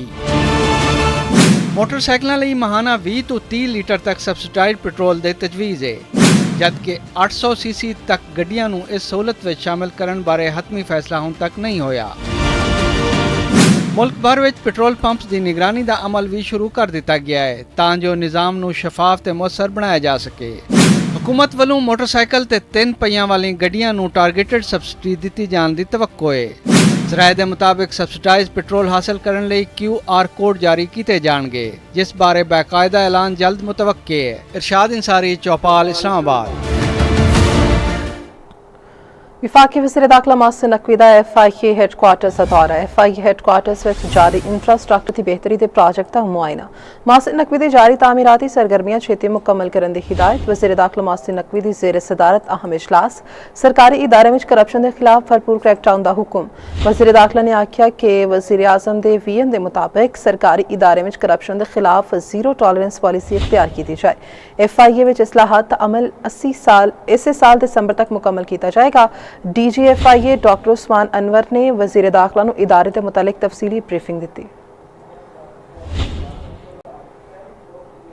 खिते की जंग की वजह नाल पूरी दुनिया हालत जंग पिछे ईरान में सिविल आबादी में निशाना बनाया जा रहा अमीर जमात इस्लामी हाफिज नवीर रहमान की कराची में न्यूज़ कॉन्फ्रेंस आख्या दुनिया भर में लोग ट्रंप के खिलाफ आवाज़ बुलंद कर रहे हैं ईरान का आईनी ते कानूनी हक है कि आबने हुरमस नूं बंद करे।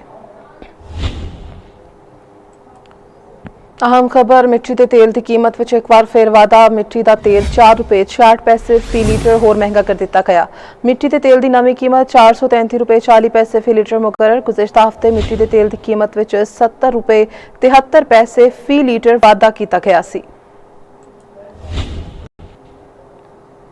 तो दूजे पासे पेट्रोलियम मसनूआत दी कीमतां बरकरार रखने का नोटिफिकेशन जारी हाई स्पीड डीजल की कीमत ₹335.86 फी लीटर बरकरार पेट्रोल की फी लीटर कीमत ₹321.17 बरकरार है नोटिफिकेशन के मुताबिक हुकूमत तेल कंपनियों को कीमतों के फर्क की अदायगी करेगी पेट्रोलियम डिवीजन का कहना है कि आलमी सतह पर कीमतों में वाधे का बोझ हुकूमत खुद बर्दाश्त करेगी।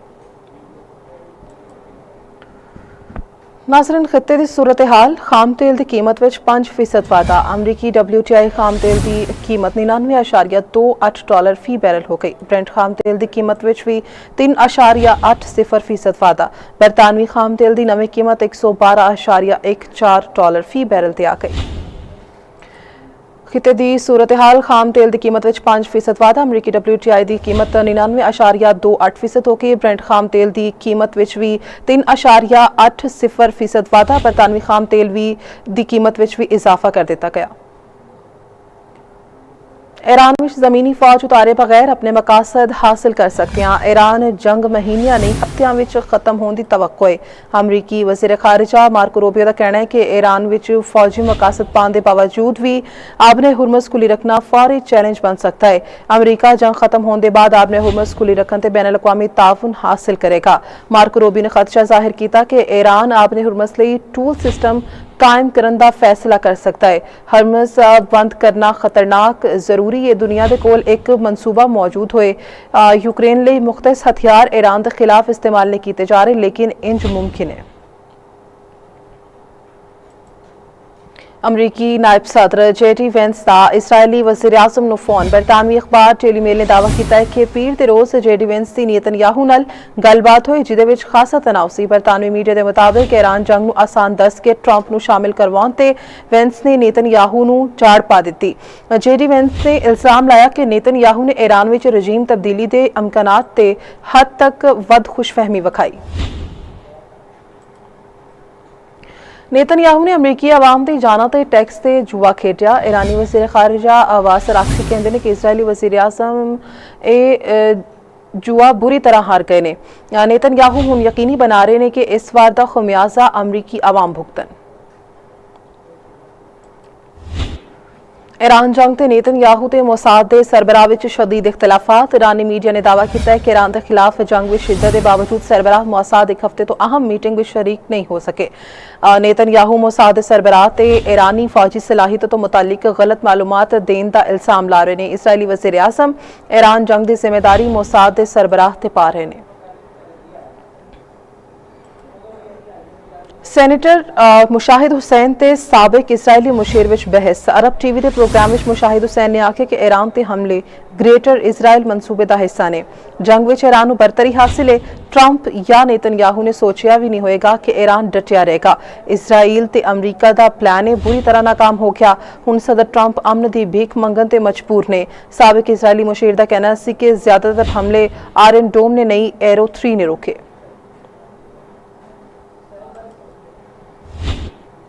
ਸਾਊਦੀਆ ਦੇ ਹਮਲਿਆਂ ਦੀਆਂ ਥਾਵਾਂ ਦੀ ਰਿਪੋਰਟਿੰਗ ਤੇ ਪਾਬੰਦੀ। ਸਾਊਦੀ ਵਜ਼ਾਰਤ ਦਾਖਲਾ ਦੇ ਮੁਤਾਬਕ ਮਿਸਾਈਲ ਡਿੱਗਣ ਦੀ ਥਾਵਾਂ ਦੀ ਤਸਵੀਰ ਤੇ ਵੀਡੀਓ ਤੇ ਪਾਬੰਦੀ ਹੈ। ਹਮਲੇ ਦੀ ਮਾਲੂਮਾਤ ਫੈਲਾਉਣ ਤੇ ਕਾਨੂੰਨੀ ਕਾਰਵਾਈ ਹੋ ਸਕਦੀ ਹੈ। ਮੁਰਤਕਬ ਅਫਰਾਦ ਦੇ ਖਿਲਾਫ ਫੌਰੀ ਕਾਨੂੰਨੀ ਤੇ ਅਦਾਲਤੀ ਕਾਰਵਾਈ ਹੋਏਗੀ। ਇਜ਼ਰਾਈਲ ਤੇ ਅਮਰੀਕਾ ਦੀ ਬੰਬਾਰੀ ਵਿੱਚ ਈਰਾਨ ਦੇ ਮਸ਼ਹੂਰ ਸ਼ਮਾਨਾ ਕਲਮੀ ਹਿਦਾਇਤਕਾਰ ਅਬਾਸ ਕਿਆਰੋਸਤਮੀ ਦਾ ਘਰ ਵੀ ਨਿਸ਼ਾਨਾ ਬਣ ਗਿਆ। ਅਬਾਸ ਈਰਾਨ ਦੇ ਮਸ਼ਹੂਰ ਤਰੀਨ ਹਿਦਾਇਤਕਾਰ ਸਨ ਜਿਹਨੂੰ ਫਰਾਂਸ ਦਾ ਵੱਡਾ ਫਿਲਮੀ ਇਜ਼ਾਜ਼ ਵੀ ਮਿਲਿਆ ਸੀ। ਅਬਾਸ 2016 ਵਿੱਚ ਇੰਤਕਾਲ ਕਰ ਗਏ ਸਨ। ਈਰਾਨ ਦੇ ਮੁਤਾਬਿਕ ਇਸ ਬੰਬਾਰੀ ਵਿੱਚ ਕਈ ਸਕਾਫਤੀ ਥਾਵਾਂ ਨੂੰ ਨੁਕਸਾਨ ਵੀ ਆਪੜਿਆ।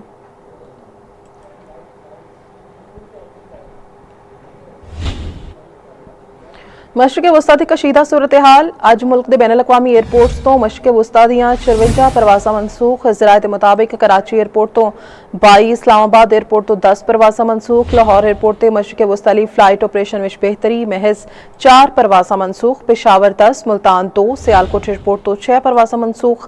फैसलाबाद एयरपोर्ट तो अज बैन अवी परवासा का ऑपरेशन मामूल ते। पाकिस्तान तो 29 दिन में मशरक़ वस्ता की 2354 परवासा मनसूख हुई। मशरक़ वस्ता की कशीदा सूरत हाल। अज मुल्क के बैन अवी एयरपोर्ट्स तो 54 परवाजा जड़ियां ने वो मनसूख कर दित्तियां गईयां। अहम खबर है कि मशरक़ वस्ता की कशीदा सूरत हाल। अज मुल्क के बैन अवी एयरपोर्ट्स तो मशरक़ वस्ता दीयां 54 परवासा मनसूख। कराची एयरपोर्ट तो 22, इस्लामाबाद एयरपोर्ट तो 10 परवासा मनसूख। नासरीन, पाक आर्मी के गुलजार गुल्लू भट्ट वापटा के अदनान टीरावाला नूं हरा के रुस्तमे पाकिस्तान बन गए ने। रुस्तमे पाकिस्तान के फाइनल में पाक आर्मी के गुलजार गुल्लू भट्ट ने वापटा के अदनान टीरावाला नूं पिछाड़ के रुस्तमे पाकिस्तान का टाइटल अपने ना कर लिया। फैसलाबाद में शायकीन की भारी तादाद ने दंगल नाल भरपूर लुत्फ चुकिया। पाकिस्तान रैसलिंग फैडरेशन ते फाते पहलवान नूं 5 ते रनर अप नूं 3 लाख रुपए का इनाम दिता। सूबाई वजीर खेल ने रुस्तम पाकिस्तान नूं मुबारकबाद देंदे होए आखे कि रिवायती खेड साडी सकाफत ते शनाख्त का अहम हिस्सा है। लाहौर हाईकोर्ट ने बाबर आजम के खिलाफ मुकदमा दर्ज करने का फैसला कलादम करार दे दिता। कौमी क्रिकेटर बाबर आजम की दरख्वास्त से तहरीरी फैसला जारी। अदालत ने बाबर आजम की अंदराज मुकदमा के खिलाफ दायर दरख्वास्त मंजूर कर ली। बाबर आजम ने जस्टिस ऑफ पीस से मुकदमा दर्ज करने के हुक्म नूं चैलेंज किया सी। खातून ने बाबर आजम से शादी का झांसा देने का इल्जाम लाया सी। लाहौर हाईकोर्ट ने जस्टिस ऑफ पीस का हुक्म कलादम करार दे दिता। सोशल मीडिया ते मुताज़े एक्स पैगाम जारी करन ते पाकिस्तान क्रिकेट बोर्ड ने कौमी फास्ट बाउलर नसीम शाह के खिलाफ कार्रवाई शुरू कर दी है। सेंट्रल कॉन्ट्रैक्ट मुआहिदे की खिलाफ वर्जी ते नसीम शाह नूं शोकोज नोटिस जारी कर दिता गया। PCB ने मुताज़े एक्स पैगाम ते नसीम शाह कोलों वजाहत तलब कर ली। ज़राए के मुताबिक नसीम शाह के एक्स पैगाम ते चेयरमैन PCB मोहसिन नकवी बरहम ने नसीम शाह के तसल्ली बख्श जवाब ना मिलन ते मैचेस की पाबंदी लगन का इम्कान, नसीम शाह ते जुर्माना या दोवें सज़ा एक नाल दसियां जा सकदियां ने।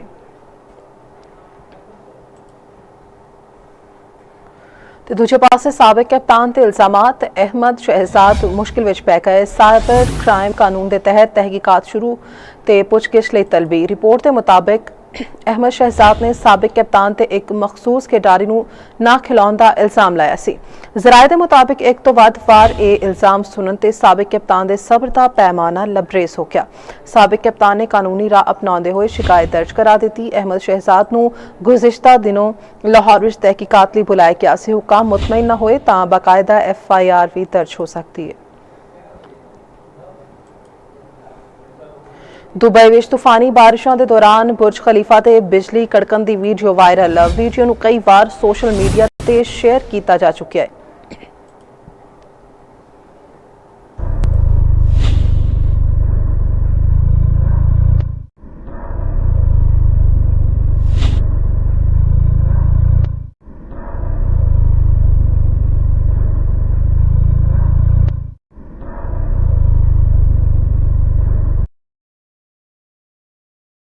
फेंसिंग टीम ते बागियां दा हमला मुतादिद भारतीय फौजी हलाक ते जख्मी। भारतीय मीडिया के मुताबिक आसाम राइफल्स ते चांगलांग ते इलाके विच फायरिंग हुई। म्यांमार बॉर्डर ते हिफाजती बाड़ लाने वाली टीम हमले की जिद विच आ गई। कश्मीर मीडिया सर्विस के मुताबिक फायरिंग नाल कम अज कम 4 भारतीय फौजी हलाक ते मुतादिद जख्मी एहलकारां नूं फौरी तौर ते तिब्बी इमदाद लई मुंतकिल कर दिता गया।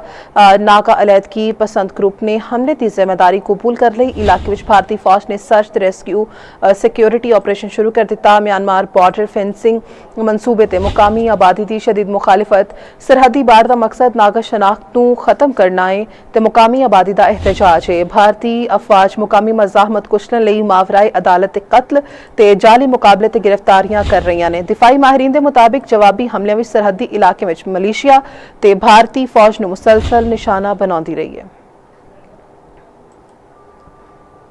भारत विच मुसलमानों की मुनज़्ज़म नस्लकुशी जारी है। जेन्यूसाइड फौज की तहलका खेज रिपोर्ट्स विच इंकशाफ। रिपोर्ट के मुताबिक भारत नस्लकुशी के 10 मराहल विचों 7 अबूर कर चुकी है। मोदी के वज़ीर आज़म बनने के बाद नफरत अंगेज तकारीर ते मुस्लिम मुखालिफ रैलियां विच वाधा होया। भारत विच इम्तियाजी कवानीन तासुबी बयानात ते अकलीयतां दी हुकूक तो महरूमी आम हो गई। भारत विच तासुब, नफरत अंगेज तकारीर, कानूनी अखराज ते तशद्दुद उरूज देवे।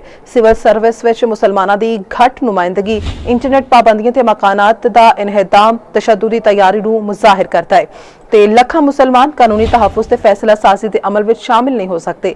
भारत विच मजहबी जनूनी रहनुमा नस्लकुशी लई वसाइल मुनज़्ज़म करते ने। हिंदूतवा रहनुमा हिंदुआं नूं असलहा चुक्कण दी तरगीब देंदे ने ते तशद्दुद नूं दिफा दा नां दे के जायज़ करार देंदे ने। नौजवान हिंदू मर्दां नूं कैंपां विच मुसलमानां ते हमले दी तरबियत दित्ती जांदी है। मुसलमानां दे कत्ल ते उकसाण वाली पुरतशद्दुद वीडियोज़ सोशल मीडिया प्लेटफॉर्म्स ते वसी पैमाने ते मौजूद ने।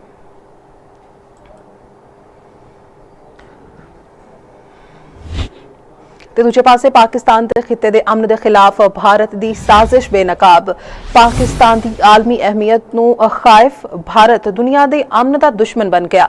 अफगानिस्तान के नाल मिलकर भारत का स्ट्रैटेजिक डिसइनफॉर्मेशन हमला मशरक़े वस्ता विच अमन की पाकिस्तानी कोशिशों नूं सबोताज करना दा खतरनाक मनसूबा बनाया ते ईरान के नां ते पाकिस्तान के खिलाफ मुनज़्ज़म ते स्ट्रैटेजिक प्रोपेगेंडा ऑपरेशन लॉन्च किया गया। जाली ईरानी शनाख्तां के जरिए पाकिस्तान विच नफरत फैलाउण दा बयानिया घड़न दा इंकशाफ। INN ईरान न्यूज़ ते ईरानी टीवी वर्गे घोस्ट एक्स अकाउंट नाल डिसइनफॉर्मेशन मुहिम का आगाज किया गया। पाकिस्तान ते अमरीका लई तेल तरसेल दा झूठा इल्जाम ला के नफरत अंगेज प्रोपेगेंडे नूं बुनियाद फ्राहम की गई। बयानिया तश्कील देने वाले अकाउंट्स भारत ते प्रोपेगेंडा अकाउंट्स अफगानिस्तान तो ऑपरेट होने का इंकशाफ। ऑपरेशन के मास्टरमाइंड अकाउंट्स भारतीय निकले। तजियाकारां के मुताबिक डिसइनफॉर्मेशन हमला मशरक़े वस्ता विच जंग के मुमकिना फैलाव नूं हवा देने की कोशिश है। माहिरीन का कहना है कि भारत अफगानिस्तान मरबूत इंफॉर्मेशन वॉरफेयर खिते दे अमन सिफारतकारी ते इस्तेहकाम ते बराह रास्त हमला है।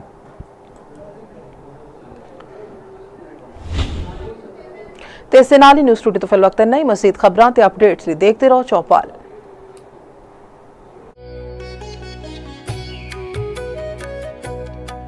जीटी रोड ते दरियाए जेहलम दे संगम उते वाके शहर ओ धरती जड़ी मादरे वतन लई जान कुर्बान करन वालियां दा माने।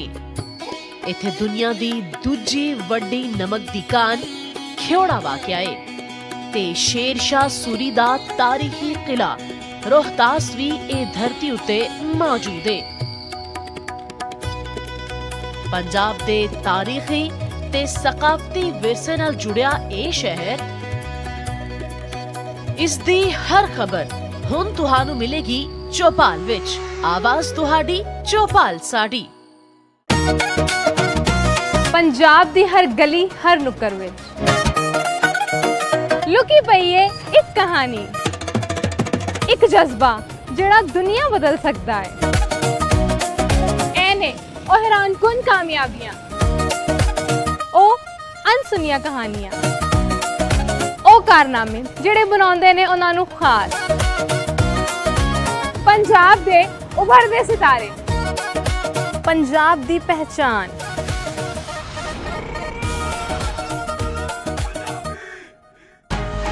देखो आए पंजाबी छाए पंजाबी बुध रात 11:05 ते सिर्फ चौपाल उत्ते।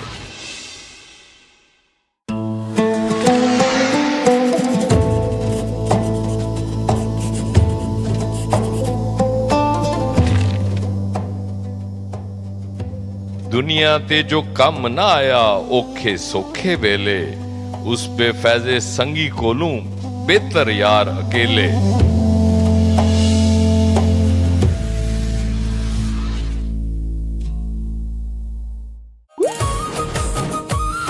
ਕੀ ਤੁਸੀਂ ਜਾਣਦੇ ਹੋ? ਪਾਕਪਤਨ ਦਾ ਪੁਰਾਣਾ ਨਾਂ ਅਜੋਧਨ ਸੀ।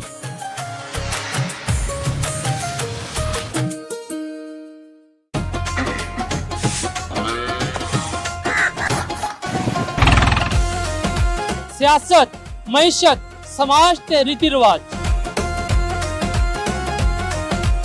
ये खबरां नहीं, पंजाब दी जिंदगी दा सच्चा रंग है। कौमी ते अवामी मसलियां उत्ते खरी ते जानदार गलबात। वेखो पंजाब नू हर पासे तू सिर्फ चुपाल उत्ते, आवाज तुहाडी, चुपाल साडी। ਵੇਖੋ ਵੇੜਾ ਅੱਜ ਰਾਤ 8:05 ਤੇ ਸਿਰਫ ਚੌਪਾਲ ਉੱਤੇ।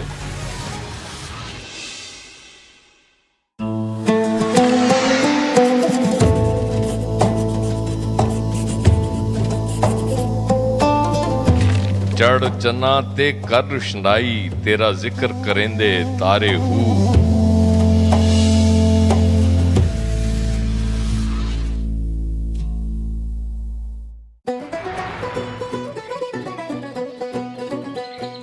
ਜਿਨੇ ਲਾਹੌਰ ਨਹੀਂ ਤੱਕਿਆ ਉਹ ਜੰਮਿਆ ਹੀ ਨਹੀਂ। ਲਾਹੌਰ ਦਾਤਾ ਦੀ ਨਗਰੀ, ਇੱਕ ਬੇਮਿਸਾਲ ਸ਼ਹਿਰ, ਤਹਿਜ਼ੀਬ ਤੇ ਸਕਾਫਤ ਦੇ ਰੰਗ ਤੇ ਜ਼ੁਬਾਨ ਉੱਤੇ ਦੇਸੀ ਖਾਣਿਆਂ ਦਾ ਸਵਾਦ। ਲਾਹੌਰ ਲਾਹੌਰ ਹੈ, ਜ਼ਿੰਦਾ ਦਿਲਾਂ ਦਾ ਸ਼ਹਿਰ। ਹੁਣ ਦੁਨੀਆ ਸੁਣੇਗੀ ਲਾਹੌਰ ਦੀ ਆਵਾਜ਼, ਤੁਹਾਡੀ ਆਵਾਜ਼। ਚੌਪਾਲ, ਆਵਾਜ਼ ਤੁਹਾਡੀ, ਚੌਪਾਲ ਸਾਡੀ।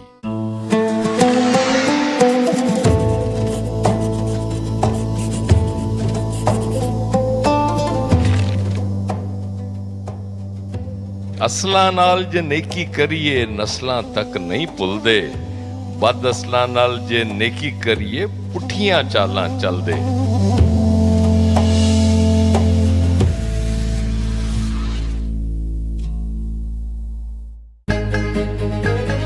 सियासी चालां दी बसात ते ए मोहरा ए कमाल, हर दिन सियासत ते मईशत दा हाल। कौन किस दे एजेंडे ते कर रहा है कम, अकवामे आलम दा किरदार की सही ते की गलत, ना माजी दिया गल्लां ना मुस्तकबिल दियां सोचां।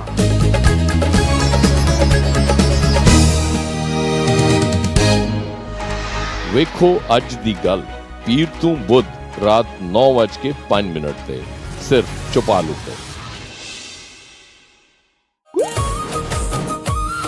ਕੀ ਤੁਸੀਂ ਜਾਣਦੇ ਹੋ? ਪੰਜਾਬ ਦਾ ਮਤਲਬ ਹੈ 5 ਦਰਿਆਵਾਂ ਦੀ ਧਰਤੀ।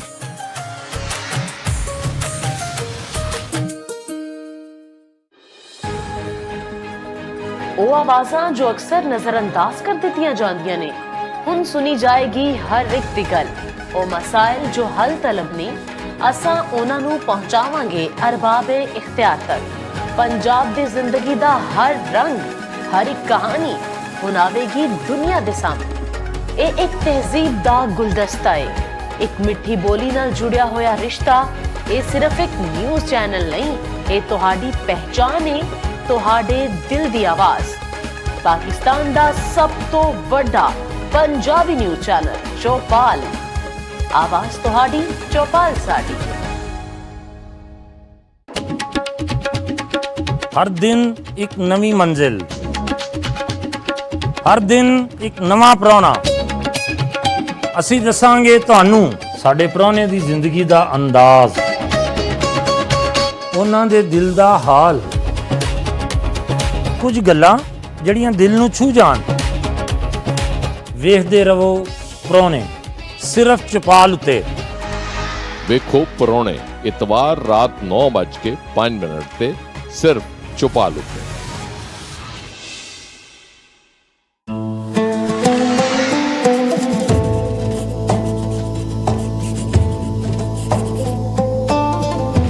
ਚੜ ਚੰਨਾ ਤੇ ਕਰ ਰੁਸ਼ਨਾਈ, ਤੇਰਾ ਜ਼ਿਕਰ ਕਰੇਂਦੇ ਤਾਰੇ ਹੂ।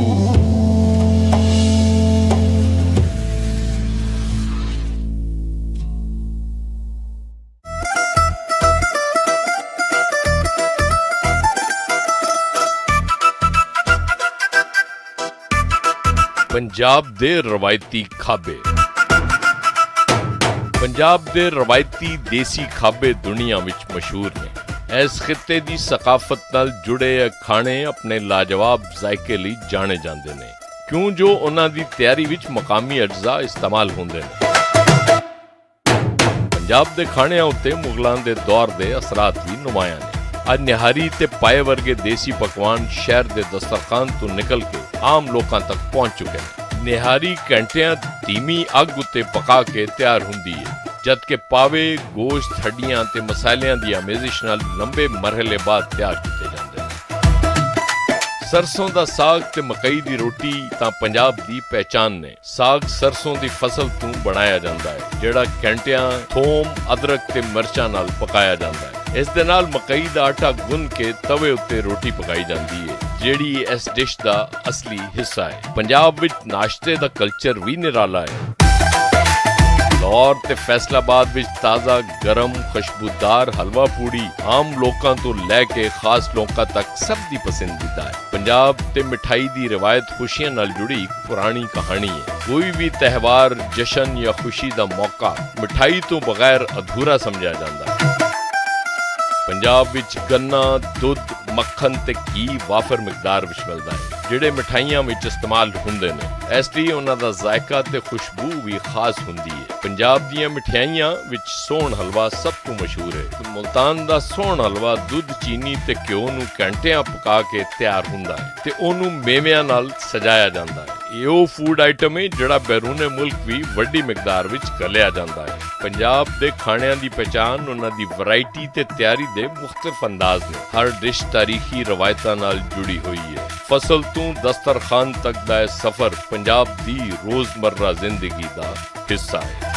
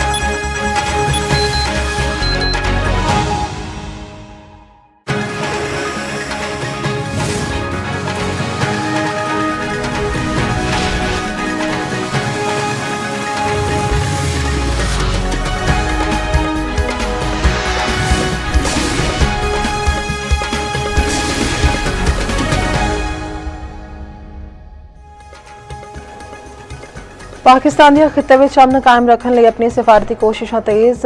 ईरान ਨਾਲ ਮੁਕੰਮਲ ਯਕਜਹਿਤੀ ਦਾ ਇਜ਼ਹਾਰ। ਅਮਨ ਕਾਇਮ ਰੱਖਣ ਲਈ ਤਾਮੀਰੀ ਕਿਰਦਾਰ ਅਦਾ ਕਰਨ ਦੀ ਯਕੀਨ ਦਹਾਨੀ। ਵਜ਼ੀਰ ਆਜ਼ਮ ਸ਼ਹਿਬਾਜ਼ ਸ਼ਰੀਫ ਤੇ ईरानी सदर ਮਸੂਦ ਪੇਜ਼ਸ਼ਕਿਆਨ ਦਾ ਟੈਲੀਫੋਨਿਕ ਰਾਬਤਾ। ਵਜ਼ੀਰ ਆਜ਼ਮ ਦਾ ईरान ਤੇ ਹਮਲਿਆਂ ਦੀ ਸ਼ਦੀਦ ਮੁਜ਼ੰਮਤ ਦਾ ਇਆਦਾ। 1900 ਤੋਂ ਵੱਧ ਕੀਮਤੀ ਜਾਨਾਂ ਦੇ ਜ਼ਿਆਦ ਗਹਿਰਾ ਦੁੱਖ ਤੇ ਅਫਸੋਸ ਦਾ ਇਜ਼ਹਾਰ। ਜ਼ਖਮੀਆਂ ਲਈ ਜਲਦ ਸਿਹਤਯਾਬੀ ਦੀ ਦੁਆ। ਵਜ਼ੀਰ ਆਜ਼ਮ ਨੇ ईरानी सदर ਨੂੰ ਸਫਾਰਤੀ ਰਾਬਤੇ ਤੋਂ ਆਗਾਹ ਕੀਤਾ। ईरानी सदर ਨੇ ਵਜ਼ੀਰ ਆਜ਼ਮ ਦੀ ਮੁਖਲਿਸਾਨਾ ਸਫਾਰਤੀ ਕੋਸ਼ਿਸ਼ਾਂ ਨੂੰ ਸਰਾਹਿਆ। ईरानी सदर ने मुज़ाकरात ते सालसी एतमाद साजी ते जोर दिता। पाकिस्तान के मस्बत किरदार की तारीफ।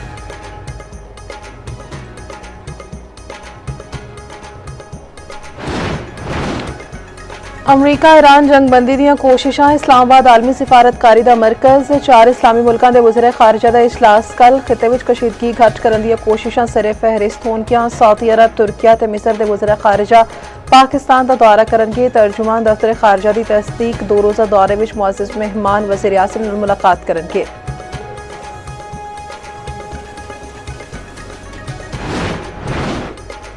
हुकूमत का बाइक ते 3 व्हीलर्स ਨੂੰ ਪੈਟਰੋਲ ਤੇ ਸਬਸਿਡੀ ਦੇਣ ਦਾ ਫੈਸਲਾ। ਮੋਟਰਸਾਈਕਲਾਂ ਨੂੰ ਮਾਹਾਨਾ 20 ਤੋਂ 30 ਲੀਟਰ ਮਾਹਾਨਾ ਸਬਸਿਡਾਈਜ਼ਡ ਪੈਟਰੋਲ ਫਰਾਹਮ ਕੀਤਾ ਜਾਏਗਾ। ਜ਼ਰਾਏ ਦੇ ਮੁਤਾबिक ਪੈਟਰੋਲ ਦੀ ਤਕਸੀਮ ਨੂੰ ਡਿਜੀਟਲ ਨਿਜ਼ਾਮ ਦੇ ਜ਼ਰੀਏ ਮੁਨਜ਼ਮ ਕੀਤਾ ਜਾਏਗਾ। ਮੋਬਾਈਲ ਐਪ ਦੇ ਜ਼ਰੀਏ ਸਬਸਿਡੀ ਫਰਾਹਮ ਕੀਤੀ ਜਾਏਗੀ। हुकूमत ने मोबाइल ऐप तैयार कर ली। सब्सिडाइज्ड पेट्रोल की फराहमी ਲਈ QR कोड फराहम किया जाएगा।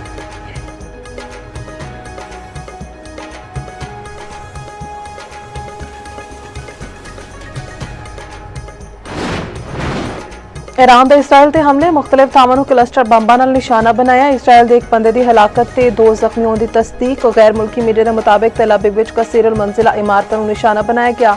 सायरन वजदे सेहूनी अवाम शेल्टर विच पनाह लैन ते मजबूर। दूजे पासे यमन तो इसराइल ते मिसाइल हमला, हौजियां ने इसराइल ते मिसाइल हमले की तस्दीक कर दी।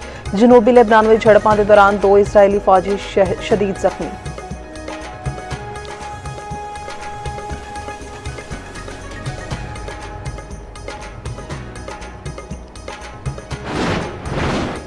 इसराइल ने अमरीका का ईरानी तनसीबात ते हमले ना करन दा बयान मिसाइलों की नज़र कर दिता। इसराइल का ईरान दी तवानाई तनसीबात ते हमला, न्यूक्लियर पावर प्लांट के नेड़े 10 दिन विच तीजा हमला। ईरान ने अक़वाम मुत्तहिदा की आलमी जोहरी तवानाई एजेंसी को आगाह कर दिता। वज़ीर खारिजा अब्बास अरागची का आखना है कि इसराइल जुर्मां की भारी कीमत अदा करेगा।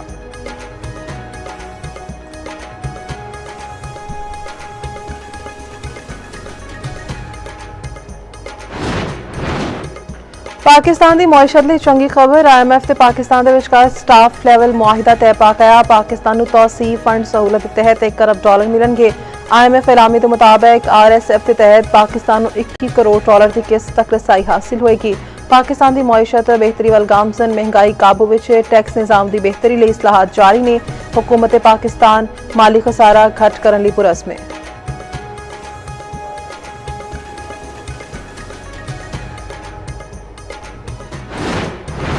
मशरक़े वस्ता विच जंग खाम तेल की कीमत में 5% इजाफा। WTI खाम तेल की कीमत $99.28 फी बैरल हो गई। ब्रेंट खाम तेल की कीमत में भी 3.80% इजाफा। बरतानवी खाम तेल की नवी कीमत $112.14 फी बैरल हो गई।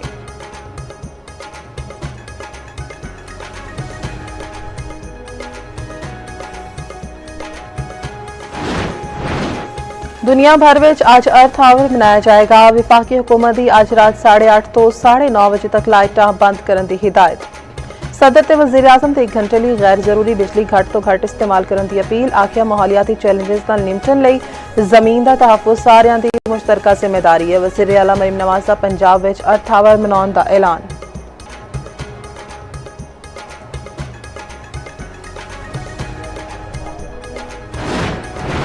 ते HBL PSL 11 विच अज 2 मुकाबले। पहले मैच में रावलपिंडी ते पेशावर ज़ल्मी नूं जितन लई 215 रन का हदफ दे दिता।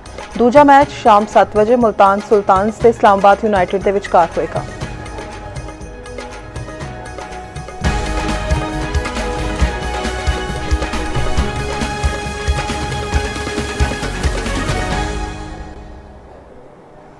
अस्सलामुअलैकुम, तुसी देख रहे हो चौपाल ते मैं नवीसा जावेद। इस समय तक दी खास खबरां, मज़ीद खबरां ते अपडेट्स लिए देखते रहो चौपाल।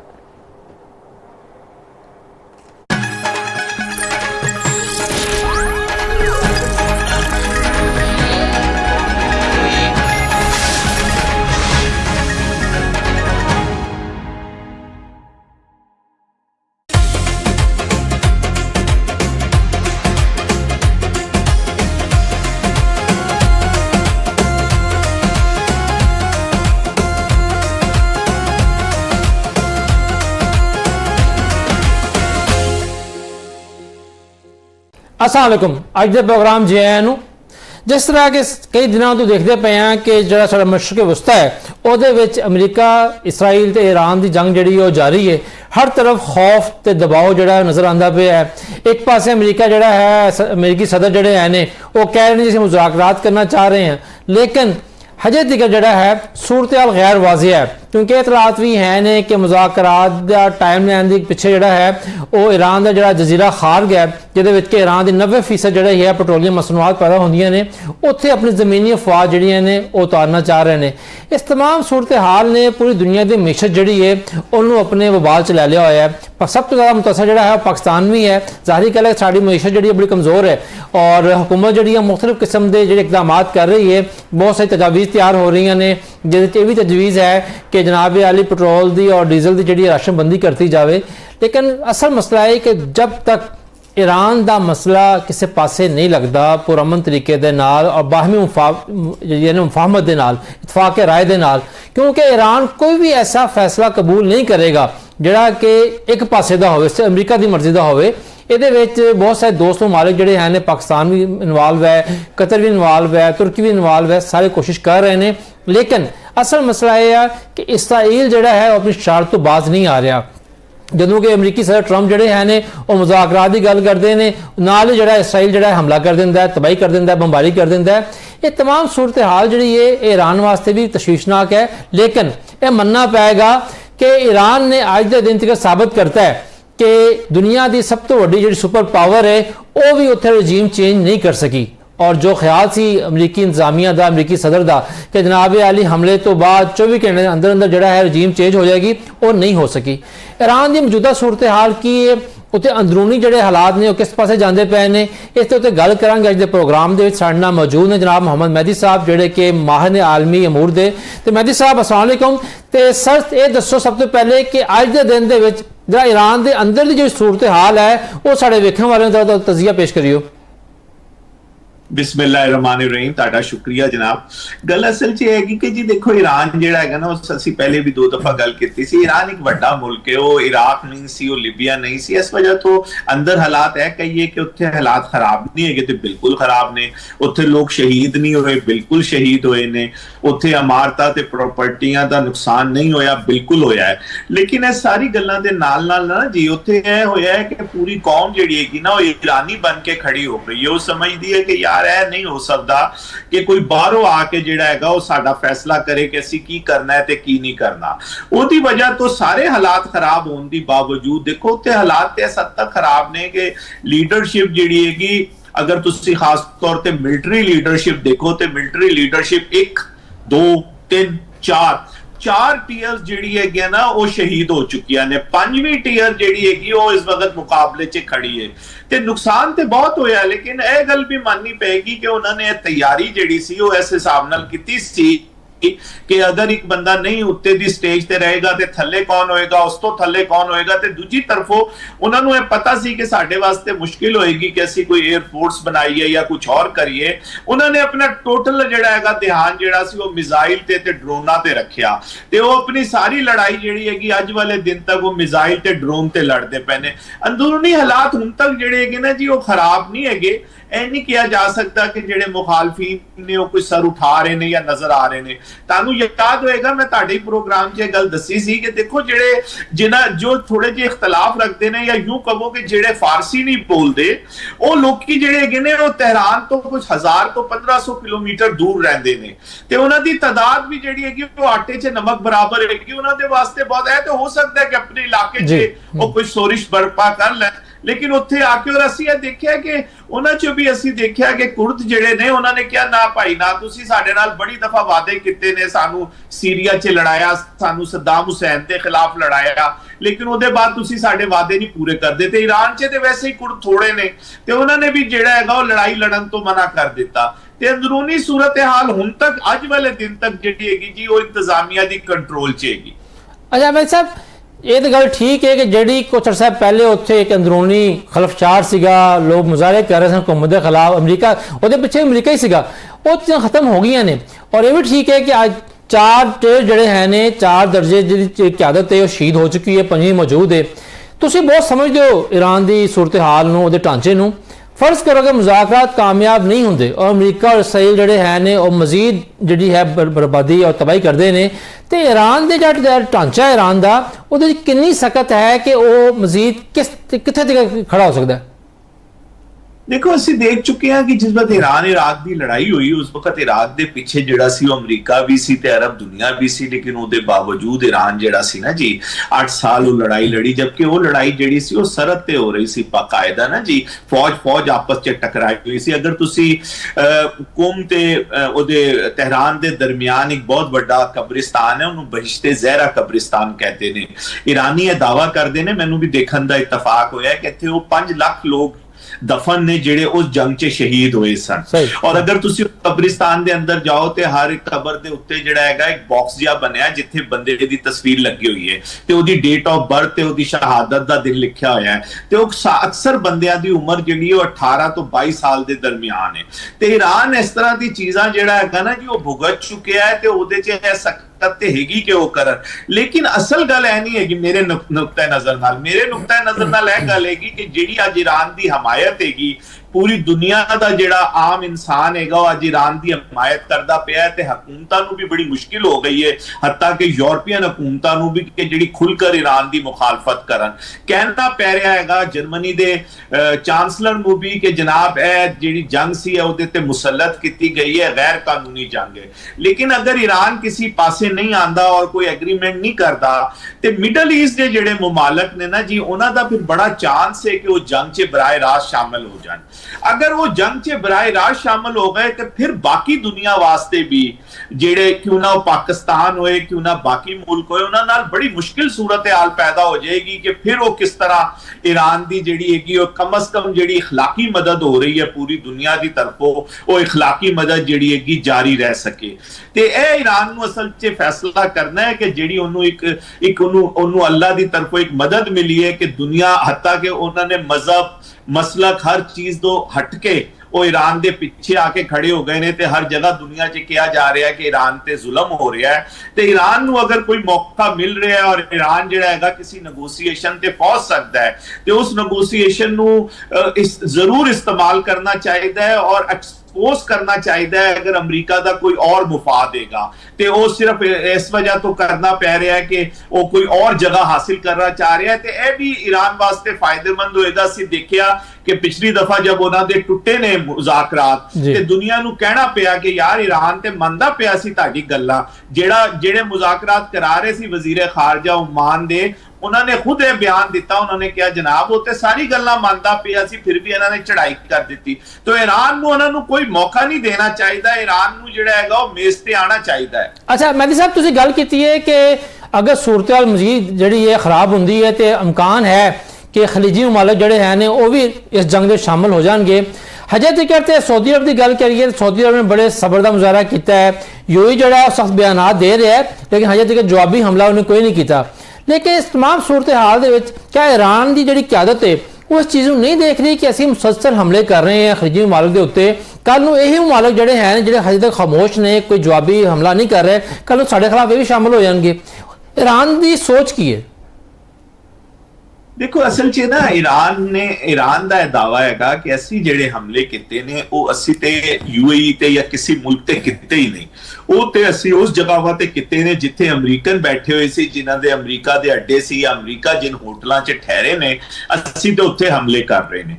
ते यह गल एक हद तक ठीक है कि वो ठीक कह रहे हैं, लेकिन देखो ना दुनिया के मुल्कों नूं इजाजत होंदी है कि कोई किसी दे भी मुल्क दे नाल ना कोई पैक्ट कर सकता है, कोई डिफेंस पैक्ट कर सकता है, कुछ और कर सकता है। हुण ईरान दा जिहड़ा हैगा रशिया दे नाल एक पैक्ट मौजूद है ते इस तरह तुसी दूसरे मुल्कां नूं पाबंद नहीं कर सकते कि तुसी अमरीका नाल पैक्ट ना करो या यूं ना करो। मतलब ईरानी साडे नाल गलबात च कह रहे ने कि जी नहीं ए गल्लां तुसी करो कि वो इन्वॉल्व नहीं हैगे जी, वो इन्वॉल्व ने, वो रीफ्यूलिंग दे रहे ने, जहाज उन्हां दे उत्थे खड़े ने अमरीका दे उत्थों उड़ते हैं तो साढ़े ते हमला करते हैं तो वो इस तरह के एक्सक्यूज जिहड़े ने पेश कर रहे हैं। लेकिन मैं असल च गल कहना चाह रहा सी कि अज वाले दिन तक तो यह चीज़ां चलती पईयां ने ते सऊदी अरब ते बाकी ममालिक जिहड़े ने रिस्टेन दी पॉलिसी ते हैगे ने, लेकिन खुदा ना खास्ता यह गल जिहड़ी हैगी वो मुज़ाकरात तो हल नहीं होंदी और गल आगे बढ़ती है और अमरीका जिहड़ा हैगा वो मजीद अटैक करता है। जिस तरह तुसीं इशारा किया हैगा कि अमरीका उन्हां दे जज़ाइर ते कब्जा करने की कोशिश करता है और जमीनी लड़ाई शुरू हो जाती है। उस जमीनी लड़ाई च अमरीका ते उत्ते ते हमला नहीं हो सकेगा ते हमला ते इन्हीं इलाकियां ते होवेगा ते फिर बड़ी खतरनाक सूरत हाल पैदा हो जाएगी और जब शामिल हो मेहदी साहब ये दसो कि जेड़ा ईरान दे अज हक च हैगी सही। अच्छा मेहदी साहब ये दसो कि जिस जजीरे की गल कर रहे हैं खाक जिहड़ा है वो ईरान वास्ते मेरा ख्याल है कि डू और डाई वाली सूरत हाल है जजीरे की, क्योंकि जाहिर गल है कि जिस मुल्क की 90% पेट्रोलियम पैदावार जी है एक जजीरे तो है वो तो नहीं चाहेगा ना कोई बाहरों आवे। लेकिन तुहाडे ख्याल नाल ट्रंप जिहड़े हैं ने अमरीकी सदर वो इस हद तक जाणगे कि वो ईरान दे जजीरे ते कब्जा करने वास्ते अपने ट्रूप्स जिहड़े हैं ने अपने मरीन जिहड़े हैं ने वो उतार देन? देखो असल च ना इत्थे ईरान दी ऑयल या गैस पैदा नहीं होंदी, इत्थों लोड होंदी है ते पूरी दुनिया च जिथे जिथे ईरान बेचदा है उत्थे उत्थे जांदी है। 90% जिहड़ी ईरान दी हैगी पेट्रोलियम दी मसनूआत वो इत्थों लोड होके ते दुनिया दे बाकी मुल्कां च जादियां ने ते यही वो इलाका हैगा जिहड़ा ਜਿਹੜਾ ਸਮੁੰਦਰ ਤੋਂ ਨੇੜੇ ਤਰੀਨ ਹੈਗਾ ਤੇ ਮਸਲਨ ਉਹਦਾ ਜਿਹੜਾ ਜਜ਼ੀਰਾ ਹੈਗਾ, ਇਹ ਜਜ਼ੀਰੇ ਦੇ ਨਾਲ ਹੀ ਜਿਹੜਾ ਹੈਗਾ ਉਹ ਬਹਿਰੇ ਹੁਰਮਸ ਹੈਗਾ, ਜਿੱਥੇ ਅੱਜ ਕੱਲ ਈਰਾਨ ਨੇ ਕੰਟਰੋਲ ਹਾਸਿਲ ਕੀਤਾ ਹੋਇਆ, ਤੇ ਇਸ ਹਵਾਲੇ ਨਾਲ ਸਟ੍ਰੈਟੇਜਿਕਲੀ ਇਹ ਬੜੀ ਇੰਪੋਰਟੈਂਟ ਜਗ੍ਹਾ ਹੈਗੀ। ਤੇ ਇਹਦੇ ਨਾਲ ਜਿਹੜੇ ਕਿ ਨੇ 3 ਹੋਰ ਛੋਟੇ-ਛੋਟੇ ਜਜ਼ਾਇਰ ਨੇ ਜਿਨ੍ਹਾਂ ਤੇ 1971 ਤੋਂ ਈਰਾਨ ਦਾ ਤੇ ਯੂਏਈ ਦਾ ਡਿਸਪਿਊਟ ਚੱਲਦਾ ਪਿਆ ਹੈ। ਈਰਾਨ ਕਹਿੰਦਾ ਹੈ ਕਿ ਇਹ ਸਾਡੇ ਜਜ਼ਾਇਰ ਨੇ, ਯੂਏਈ ਦਾਵਾ ਰੱਖਦਾ ਹੈ ਕਿ ਸਾਡੇ ਜਜ਼ਾਇਰ ਨੇ। ਇਹ ਮਾਮਲਾ ਵੀ ਯੂਨਾਈਟਿਡ ਨੇਸ਼ਨ 'ਚ ਗਿਆ ਹੋਇਆ ਹੈ। उन जजायर से 2 जजायर ते ऐसे ने जिथे कोई आबादी वगैरह नहीं हैगी। हो सकता है सब तो पहले अमरीका जिहड़ा हैगा उत्थे आए और उत्थे आके वो कंट्रोल हासिल आसानी नाल करके ते फिर ओदे वास्ते ईरान दे जजीरे ते ईरान दी बंदरगाह बंदर अब्बास ते हमला करना बहुत आसान हो जाएगा और उत्थों जमीनी रास्ता ते मौजूद नहीं हैगा, लेकिन उत्थों जिहड़ा शॉर्टेस्ट रास्ता हैगा ਜਿਹੜੀ नेवी दे जरिए तो फौज तुसी उतार सकते हो। ते ਇਹ ਚੀਜ਼ਾਂ ਨਾਲ ਨਾ स्ट्रैटेजिकली बड़ी अहमियत हैगी। लेकिन दूजी तरफों ईरान की तरफों यह गल आ रही है कि अगर इस तरह की कोई हरकत हुई तो असीं फौरी तौर पर बहरीन च अपनी फौज उतार देवांगे। ਤੇ ਹੁਣ ਬਹਿਰੀਨ ਕੀ ਹੈਗਾ, ਬਹਿਰੀਨ ਤੇ ਮਿਡਲ ਈਸਟ ਦਾ ਇੱਕ ਮੁਲਕ ਹੈਗਾ ਤੇ ਲੜਾਈ ਜਿਹੜੀ ਹੈਗੀ ਹੈ ਬੁਨਿਆਦੀ ਤੌਰ ਤੇ ਫਿਰ ਬਾਕਾਇਦਾ ਮੁਸਲਮਾਨਾਂ ਨਾਲ ਮੁਸਲਮਾਨਾਂ ਦੀ ਸ਼ੁਰੂ ਹੋ ਜਾਏਗੀ। ਫਿਰ ਕੋਈ ਨਾ ਕੋਈ ਜੀਸੀਸੀ ਜਿਹੜੇ ਮਮਾਲਿਕ ਨੇ ਉਹ ਕੋਈ ਨਾ ਕੋਈ ਪੋਜੀਸ਼ਨ ਲੈਣ ਤੇ ਮਜਬੂਰ ਹੋਣਗੇ ਤੇ ਸਾਊਦੀ ਅਰਬ ਜਿੰਨੀ ਮਰਜ਼ੀ ਰਿਸਟੇਨ ਦੀ ਪਾਲਿਸੀ ਰੱਖੇ ਲੇਕਿਨ ਬਹਿਰੀਨ ਦੇ ਬਾਅਦ ਉਹਦੇ ਵਾਸਤੇ ਬੜਾ ਮੁਸ਼ਕਿਲ ਹੋ ਜਾਏਗਾ ਉਹ ਜੰਗ ਚੋਂ ਬਚੇ। ਇਹ ਸਾਰੀ ਸੂਰਤ ਹਾਲ ਆਫਟਰ ਆਲ ਜਿਹੜੀ ਕਿ ਉਹ ਮੁਸਲਮਾਨ ਮੁਲਕਾਂ ਤੇ ਪਏਗੀ और फिर मुसलमान मुल्का तो है पूरी दुनिया च जाएगी। लेकिन मेहदी साहब क्या इसराइल मेहदी साहब जिस तुसीं गल कर रहे हो कि मुसलमानों मुसलमान दी लड़ान दी गल कर रहे हो, क्या इसराइल ऐसी मुहिम ते ऐसी साजिश की तैयारी नहीं कर रहा कि जनाब अली किसी भी तरह जो है खलीजी ममालिक जोड़े हैं वो तो ईरान जोड़े हैं बाज़ाब्ता तौर पर जंग लड़न एक दूसरे के नाल, क्योंकि लगता तो यही भी है कि अगर फर्ज कर लो असं मान लें कि ट्रंप साहब जोड़े हैं ने वो जंग तो निकलना चाह रहे हैं, लेकिन इसराइल ने तो हजे तक कोई रिस्ट्रेन शो नहीं की, उन्हें तो कोई दिन ऐसा नहीं किया जो हमला ना किया हो। उन्हें देखो इसराइल जिहड़ा हैगा ना जी वो उस दिन तक हमले नहीं रोकेगा जिस दिन तक उन्होंने अमरीका नहीं कहेगा कि हाँ जी हुण लड़ाई खत्म हो गई है। इसराइल ते बुनियादी तौर ते अमरीका दे शह ते लड़ाई करदा पिया, उन्हें ते अमरीका नूं इस लड़ाई च लैके आ गया है। उन्हें हसबे आदत जैसे वो पहले करदा रहा है, उन्हें अमरीका नूं इराक च भी लैके आया, वो अमरीका नूं सीरिया च भी लैके आया, क्योंकि यह गल सामने आ गई है कि कल्ला इसराइल जिहड़ा हैगा वो मुल्कां नूं नहीं ढा पैंदा ते उहनूं जरूरत पैंदी है उहनूं कि अमरीका नूं लैके आए ते अमरीका नूं बहरहाल उहदे कोल कोई ऐसी गिदड़ सिंगी हैगी कि अमरीका नूं बार-बार इस खित्ते च लैके आंदा है। यही सदर कहंदे सी कि हुण जंगा दा जमाना खत्म हो गया, मिडल ईस्ट च मैं सुलह करावांगा, लेकिन वो 1 साल तो भी पहले उन्होंने घसीट के जिहड़ा हैगा इस जंग च लैके आ गया है। ते गल कहण दी असल च हैगी कि इसराइल जिहड़ी गल्लां करदा पिया ना जी ओनू नफसियाती तौर ते इस तरह ही करना है, उन्हें नहीं रुकना उस दिन तक जिस दिन तक बाकायदा किसी सलूशन तक गल नहीं जाती, वो ते हमले जारी रखेगा। सही मेरे साहब इत्थे लांगे छोटी ब्रेक ते ब्रेक तो बाद वापस आवांगे ते गल करांगे कि इस ईरान की जिहड़ी सूरत हाल है ये पाकिस्तान का सफारती किरदार जिहड़ा है वो बहुत वध गया है और अच्छी गल है कि पाकिस्तान की अहमियत वध रही है और साढ़े जिहड़े पड़ोसी ने भारत सरकार मोदी सरकार उन्होंने बड़ी पीड़ हो रही है कि पाकिस्तान का सफारती किरदार क्यों वध रहा है। ये गल करांगे छोटी ब्रेक के बाद।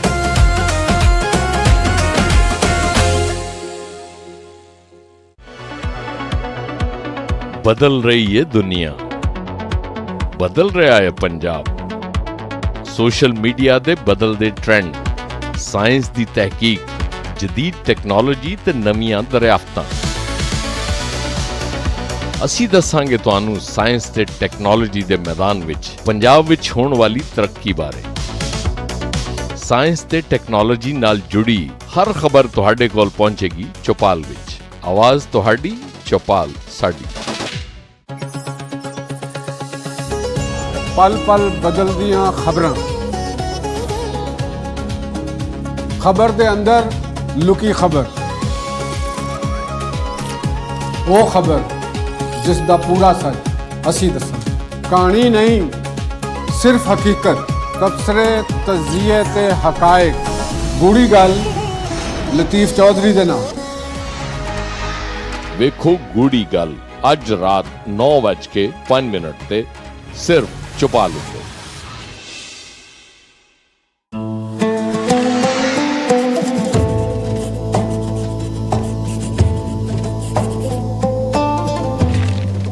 एहसान मुनाफक भुल जांदे कदी मुखलिस बंदे नहीं भुलदे जेड़े रखदे इलम समंदरां दा किसी हाल किनारे नहीं भुलदे।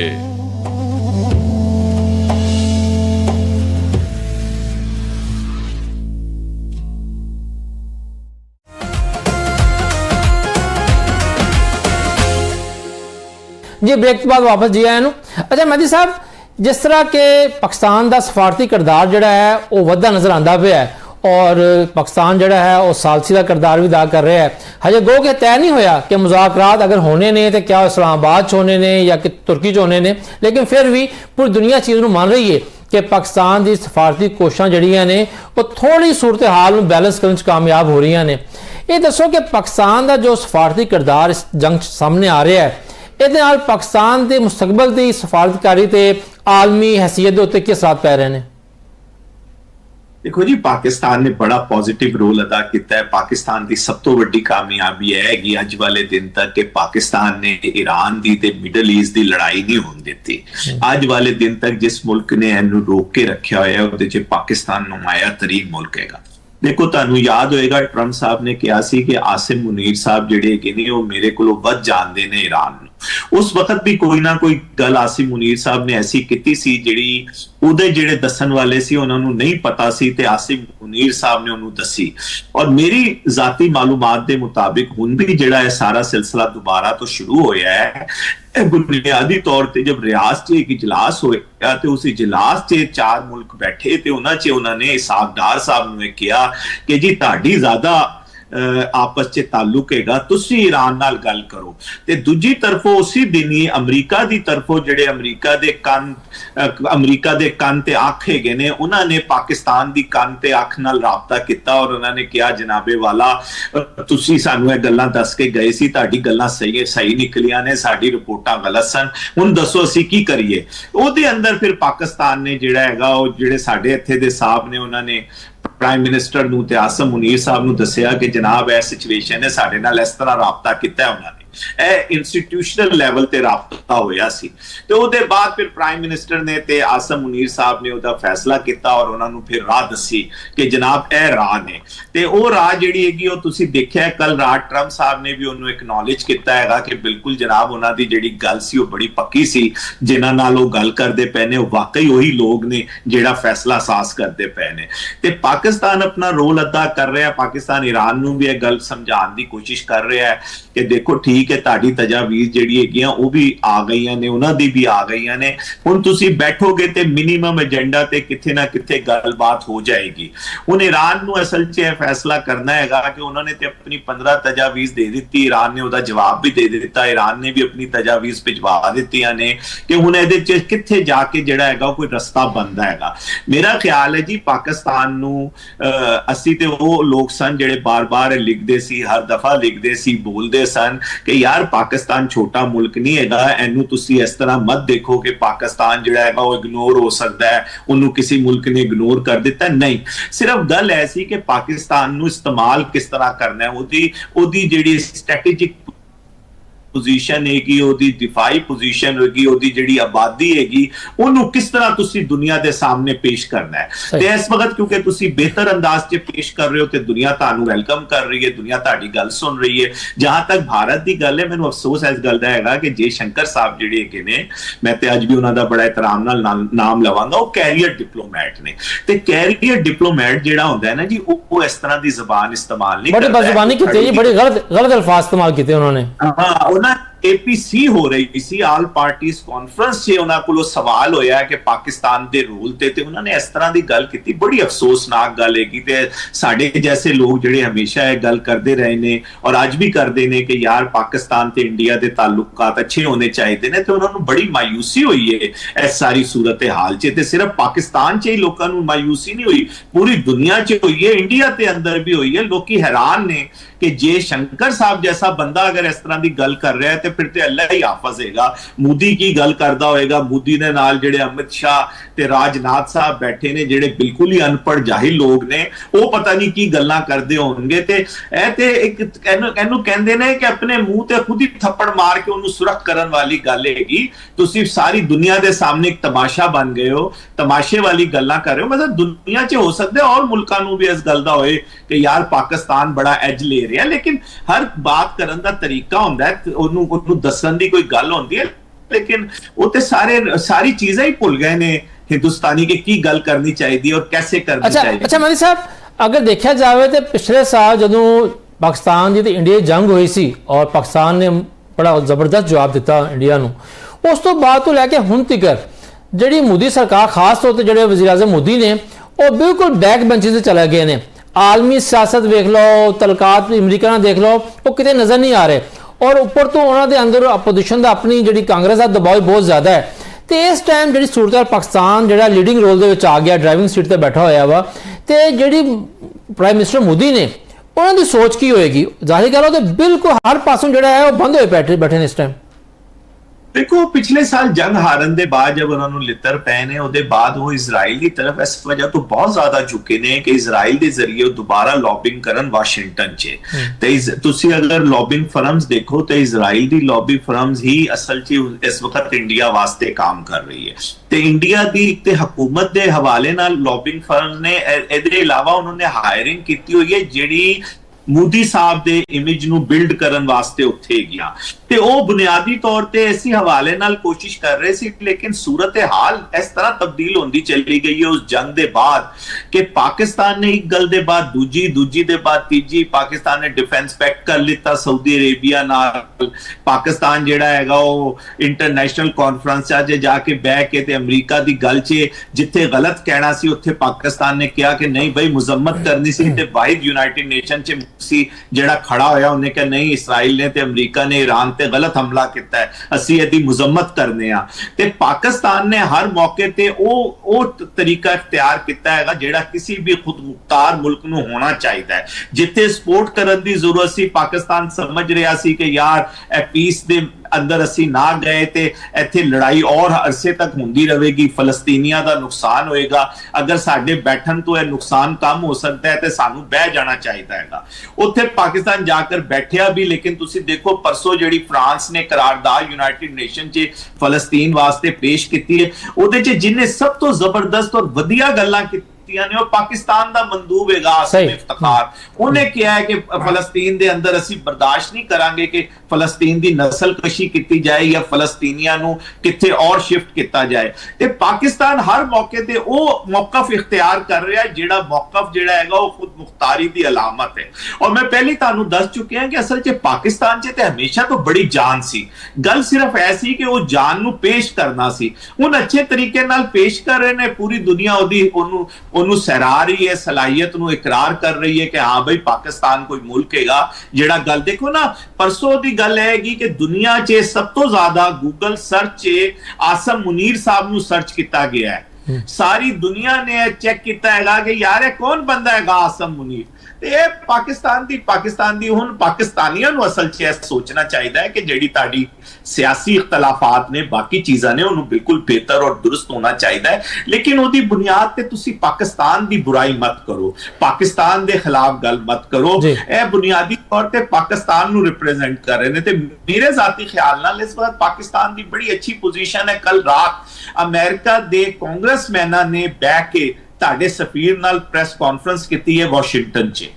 3 दिन ਦਾ ਬਕਾਇਦਾ ਉੱਥੇ ਸੈਮੀਨਾਰ ਹੋਇਆ ਜਿਹੜੇ ਕਾਂਗਰਸਮੈਨਾਂ ਨੇ ਅਰੇਂਜ ਕੀਤਾ ਹੋਇਆ ਸੀ ਕਿ ਪਾਕਿਸਤਾਨ ਨਾਲ ਫਿਊਚਰ 'ਚ ਕੀ ਰਿਲੇਸ਼ਨ ਹੋਣੇ ਚਾਹੀਦੇ ਨੇ ਅਮਰੀਕਾ ਦੇ। ਤੇ ਉਹਦੇ 'ਚ ਪਾਕਿਸਤਾਨ ਦਾ ਐਮਬੈਸਡਰ ਵੀ ਸ਼ਾਮਲ ਸੀ, ਇੱਥੋਂ ਵੀ ਜਿਹੜੀ ਪਾਕਿਸਤਾਨ 'ਚ ਅਮਰੀਕਾ ਦੀ ਐਮਬੈਸਡਰ ਹੈ ਉਹ ਵੀ ਗਈ ਹੋਈ ਸੀ। ਸਾਡੇ ਜੈਸੇ ਬੰਦਿਆਂ ਨੂੰ ਵੀ ਬੁਲਾਇਆ ਹੋਇਆ ਸੀ ਲੇਕਿਨ ਇਹ ਹਾਲਾਤ ਦੀ ਵਜ੍ਹਾ ਤੋਂ ਨਹੀਂ ਜਾ ਸਕੇ। ਤੇ ਕਹਿਣ ਦਾ ਮਤਲਬ ਇਹ ਹੈਗਾ ਕਿ ਉਹ ਕੋਸ਼ਿਸ਼ ਕਰਦੇ ਪਏ ਨੇ ਕਿ ਕਿਸੇ ਤਰ੍ਹਾਂ ਜਿਹੜੀ ਤੇ ਇਹੀ ਅਸਲ 'ਚ ਹੈਗਾ। ਦੂਜੀ ਤਰਫ ਤੁਸੀਂ ਦੇਖੋ ਯੂਰਪੀ ਯੂਨੀਅਨ ਦਾ ਬਾਰ-ਬਾਰ ਵਫਦ ਆ ਰਿਹਾ 2027 ਚ ਤੁਹਾਡਾ GSP ਪਲੱਸ ਜਿਹੜਾ ਹੈਗਾ ਉਹ ਖਤਮ ਹੋ ਰਿਹਾ ਹੈ ਤੇ ਉਸ ਤੋਂ ਪਹਿਲੇ ਕਿਸੇ ਨੈਗੋਸੀਏਸ਼ਨ ਤੇ ਕਿਸੇ ਤੇ ਗੱਲਬਾਤ ਹੋ ਰਹੀ ਹੈ। ਇਹ ਤੁਹਾਡੀ ਬੜੀ ਅੱਛੀ ਹੈ। ਅੱਛਾ ਮਹਿਦੀ ਸਾਹਿਬ ਇਹ ਦੱਸੋ ਕਿ आखिरकार जल्दी या देर ना ये जंग तो मुकनी है, लेकिन इस जंग मुकन तो बाद ਜਿਹੜੀ दुनिया की सियासत है, मुल्कों के ब्लॉक्स ने, ग्रुपबंदी है, वो किस तरह चेंज होएगी? क्योंकि देखो चीन और रूस जो ऐसा ऐसा बोलना शुरू हो गए हैं, पहले दिनों च नरम बोले ने, हुण वो भी सख्त बोलना शुरू हो गए हैं। अगर ईरान ने इस मौके ते फायदा चुक लिता और ईरान जिहड़ा हैगा वो इस तरह की जंग रुकवान च कामयाब हो गया और दुनिया नूं यह मैसेज चला गया कि ईरान नूं अमरीका फतह नहीं कर सकिया, तो फिर वाकई बड़ी चेंज आएगी और चीज़ां च बड़ी नुमाया तब्दीली नजर आएगी। लेकिन अगर यह जंग जिहड़ी हैगी और ईरान जिहड़ा हैगा वो टेबल नेगोशिएशन ते नहीं रुकवा सकिया और यह जंग चलती रही, तो फिर यह सूरत हाल अभी हो सकती है कि अभी कुछ वक्त वास्ते खामोशी इख्तियार कर लें और सूरत हाल ऐसी तरह जूं दी तूं चलती रहे। तो मेरा ख्याल है बहुत ज्यादा बेस करता है कि इस जंग का रिजल्ट की आता है। ਤੇ ਤੁਹਾਨੂੰ ਜਿਹੜੇ ਮੁਜ਼ਾਕਰਾਤ ਦੇ ਇਮਕਾਨ ਨਜ਼ਰ ਆ ਰਿਹਾ ਜਿਹੜੀ ਕਿ ਦੋਨੋਂ ਪਾਸਿਓਂ ਚੀਜ਼ਾਂ ਹੋ ਰਿਹਾ ਤਬਾਦਲਾ ਆਪਸ ਦੇ ਵਿੱਚ, ਤੁਹਾਨੂੰ ਬਤੌਰ ਆਲਮੀ ਅਮੂਰ ਦੇ ਮਾਹਰ ਦੇ ਕਿੰਨੇ % ਚਾਂਸ ਲੱਗ ਰਿਹਾ ਹੈ ਕਿ ਗੱਲ ਜਿਹੜੀ ਹੈ ਸੁਲਹ ਸਫਾਈ ਨਾਲ ਮੁੱਕ ਜਾਏਗੀ? देखो असी देखा है कि ईरान ने पहले भी हमेशा मुज़ाकरात दी टेबल ते आया है और मुज़ाकरात दी टेबल ते कुछ ना कुछ गिव एंड टेक हो के बारिक ओबामा दा जमाना सी 5+1 दा एग्रीमेंट होया, ईरान ने कर लिता सी। हुनी जेड़े इस जंग तो शुरू होने दे पहले जेड़े मुज़ाकरात होए ने उहदे च भी ईरान दे बारे च यही आया कि उन्हें मान लीती सी गल्लां।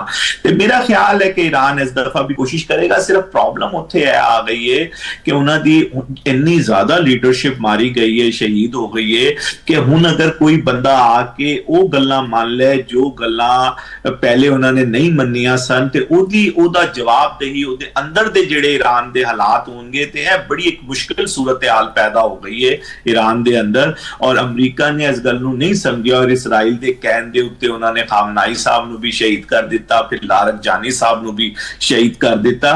ਇਹ ਉਹ ਲੋਕ ਸਨ ਜਿਹੜੇ बड़े अरसे तो ਜਿਹੜੇ ਸੀ ਉਹ ਚੀਜ਼ਾਂ ਨੂੰ बैलेंस लैके चल रहे सी ते लड़ाई झगड़े तो बच रहे सन और इन्हां च ਇਹ सलाहियत सी कि खड़े होके अगर कोई गल कहंदे सी ते पूरी ईरानी कौम वो गल सुनदी सी। ਇਹ नहीं मैं कह रहा कि ਜਿਹੜੇ ਹੁਣ लीडर ने उन्हां दी गल नहीं सुनेगी, लेकिन उन्हां नूं ਉਹ ਗੱਲਾਂ ਮੰਨਣਾ ਜਿਹੜੇ ਉਹਨਾਂ ਦੇ ਬਜ਼ੁਰਗਾਂ ਨੇ ਜਾਂ ਉਹਨਾਂ ਦੇ ਵੱਡੇ ਲੀਡਰਾਂ ਨੇ ਨਹੀਂ ਮੰਨੀਆਂ, ਉਹ ਗੱਲਾਂ मानना उन्होंने वास्ते एक मुश्किल सूरत है। तो मेरा ख्याल है जेडे 2 दफा मुज़ाकरात हो चुके ने 5+1 वाले या पिछले वाले, उस तो ज्यादा मुश्किल सूरत हाल हैगी इस वक्त ईरान दे अंदर। बहुत शुक्रिया मजी साहब तुहाडा। ये गल ठीक है कि ये जंग जी है छेती छेती मुकनी चाहिए, क्योंकि ये जंग के असरात जोड़े हैं ने पूरी दुनिया से बहुत मनफी पै रहे हैं। इतने लांगे ब्रेक तो बाद वापस आवांगे तो गल करांगे कि जंग की वजह तो जी सूरत हाल है वो किस पासे जा रही है। इतने ब्रेक तो बाद गल करते हैं।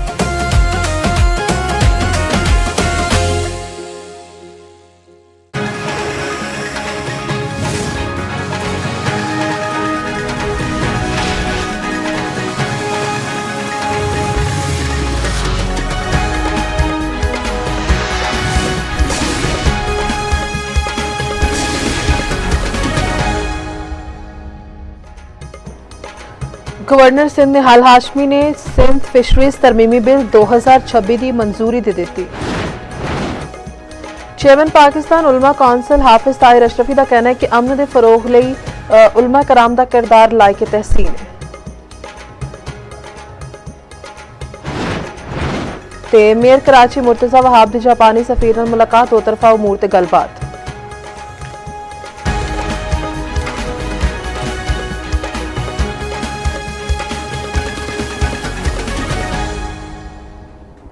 नाज़रीन अहम खबर है, हुकूमत वस्ती एशियाई मुमालिक दे नाल तजारत के मुतालिक वड्डा फैसला। ईरान के रस्ते बरामदात लई बैंक गारंटी ते लेटर ऑफ क्रेडिट की शर्त तो आर्ज इस्तसना। जमीनी रस्ते के जरिए ईरान आजरबाईजान ते वस्ती एशियाई मुमालिक नूं बरामदात की इजाजत दे दी गई है। ईरान ते वस्ती एशियाई रियासतां लई बरामदात फाइनेंशियल इंस्ट्रूमेंट तो आर्ज इस्तसना मंजूर। नोटिफिकेशन के मुताबिक ईरान नूं चावल, समुद्री खुराक, आलू, गोश्त, प्याज, मकई ते फलां समेत मुतअद्दिद शैवां बरामद की इजाजत है। ਫਾਰਮਾਸਿਊਟੀਕਲ ਮਸਨੂਆਤ ਤੇ ਟੈਨਟਸ ਦੀ ਬਰਾਮਦ ਵਿੱਚ ਵੀ ਰਾਇਤ ਸ਼ਾਮਿਲ ਹੈ। ਸਟੇਟ ਬੈਂਕ ਦੇ ਜ਼ਵਾਬਤ ਨਾਲ ਜੁਜ਼ਵੀ ਇਸਤਸਨਾ, ਬਰਾਮਦਗੀ, ਆਮਦਨ ਤੇ ਮੁਕਰਰਾ ਮੁਦਤ ਵਿੱਚ ਵਾਪਸ ਲਿਆਉਣ ਦੀ ਸ਼ਰਤ ਬਰਕਰਾਰ। ਵਿਫਾਕੀ ਵਜ਼ੀਰ ਤਜਾਰਤ ਜਾਮ ਕਮਾਲ ਦਾ ਕਹਿਣਾ ਹੈ ਕਿ ਹੁਣ ਪਾਕਿਸਤਾਨ ईरान ਦੇ ਰਸਤੇ ਵਸਤੀ ਏਸ਼ੀਆ ਤੇ ਆਜ਼ਰਬਾਈਜਾਨ ਨੂੰ ਚਾਵਲ ਬਰਾਮਦ ਕਰ ਸਕੇਗਾ। ਅਹਿਮ ਖਬਰ, ਹੁਕੂਮਤ ਦਾ ਵਸਤੀ ਏਸ਼ੀਆਈ ਮੁਮਾਲਿਕ ਦੇ ਨਾਲ ਤਜਾਰਤ ਦੇ ਮੁਤਲਕ ਵੱਡਾ ਫੈਸਲਾ। ईरान ਦੇ ਰਸਤੇ ਬਰਾਮਦਾਤ ਲਈ ਬੈਂਕ ਗਾਰੰਟੀ ਤੇ ਲੈਟਰ ਆਫ ਕ੍ਰੈਡਿਟ ਦੀ ਸ਼ਰਤ ਤੋਂ ਆਰਜ਼ੀ ਇਸਤਸਨਾ। ਜ਼ਮੀਨੀ ਰਸਤੇ ਦੇ ਜ਼ਰੀਏ ईरान, ਆਜ਼ਰਬਾਈਜਾਨ ਤੇ ਵਸਤੀ ਏਸ਼ੀਆਈ ਮੁਮਾਲਿਕ ਨੂੰ ਬਰਾਮਦਾਤ ਦੀ ਇਜਾਜ਼ਤ ਦੇ ਦਿੱਤੀ ਗਈ ਹੈ। ईरान ਤੇ ਵਸਤੀ ਏਸ਼ੀਆਈ ਰਿਆਸਤਾਂ ਲਈ ਬਰਾਮਦਾਤ ਤੇ ਫਾਈਨੈਂਸ਼ੀਅਲ ਇੰਸਟਰੂਮੈਂਟ ਤੋਂ ਆਰਜ਼ੀ ਇਸਤਸਨਾ ਮਨਜ਼ੂਰ। ਨੋਟੀਫਿਕੇਸ਼ਨ ਦੇ ਮੁਤਾਬਕ ईरान ਨੂੰ ਚਾਵਲ, ਸਮੁੰਦਰੀ ਖੁਰਾਕ, ਆਲੂ, ਗੋਸ਼ਤ, ਪਿਆਜ਼, ਮਕਈ ਤੇ ਫਲਾਂ ਸਮੇਤ ਮੁਤਅਦਦ ਸ਼ੈਵਾਂ ਬਰਾਮਦ ਦੀ ਇਜਾਜ਼ਤ ਹੈ। ਫਾਰਮਾਸਿਊਟੀਕਲ ਮਸਨੂਆਤ ਤੇ ਟੈਨਟਸ ਦੀ ਬਰਾਮਦ ਵੀ ਰਾਇਤ ਸ਼ਾਮਿਲ ਹੈ ਤੇ ਸਟੇਟ ਬੈਂਕ ਦੇ ਜ਼ਵਾਬਤ ਨਾਲ ਜੁਜ਼ਵੀ ਇਸਤਸਨਾ, ਬਰਾਮਦੀ, ਆਮਦਨ ਮੁਕਰਰਾ ਮੁਦਤ ਵਿੱਚ ਵਾਪਸ ਲਿਆਉਣ ਦੀ ਸ਼ਰਤ ਬਰਕਰਾਰ ਹੈ। ਵਿਫਾਕੀ ਵਜ਼ੀਰ ਤਜਾਰਤ ਜਾਮ ਕਮਾਲ ਦਾ ਕਹਿਣਾ ਹੈ ਕਿ ਹੁਣ ਪਾਕਿਸਤਾਨ ईरान ਦੇ ਰਸਤੇ ਵਸਤੀ ਏਸ਼ੀਆ ਤੇ ਆਜ਼ਰਬਾਈਜਾਨ ਨੂੰ ਚਾਵਲ ਬਰਾਮਦ ਕਰ ਸਕੇਗਾ। ਦੂਜੇ ਪਾਸੇ ਲਾਹੌਰ ਦੇ ਇਲਾਕੇ ਯਤੀਮਖਾਨਾ ਦੇ ਨੇੜੇ ਆਵਾਰਾ ਕੁੱਤਿਆਂ ਦਾ ਮੁਅੱਮਰ ਖਾਤੂਨ ਤੇ ਹਮਲਾ। ਆਵਾਰਾ ਕੁੱਤਿਆਂ ਨੇ 75 ਸਾਲਾ ਆਮਨਾ ਬੀਬੀ ਨੂੰ ਵੱਢ ਲਿਆ। ਸ਼ਦੀਦ ਜ਼ਖਮੀ ਹਾਲਤ ਵਿੱਚ ਹਸਪਤਾਲ ਮੁੰਤਕਿਲ ਕਰ ਦਿੱਤਾ ਗਿਆ। ਮੁਅੱਮਰ ਔਰਤ ਦੇ ਜਿਸਮ ਤੇ ਮੁਖਤਲਿਫ ਹਿੱਸਿਆਂ ਤੇ ਜ਼ਖਮ ਆਏ ਨੇ। ਲਾਹੌਰ ਵਿੱਚ 15 ਦਿਹਾੜਿਆਂ ਵਿੱਚ ਆਵਾਰਾ ਕੁੱਤਿਆਂ ਦੇ ਬੱਚਿਆਂ ਤੇ ਹਮਲਿਆਂ ਦੇ ਮੁਤਅਦਦ ਵਾਕਿਆਤ ਰਿਪੋਰਟ ਹੋ ਚੁੱਕੇ ਨੇ। ਲਾਹੌਰ ਦੇ ਇਲਾਕੇ ਯਤੀਮਖਾਨਾ ਦੇ ਨੇੜੇ ਆਵਾਰਾ ਕੁੱਤਿਆਂ ਦਾ ਮੁਅੱਮਰ ਖਾਤੂਨ ਤੇ ਹਮਲਾ। ਆਵਾਰਾ ਕੁੱਤਿਆਂ ਨੇ 75 ਸਾਲਾ ਆਮਨਾ ਬੀਬੀ ਨੂੰ ਵੱਢ ਲਿਆ ਤੇ ਸ਼ਦੀਦ ਜ਼ਖਮੀ ਹਾਲਤ ਵਿੱਚ ਉਹਨਾਂ ਨੂੰ ਹਸਪਤਾਲ ਮੁੰਤਕਿਲ ਕਰ ਦਿੱਤਾ ਗਿਆ ਹੈ। ਮੁਅੱਮਰ ਖਾਤੂਨ ਦੇ ਜਿਸਮ ਤੇ ਮੁਖਤਲਿਫ ਹਿੱਸਿਆਂ ਤੇ ਜ਼ਖਮ ਆਏ ਨੇ। ਲਾਹੌਰ ਵਿੱਚ 15 ਦਿਹਾੜ ਵਿੱਚ ਆਵਾਰਾ ਕੁੱਤਿਆਂ ਦੇ ਬੱਚਿਆਂ ਤੇ ਹਮਲਿਆਂ ਦੇ ਮੁਤਅਦਦ ਵਾਕਿਆਤ ਰਿਪੋਰਟ ਕੀਤੇ ਜਾ ਚੁੱਕੇ ਨੇ।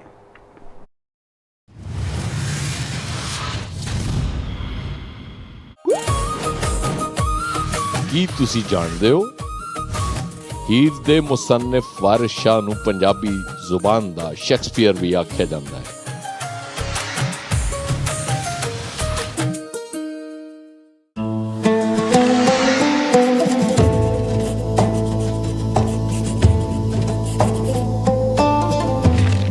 ਨਾ ਗਰੀਬ ਵੇਖ ਕੇ ਹੱਸਿਆ ਕਰ, ਨਾ ਬੁਰੀ ਨਜ਼ਰ ਨਾਲ ਤੱਕਿਆ ਕਰ। ਲੋਕਾਂ ਦੇ ਐਬ ਲੱਭਣਾ ਏ ਫਰੀਦਾ, ਕਦੀ ਆਪਣੇ ਅੰਦਰ ਤੱਕਿਆ ਕਰ।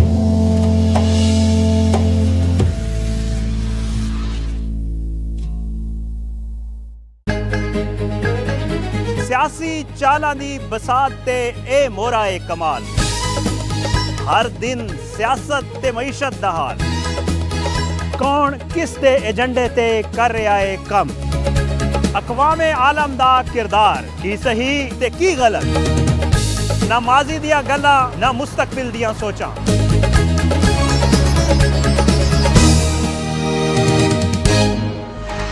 ਵੇਖੋ ਅੱਜ ਦੀ ਗੱਲ, ਪੀਰ ਤੋਂ ਬੁੱਧ ਰਾਤ 9:05 ਤੇ ਸਿਰਫ ਚੁਪਾਲੂ ਤੇ।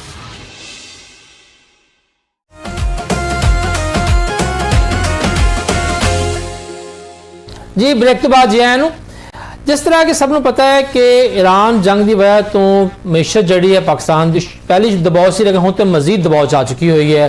साड़ी वफाकी हुकूमत जी है सूबाई हुकूमतों मिल के बहुत सारे इकदाम कर रही है। कफायतशारी के नाम पर भी एक स्कीम लॉन्च की गई है।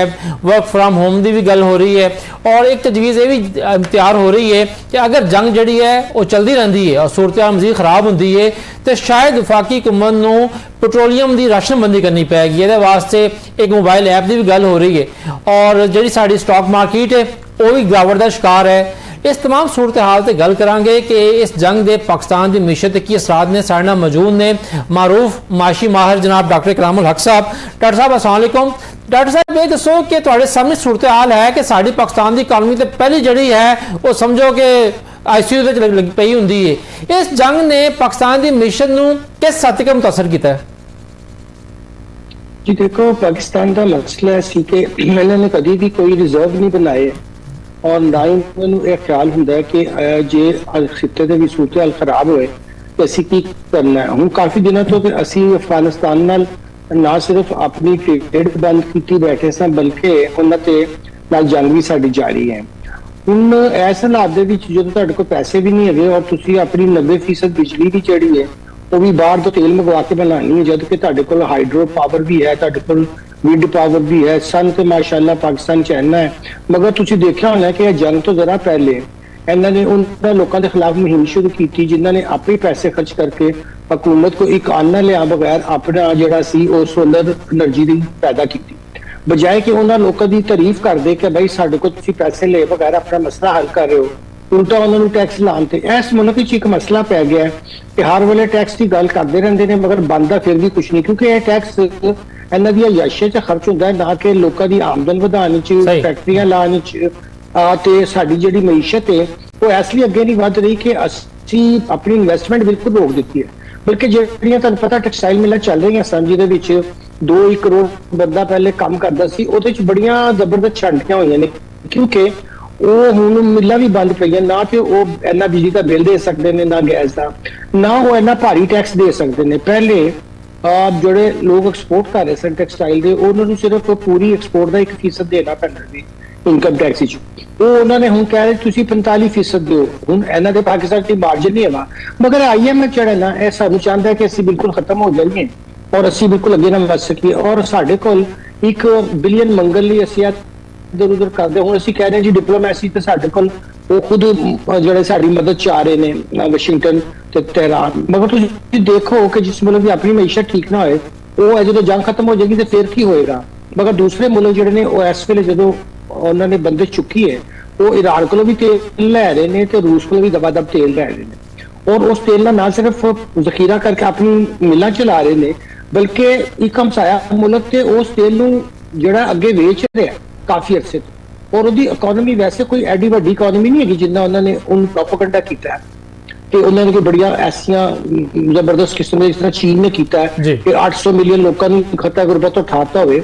ਉਹਨਾਂ ਨੇ ਸਿਰਫ ਤੇਲ ਖਰੀਦ ਕੇ ਰੂਸ ਦਾ ਤੇ ਈਰਾਨ ਦਾ ਉਹਨੂੰ ਉਹਨਾਂ ਨੇ ਵੇਚਿਆ, ਔਰ ਅਸੀਂ ਐਡੇ ਬੇਵਕੂਫ ਆ ਕਿ ਨਾ ਅਸੀਂ ਈਰਾਨ ਕੋਲੋਂ ਤੇਲ ਲੈ ਰਹੇ ਹਾਂ ਹਾਲਾਂਕਿ ਸਾਡੀ ਉਹਨਾਂ ਸਰਹੱਦ ਲੱਗਦੀ ਹੈ ਤੇ ਨਾ ਉਹਨਾਂ ਦੀ ਗੈਸ ਜਿਹੜੀ ਉਹ ਤੇ ਸਾਡੇ ਸਰਹੱਦ ਆਈ ਖੜੀ ਸੀ, ਪਰ ਅਸੀਂ ਐਨੇ ਜੋਗੇ ਵੀ ਨਹੀਂ ਕਿ ਉਹਨੂੰ ਆਪਣੇ ਪਾਈਪ ਨਾਲ ਜੋੜ ਸਕੀਏ।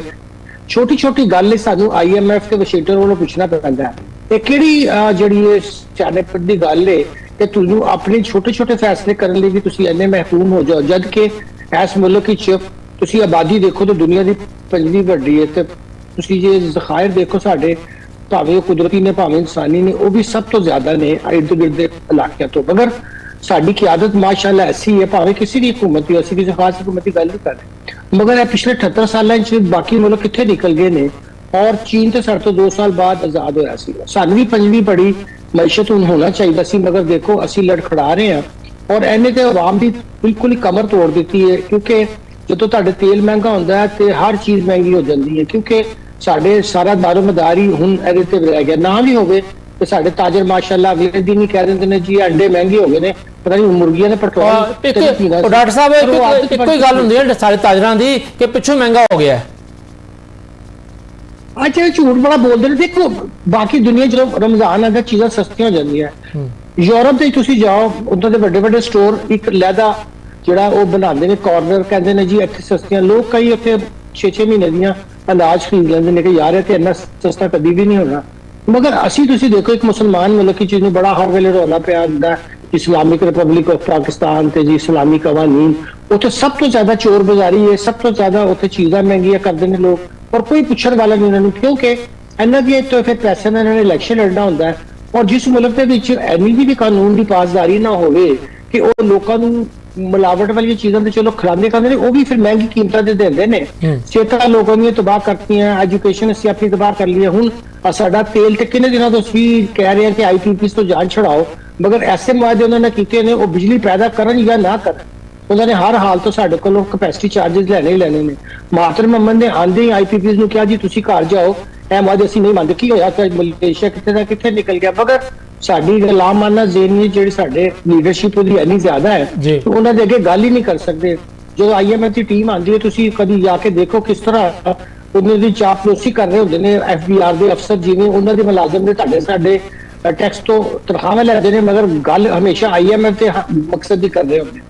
अच्छा डॉक्टर साहब ਜਿਹੜੀ ਵਾਕਈ हुकूमत ਜਿਹੜੀ ਹੈ ਇੱਕ ਤਜਵੀਜ਼ ਤੇ ਕੰਮ ਕਰ ਰਹੀ ਹੈ और ऐप ਜਿਹੜੀ ਹੈ ਉਹਦੀ ਬਣਾਉਣ ਦਾ ਵੀ ਕੰਮ ਸ਼ੁਰੂ ਹੋ ਗਿਆ ਹੈ ਕਿ ਜੀ ਪੈਟਰੋਲ ਤੇ ਡੀਜ਼ਲ ਦੀ ਰਾਸ਼ਨਬੰਦੀ ਕਰਦੇ ਹੋ, ਗੱਡੀ ਵਾਲੇ ਨੂੰ ਮੋਟਰਸਾਈਕਲ ਵਾਲੇ ਨੂੰ ਉਹ ਐਪ ਦੇ ਜ਼ਰੀਏ ਸ਼ਨਾਖਤ ਦਰਜ ਕਰੇਗਾ, ਗੱਡੀ ਦਾ ਨੰਬਰ ਮੋਟਰਸਾਈਕਲ ਦਾ ਨੰਬਰ ਪਾਏਗਾ, ਫਿਰ ਜਿਹੜਾ ਹੈ ਉਹ ਮਿਲੇਗਾ ਕੋਟਾ ਉਹਨੂੰ।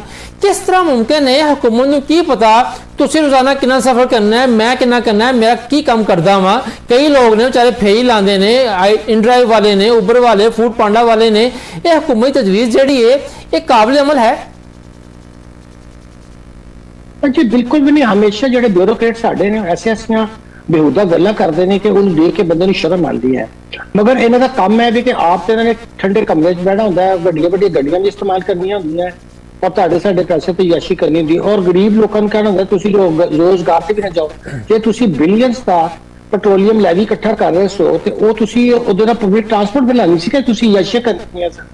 ਸਾਰੀ ਦੁਨੀਆ ਦੇ ਵਿੱਚ ਪੈਟਰੋਲੀਅਮ ਲੈਵੀ ਐਸੇ ਹੀ ਲਾਈ ਜਾਂਦੀ ਹੈ ਕਿ ਉਹ ਜਿਹੜੀਆਂ ਸਹੂਲਤਾਂ ਨੇ ਟਰਾਂਸਪੋਰਟ ਦੀਆਂ ਉਹਨੂੰ ਬਿਹਤਰ ਕੀਤਾ ਜਾਏ ਤਾਂ ਕਿ ਲੋਕ ਪਬਲਿਕ ਟਰਾਂਸਪੋਰਟ ਇਸਤੇਮਾਲ ਕਰਨ।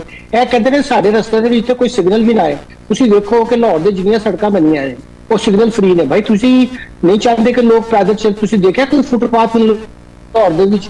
ਉਹ ਕਹਿ ਰਹੇ ਨੇ ਤੁਹਾਨੂੰ ਤਾਂ ਇਨਸਾਨ ਹੀ ਨਹੀਂ ਮੰਨਦੇ ਹੋ। ਤੁਸੀਂ ਕਹੋ ਜੀ ਮੈਂ ਸਾਈਕਲ ਤੇ ਦਫ਼ਤਰ ਜਾਣਾ, ਕਹੇਗਾ ਵੀ ਸਾਈਕਲ ਕਿੱਥੇ ਚਲਾਏਗਾ, ਕਿਉਂਕਿ ਇਹਨੇ ਤੁਹਾਨੂੰ ਕੁਚਲ ਕੇ ਲੰਘ ਜਾਣਾ ਹੈ। ਇਹਨਾਂ ਨੇ ਤੈਅ ਕੀਤਾ ਹੋਇਆ ਕਿ ਸਿਰਫ ਗੱਡੀਆਂ ਵਾਲੇ ਜਿਹੜੇ ਨਾ ਉਹਨਾਂ ਨੂੰ ਜ਼ਿੰਦਾ ਰਹਿਣ ਦਾ ਹੱਕ ਹੈ, ਔਰ ਜਿਹਦਾ ਕੋਈ ਗੱਡੀ ਨਹੀਂ ਉਹਨਾਂ ਦੀ ਕੋਈ ਜ਼ਿੰਦਗੀ ਨਹੀਂ। ਜੇ ਇਹਨਾਂ ਨੇ ਸਹੀ ਪਲੈਨਿੰਗ ਕੀਤੀ ਹੁੰਦੀ ਅੱਜ ਪੂਰੇ ਲਾਹੌਰ ਦੇ ਵਿੱਚ ਅੰਡਰਗਰਾਉਂਡ ਜਿਹੜੀ ਹੈ ਉਹ ਚੱਲ ਰਹੀ ਹੁੰਦੀ ਤੇ ਲੋਕਾਂ ਨੂੰ ਇਹ ਦੁੱਖ ਹੀ ਨਾ ਹੁੰਦਾ।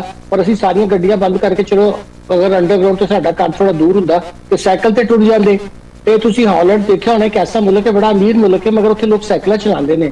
ਅਸੀਂ ਆਪਣੀ এনवायरमेंट ਵੀ ਤਬਾਹ ਕਰਦੇ ਹਾਂ, ਔਰ ਇਹ ਤੇਲ ਆਉਂਦਾ ਹੈ ਇਹ ਘਟੀਆ ਕੁਆਲਿਟੀ ਦਾ ਹੁੰਦਾ ਹੈ, ਇਹਦੇ ਵਿੱਚ ਮਿਲਾਵਟ ਕਰਦੇ ਨੇ। ਜਿਹੜਾ ਤੁਹਾਨੂੰ ਇੰਨੀ ਜ਼ਿਆਦਾ ਸਮੋਗ ਨਜ਼ਰ ਆਉਂਦੀ ਹੈ ਉਹ ਇਹਨਾਂ ਦੀ ਵਜ੍ਹਾ ਦੇ ਨਾਲ ਹੀ ਹੈ ਕਿ ਤੁਸੀਂ ਕਦੀ ਇਸ ਤੇਲ ਦਾ ਅਗਰ ਐਨਾਲਿਸਿਸ ਕਰਾਓ ਤਾਂ ਤੁਹਾਨੂੰ ਪਤਾ ਚੱਲੇਗਾ ਕਿ ਦੁਨੀਆ ਦਾ ਘਟੀਆ ਤਰੀਨ ਤੇਲ ਮੰਗਵਾ ਕੇ ਫਿਰ ਉਹਦੇ ਵਿੱਚ ਵੀ ਫਰਦਰ ਮਿਲਾਵਟ ਕਰਦੇ ਨੇ। ਯਾਨੀ ਕਿ ਇਹ ਤੇ ਪੂਰਾ ਸਾਨੂੰ ਚਾਹ ਰਹੇ ਨੇ ਕਿ ਆਉਣ ਵਾਲੀ ਨਸਲਾਂ ਜਿਹੜੀਆਂ ਉਹ এনवायरमेंट ਵੀ ਅਸੀਂ ਆਪਣਾ ਇੰਨਾ ਖਰਾਬ ਕਰ ਦਈਏ ਕਿ ਉਹਨਾਂ ਨੂੰ ਬਸ ਹਰ ਵੇਲੇ ਸਿਹਤ ਦਾ ਮਸਲਾ ਰਹੇ। ਜਿੰਨੇ ਵੀ ਲਾਹੌਰ ਦੇ ਸਪੈਸ਼ਲਿਸਟ ਡਾਕਟਰ ਨੇ ਉਹ ਰਾਤ ਨੂੰ 3-3 ਵਜੇ ਜਾਂਦੇ ਨੇ ਘਰ। ਕਿੰਨਾ ਬੰਦਾ ਬਿਮਾਰ ਇਹਨਾਂ ਨੇ ਘਰ ਛੱਡੇ ਔਰ ਪਬਲਿਕ ਸਰਵਿਸ ਪ੍ਰੋਵਾਈਡ ਨਹੀਂ ਕੀਤੀ। ਸੋ ਹਰ ਚੀਜ਼ ਦਾ ਇੱਥੇ ਮਸਲਾ ਹੈਗਾ ਕਿ ਇਹ ਨਹੀਂ ਕਿ ਪਾਕਿਸਤਾਨ ਕੋਲ ਜ਼ਰਾਏ ਨਹੀਂ ਹੈਗੇ, ਵਸਾਇਲ ਨਹੀਂ ਹੈਗੇ। ਡਾਕਟਰ ਸਾਹਿਬ ਹੈਗਾ ਕਿ ਉਹ ਵਸਾਇਲ ਤੋਂ ਡਾਕਟਰ ਸਾਹਿਬ ਜਿਹੜੇ ਸਾਡੇ ਇੱਥੇ ਕਾਰੋਬਾਰ ਨੇ ਪਾਕਿਸਤਾਨ ਦੇ ਅੰਦਰ, ਅਸੀਂ ਪੰਜਾਬ ਦੀ ਗੱਲ ਕਰ ਲੈਂਦੇ ਆ ਕਿ ਸ਼ਾਲਵੀ ਜਿਹੜੀ ਹੈ ਉਹ ਸਾਰੀ ਜਿਹੜੀ ਹੈ ਇੰਪੋਰਟ ਐਕਸਪੋਰਟ ਤੇ ਬਲਕਿ ਜ਼ਿਆਦਾ ਇੰਪੋਰਟ ਤੇ ਥੋੜੀ ਘੱਟ ਜਿਹੜੀ ਐਕਸਪੋਰਟ ਤੇ ਚੱਲਦੀ ਹੈ। ਇਸੇ ਤਰ੍ਹਾਂ ਜਿਹੜੀ ਸਾਡੇ ਕਾਰ ਸ਼ੋਰੂਮਾਂ ਵਾਲੇ ਹੈ ਨੇ ਉਹ ਬਾਹਰੋਂ ਗੱਡੀਆਂ ਮੰਗਵਾਉਂਦੇ ਨੇ, ਬਾਕੀ ਚੀਜ਼ਾਂ। ਇਹ ਜੰਗ ਦੀ ਵਜ੍ਹਾ ਤੋਂ ਜਿੱਧਰ ਵੀ ਜਾਈਏ ਨਾ ਹਰ ਪਾਸੇ ਬੰਦਾ ਪਰੇਸ਼ਾਨ ਹੈ ਕਾਰੋਬਾਰੀ ਕਿ ਕੀ ਸੂਰਤ-ਹਾਲ ਬਣੇਗੀ। ਸਟਾਕ ਮਾਰਕੀਟ ਤੁਹਾਡੇ ਸਾਹਮਣੇ ਹੈ ਕਿ ਸਟਾਕ ਮਾਰਕੀਟ ਰੋਜ਼ਾਨਾ ਜਿਹੜੀ ਉਹ ਡਿੱਗਦੀ ਪਈ ਹੈ। ਇਹ ਜੰਗ ਦੇ ਅਸਰਾਤ ਜਿਹੜੇ ਮੌਜੂਦਾ ਹੈ ਨੇ ਇਹ ਕਿਆ ਛੇਤੀ ਮੁੱਕਣ ਦੇ ਚਾਂਸਸ ਹੈ ਨੇ ਜਾਂ ਅੱਗੇ ਪ੍ਰੋਲੋਂਗ ਕਰਨਗੇ ਲੰਬਾ ਅਰਸਾ? ਦੇਖੋ ਜੀ, ਜਿਹੜਾ ਜੰਗੀ ਜਨੂਨ ਹੈ ਉਹਦਾ ਇਸਰਾਈਲ ਦਾ ਉਹ ਤਾਂ ਕਿਸੇ ਤਰ੍ਹਾਂ ਰੁਕਣ ਦਾ ਨਾਂ ਨਹੀਂ ਲੈ ਰਿਹਾ। ਉਹ ਅਮਰੀਕਾ ਨੇ ਜਿਵੇਂ ਹੀ ਉਹਨਾਂ ਦੇ ਨਾਲ ਦੁਬਾਰਾ ਗੱਲਬਾਤ ਸ਼ੁਰੂ ਕੀਤੀ ਹੈ ਉਹਨਾਂ ਨੂੰ ਨਾਲ ਹੀ ਉਹਨਾਂ ਨੂੰ ਮਸਲਾ ਹੋ ਗਿਆ। ਉਹਨਾਂ ਨੇ ਜਦੋਂ ਪਹਿਲੇ ਨਿਊਕਲੀਅਰ ਦੇ ਉੱਤੇ ਗੱਲਬਾਤ ਮੁਕੰਮਲ ਹੋ ਰਹੀ ਸੀ ਤੇ ਉਹਨਾਂ ਨੇ ਕਿਹਾ ਜੇ ਇਹ ਪੀਸ ਅਕਾਰਡ ਹੋ ਗਿਆ ਤਾਂ ਸਾਡਾ ਕੀ ਬਣੇਗਾ। ਇਸ ਵੇਲੇ ਨੈਤਨਯਾਹੂ ਜਿਹੜਾ ਉਹ ਇੱਕ ਬਿਲਕੁਲ ਹੀ ਜੰਗੀ ਜਨੂਨੀ ਆਦਮੀ ਹੈ ਔਰ ਉਹਨੂੰ ਆਪਣੇ ਅੰਦਰ ਬੜੀ ਆਪੋਜੀਸ਼ਨ ਹੋਈ ਜਦੋਂ ਇਹਨੇ ਪਹਿਲੇ ਉੱਥੇ ਸੁਪਰੀਮ ਕੋਰਟ ਦੀਆਂ ਪਾਵਰ ਖਤਮ ਕੀਤੀਆਂ। ਜਿਵੇਂ ਸਾਡੀ ਸੀ ਇੱਥੇ 27ਵੀਂ ਤਰਮੀਮ 26 ਤਰਮੀਮ ਕੀਤੀ ਸੀ, ਉਹਨੇ ਵੀ ਇਹੋ ਜਿਹੀ ਹਰਕਤ ਕੀਤੀ ਸੀ ਉੱਥੇ। ਉਹਦੇ ਬਾਅਦ ਉੱਥੇ ਲੋਕ ਉਹਦੇ ਬੜੇ ਖਿਲਾਫ ਹੋ ਗਏ। ਉਹਨੇ ਆਪਣੀ ਜਿਹੜੀ ਸੀ ਕੁਰਸੀ ਬਚਾ ਲਈ, ਜੰਗ ਸ਼ੁਰੂ ਕਰਤੀ। ਉਸ ਵੇਲੇ ਸਾਡੇ ਕਈ ਅਰਬ ਮੁਲਕ ਉਹਦੇ ਨਾਲ ਇਬਰਾਹਿਮ ਅਕਾਰਡ ਕਰਨ ਦੇ ਮੂਡ ਸਹੀ ਕਰਦੇ ਤੋਂ ਕਰ ਵੀ ਲਿਆ ਸੀ। ਤੁਸੀਂ ਇਹ ਦੇਖੋ ਕਿ ਇਹਨਾਂ ਨੂੰ ਇੰਨਾ ਪਤਾ ਨਹੀਂ ਹੈਗਾ ਕਿ ਇਹ ਜਿੰਨੇ ਤੱਕ ਆਪਣਾ ਬਲੌਕ ਨਹੀਂ ਬਣਾਉਂਦੇ, ਜਦੋਂ ਤੱਕ ਆਪਣੀ ਦਿਫਾ ਖੁਦ ਨਹੀਂ ਕਰਦੇ, ਕੋਈ ਅਮਰੀਕਾ ਕਿਸੇ ਦਾ ਦਿਫਾ ਕਰਨ ਨੂੰ ਤਿਆਰ ਨਹੀਂ ਹੁੰਦਾ। ਅਮਰੀਕਾ ਨੇ ਸਾਨੂੰ ਵੀ ਧੋਖਾ ਦਿੱਤਾ, ਅਸੀਂ ਇਹਦੀ ਚੀਨ ਨਾਲ ਸੁਲ੍ਹਾ ਕਰਾਈ, ਇਹਨੇ ਬਾਅਦ ਦੇ ਵਿੱਚੋਂ ਸਾਡੇ ਤੇ ਪਾਬੰਦੀਆਂ ਲਾ ਦਿੱਤੀਆਂ। ਇਹਨੇ ਕਿਹਾ ਜੀ 71 ਦੇ ਬੈਡੀ ਬੇਰਾ ਆ ਰਹੇ ਨੇ ਸਾਡਾ ਮੁਲਕ ਅਲੱਗਾ ਕਰਾਤਾ। ਜਿਹੜੇ ਬੰਦੇ ਨੇ ਵੀ ਕਦੀ ਅਮਰੀਕਾ ਦੇ ਉੱਤੇ ਇਨਸਾਫ ਕੀਤਾ ਉਹਦਾ ਬੁਰਾ ਹੀ ਹਸ਼ਰ ਹੋਇਆ। ਇਹ ਨਾਲ ਹੀ ਮੁਲਕ ਦੇਖ ਲਵੋ, ਨਹਿਰੂ ਨੇ ਪਹਿਲੇ ਤੇ ਆਪਣੀ ਜਿਹੜੀ ਚੀਜ਼ਾਂ ਖੁਦ ਬਣਾਈਆਂ, ਉਹਨੇ ਕਿਹਾ ਅਸੀਂ ਕੁਛ ਨਹੀਂ ਬਾਹਰੋਂ ਮੰਗਵਾਵਾਂਗੇ। ਜਦੋਂ ਉਹਨਾਂ ਦੀ ਇਕਨੋਮੀ 90% ਇਸ ਕਾਬਲ ਹੋ ਗਈ ਕਿ ਉਹ ਆਪਣੇ ਪੈਰਾਂ ਤੇ ਖੜੇ ਹੋ ਸਕੇ ਤੇ ਫਿਰ ਉਹਨਾਂ ਨੇ ਬਾਹਰ ਦੇ ਮੁਲਕਾਂ ਨੂੰ ਆ ਕੇ ਕਿਹਾ ਕਿ ਤੁਸੀਂ ਇੱਥੇ ਨਾ ਸਿਰਫ ਚੀਜ਼ਾਂ ਬਣਾਓਗੇ ਬਲਕਿ ਸਾਡੇ ਲੋਕਾਂ ਨੂੰ ਰੋਜ਼ਗਾਰ ਦਿਓਗੇ, ਸਾਨੂੰ 51% ਸ਼ੇਅਰ ਦਿਓਗੇ ਤੇ ਫਿਰ ਇੱਥੋਂ ਐਕਸਪੋਰਟ ਕਰੋਗੇ। ਇਹਨੂੰ ਕਹਿੰਦੇ ਨੇ ਇੱਕ ਅੱਛੀ ਨੈਸ਼ਨਲਿਸਟ ਪਾਲਿਸੀ। ਅਸੀਂ ਬਾਹਰ ਦੀ ਕੰਪਨੀਆਂ ਨੂੰ ਕਿਹਾ ਆ ਕੇ ਲੁੱਟਮਾਰ ਕਰੋ ਔਰ ਇੱਥੇ ਕੁਛ ਨਾ ਬਣਾਓ। ਇਹ ਜਿਹੜੀਆਂ ਗੱਡੀਆਂ ਆਈਆਂ ਤਾਂ ਤੁਹਾਨੂੰ ਪਤਾ ਹੈ ਇੱਕ ਅਰਸਾ 800 ਸੀਸੀ ਦੀ ਗੱਡੀ ਬਾਹਰੋਂ ਕੋਈ ਨਹੀਂ ਮੰਗਵਾ ਸਕਦਾ ਸੀ, ਉਹਨੂੰ ਮੋਨੋਪੋਲੀ ਸੀ। ਉਹਨਾਂ ਨੇ ਦਬਾ ਕੇ ਕੀਮਤਾਂ ਨਹੀਂ ਵਧਾਈਆਂ। ਐਨੀ ਛਕੜਾ ਗੱਡੀ ਸਾਨੂੰ ਐਂਡ ਤੇ ਦੇਣ ਲੱਗੇ ਕਿ ਲੱਗਦਾ ਸੀ ਜਿਵੇਂ ਟੀਮ ਦੇ ਡੱਬੇ ਖਰੀਦ ਕੇ ਉਹਦੀ ਬਾਡੀ ਬਣਾਉਂਦੇ ਨੇ। ਉਹਦਾ ਸਾਡਾ ਬੇੜਾ ਗਰਕ ਕਰ ਦਿੱਤਾ। ਜੇ ਅਸੀਂ ਇੱਥੇ ਐਸੀਆਂ ਇੰਡਸਟਰੀਆਂ ਲਾਉਂਦੇ ਕਿ ਸਾਨੂੰ ਟੈਕਨੋਲੋਜੀ ਵੀ ਮਿਲਦੀ, ਇੱਥੇ ਅਸੀਂ ਅੱਗੇ ਵੀ ਜਾਂਦੇ, ਸਾਡੇ ਲੜਕੇ ਕੰਮ ਵੀ ਸਿੱਖਦੇ ਔਰ ਫਿਰ ਅਸੀਂ ਉੱਥੋਂ ਹੀ ਉਹ ਗੱਡੀਆਂ ਐਕਸਪੋਰਟ ਕਰਦੇ। ਅੱਜ ਤੁਸੀਂ ਦੇਖ ਲਓ ਕਿ ਇੰਡੀਆ ਦੀ ਸਾਰੀ ਜਿਹੜੀ ਇਹ ਨੀਡ ਪੂਰੀ ਕਰਨ ਦੇ ਬਾਅਦ ਦੁਨੀਆ ਦੀ ਸਭ ਤੋਂ ਵੱਡੀਆਂ ਗੱਡੀਆਂ ਉੱਥੋਂ ਗੱਡੀਆਂ ਐਕਸਪੋਰਟ ਕਰ ਰਹੀਆਂ।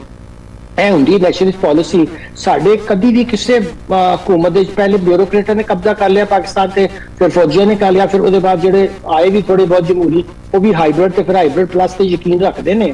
ਤੇ ਕੋਈ ਆਵਾਮ ਦੋਸਤ ਪਾਲਿਸੀ, ਕੋਈ ਬਿਜ਼ਨਸ ਪਾਲਿਸੀ, ਕੋਈ ਅੱਗੇ ਵਧਣ ਦੀ ਪਾਲਿਸੀ, ਮੈਂ ਸੋਚਣਾ ਕਿ ਹੁਣ 78 ਸਾਲ ਦੇ ਬਾਅਦ ਅਸੀਂ ਸੋਚ ਰਹੇ ਹਾਂ ਕਿ 800 ਪਾਕਿਸਤਾਨ ਕਿਵੇਂ ਦਾ ਹੋਏਗਾ। ਚਲੋ ਹੁਣ ਹੀ ਕੋਈ ਸ਼ਕਲ ਕਰ ਲੈਣ ਤੇ ਅਗਲੇ 20-22 ਸਾਲ की मेहनत कर लें तो कम से कम पाकिस्तान की पोजीशन। डॉक्टर साहब, क्योंकि जे तुसी जी डॉक्टर साहब तवानाई बहरान ते आ गया और चलेगा जे जंग तो पहले ਜਿਹੜੇ ਸਾਡੇ ਵਫਾਕੀ ਵਜ਼ੀਰ ਤਵਾਨਾਈ ਨੇ ਅਵੈਜ਼ ਲਗਾੜੀ ਸਾਹਿਬ, ਜਿਸ ਤਰ੍ਹਾਂ ਤੁਸੀਂ ਗੱਲ ਕੀਤੀ ਕਿ ਉਹਨਾਂ ਨੇ ਘੁਲਾੜਾ ਮਾਰਿਆ ਲੋਕਾਂ ਦੇ ਉੱਤੇ ਸੋਲਰ ਦੇ ਉੱਤੇ, ਨੈਟ ਮੀਟਿੰਗ ਸਿਸਟਮ ਜਿਹੜੀ ਹੈ ਉਹ ਤਬਦੀਲ ਕਰਤਾ। क्या ਹੁਣ ਦੁਬਾਰਾ ਵਕਤ ਨਹੀਂ ਆ ਗਿਆ ਕਿ ਜੰਗ ਤੋਂ ਬਾਅਦ ਸਭ ਨੂੰ ਪਤਾ ਹੈ ਕਿ ਦੁਨੀਆ ਲੰਬਾ ਅਰਸਾ ਜਿਹੜਾ ਹੈ ਤਵਾਨਾਈ ਬਹਿਰਾਨ ਦਾ ਸ਼ਿਕਾਰ ਰਹੇਗੀ, ਪੈਟਰੋਲੀਅਮ ਮਸਨੂਆਤ ਦੀ ਕੀਮਤਾਂ ਜਿਹੜੀਆਂ ਨੇ ਉਹ ਜ਼ਾਹਿਰ ਕਿ ਥੱਲੇ ਆਉਣ ਦਾ ਚਾਂਸ ਹਜੇ ਨਹੀਂ ਲੱਗ ਰਿਹਾ। क्या पाकिस्तान की हुकूमत ਨੂੰ ਦੁਬਾਰਾ ਆਪਣੀ ਸੋਲਰ ਨੈਟ ਮੀਟਿੰਗ ਪਾਲਿਸੀ ਜਿਹੜੇ ਚੇਂਜ ਕੀਤੀ ਸੀ ਉਹ ਤਾਂ ਰਿਵਿਊ ਨਹੀਂ ਕਰਨਾ ਚਾਹੀਦਾ? जी बिल्कुल होया ऐसी कि ਜਿਹੜੇ ਬਾਬੂ ਬੈਠੇ ਸਨ ਅਵੈਸ ਨੂੰ ਕੀ ਪਤਾ, ਅਵੈਸ ਨੇ ਸਾਰੀ ਜ਼ਿੰਦਗੀ ਕਦੀ ਕੋਈ ਕੰਮ ਕੀਤਾ ਹੀ ਨਹੀਂ, ਉੱਥੇ ਸਾਰੇ ਸਰਦਾਰ ਉੱਠ ਕੇ ਇੱਥੇ ਮਿਨਿਸਟਰ ਬਣ ਜਾਂਦੇ ਨੇ, ਉਹਨਾਂ ਨੂੰ ਆਵਾਮ ਦੀ ਤਕਲੀਫਾਂ ਦਾ ਕੀ ਪਤਾ ਹੋਏ। ਉਹਨਾਂ ਨੇ ਕਿਹਾ, ਉਹਨਾਂ ਨੂੰ ਦੁੱਖ ਹੈ ਸੀ ਕਿ ਜਿਹੜੇ ਲੋਕ ਸੋਲਰ ਬਣਾ ਰਹੇ ਨੇ ਇਹ ਸਾਡੀ ਕੈਦ ਵਿੱਚੋਂ ਨਿਕਲ ਗਏ ਨੇ, ਬਿਊਰੋਕਰੇਟ ਸਾਨੂੰ ਕੈਦ ਰੱਖਣਾ ਚਾਹੁੰਦੇ ਨੇ। ਜਿੱਲੇ ਉਹਨਾਂ ਨੂੰ ਪਤਾ ਚੱਲਿਆ ਕਿ ਯਾਰ ਇਹ ਤੇ ਆਪਣੀ ਬਿਜਲੀ ਪੈਦਾ ਕਰ ਰਹੇ ਨੇ, ਉਹਨਾਂ ਕਿਹਾ ਯਾਰ ਇਹ ਕਿਹੜੇ ਲੋਕ ਨੇ ਜਿਹੜੇ ਪਾਕਿਸਤਾਨ ਚੋਂ ਸਾਡੀ ਕੈਦ ਵਿੱਚੋਂ ਨਿਕਲ ਗਏ ਨੇ। ਉਹਨਾਂ ਨੇ ਕਿਹਾ ਅੱਛਾ ਨਾ ਦੁਬਾਰਾ ਤੰਗ ਕਰੋ।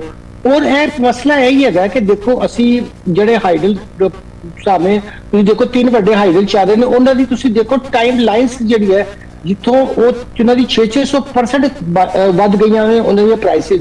ਉਹ ਭਾਈ ਤੁਸੀਂ ਵਕਤ ਤੇ ਕਿਉਂ ਨਹੀਂ ਪ੍ਰੋਜੈਕਟ ਮੁਕੰਮਲ ਕੀਤਾ? ਅੱਜ ਤੱਕ ਕਿਸੇ ਨੇ ਨਹੀਂ ਪੁੱਛਿਆ, ਆਵਾਮ ਨੂੰ ਦੱਸਦੇ ਨਹੀਂ ਕਿ ਭਾਈ ਇਹ ਅਸੀਂ ਇੱਕ ਪ੍ਰੋਜੈਕਟ ਜਿਹੜਾ ਸੀ ਉਹ $10 ਬਿਲੀਅਨ ਦਾ ਕੀਤਾ ਸੀ, ਅੱਜ ਉਹ $300 ਬਿਲੀਅਨ ਦਾ ਕਿਵੇਂ ਹੋ ਗਿਆ? ਇਹ ਜਿਹੜੀ ਚੀਜ਼ ਹੈ ਇਹਨੇ ਪਾਕਿਸਤਾਨ ਨੂੰ ਤਬਾਹ ਕਰਕੇ ਰੱਖਦਾ ਹੈ ਕਿ ਕੋਈ ਤੁਹਾਡਾ ਬਿਊਰੋਕਰੇਟ ਜਿਹਨੂੰ ਪ੍ਰੋਜੈਕਟ ਮਿਲਦਾ ਹੈ ਉਹ ਉਹਨੂੰ ਅਮਲ ਦਰਾਮਦ ਨਹੀਂ ਕਰਦਾ, ਨਾ ਕੋਈ ਡੈਸ਼ਬੋਰਡ ਬਣਾਉਂਦਾ, ਨਾ ਲੋਕਾਂ ਨੂੰ ਰੋਜ਼ ਹੋਣਾ ਹੈ ਚਾਹੀਦਾ। ਟ੍ਰਾਂਸਪੇਰੈਂਸੀ ਇੰਨੀ ਹੋਣੀ ਚਾਹੀਦੀ ਕਿ ਮੈਂ ਸਵੇਰੇ ਉੱਠ ਕੇ ਪਲੈਨਿੰਗ ਕਮਿਸ਼ਨ ਦੀ ਸਾਈਟ ਤੇ ਵੇਖਾਂ ਕਿ ਦਾਸੂ ਅੱਜ ਕਿੱਥੇ ਪਹੁੰਚਿਆ, ਕਿੰਨਾ ਪੈਸਾ ਹੁਣ ਤੱਕ ਖਰਚ ਹੋ ਚੁੱਕਿਆ। ਜ਼ਾਹਿਰ ਹੈ ਇਹ ਪੈਸਾ ਤੁਸੀਂ ਮੈਂ ਦੇ ਰਹੇ ਹਾਂ, ਇਹ ਜਿੰਨਾ ਵੀ ਭਾਵੇਂ ਉਹ ਕਰਜ਼ਾ ਚੁੱਕਦੇ ਨੇ, ਭਾਵੇਂ ਕੁਝ ਆਖਰ ਤੇ ਲੋਕਾਂ ਦੀ ਹੀ ਜੇਬਾਂ ਚੋਂ ਜਾਣਾ ਹੈ। ਇਹ ਜਿਹੜੇ ਚੰਦ ਲੋਕ ਨੇ ਨਾ ਸਿਰਫ ਇਹ ਨਲਾਇਕ ਨੇ, ਮੈਂ ਇਹ ਨਹੀਂ ਕਹਿਣਾ ਉੱਚਾ ਦੇ ਇੱਥੇ ਉਹਨਾਂ ਦੇ ਹੋਰ ਕੀ ਜ਼ਾਇਮ ਹੁੰਦੇ ਨੇ, ਮਗਰ ਉਹ ਬਾਹਰ ਕੈਫੇ ਇੱਕ ਚੀਜ਼ ਤੇ ਬਿਲਕੁਲ ਤੈਅਸ਼ੁਦਾ ਹੈ ਕਿ ਸਾਰੇ ਨਲਾਇਕ ਨੇ, ਕਿਉਂਕਿ ਕੋਈ ਦੁਨੀਆ ਦੇ ਵਿੱਚ ਮੁਲਕ ਐਸਾ ਨਹੀਂ ਹੋ ਸਕਦਾ ਕਿ ਉਹ ਨੀਲਮ ਜੇਲਮ ਸ਼ੁਰੂ ਕਰੇ ਤੇ ਉਹਦੇ ਬਾਅਦ ਉਹ ਜਦੋਂ ਖਤਮ ਹੋਵੇ ਤਾਂ ਪਤਾ ਚੱਲੇ ਕਾਸਟ ਜਿਹੜੀ ਸੀ ਉਹ 600% ਵੱਧ ਰਹੀ ਸੀ ਔਰ ਫਿਰ ਡਿਜ਼ਾਈਨ ਚ ਨਕਸ ਸੀ। ਤੇ ਇਹ ਜਿਹੜਾ 3 ਡੈਮ ਹੁਣ ਬਣ ਰਹੇ ਨੇ ਉਹ ਵੀ ਤਾਂ ਦੇਖ ਰਹੇ ਹੋ, ਉਹਨਾਂ ਦੀ ਕੋਈ ਖਬਰ ਨਹੀਂ ਆਉਂਦੀ।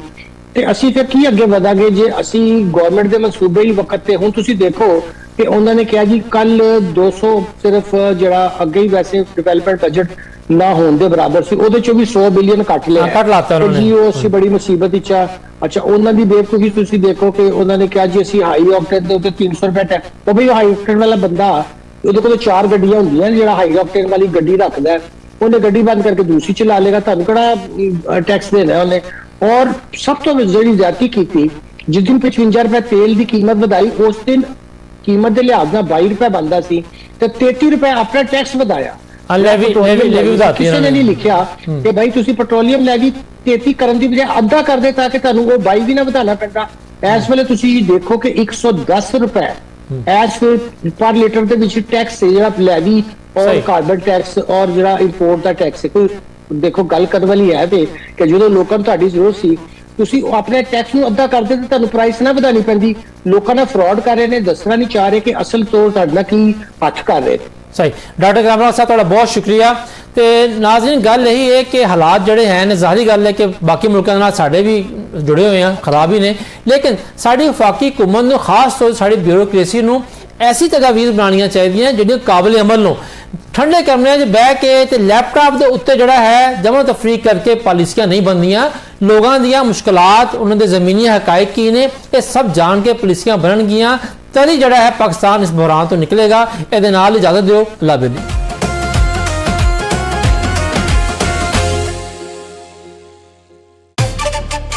ਚਕਵਾਲ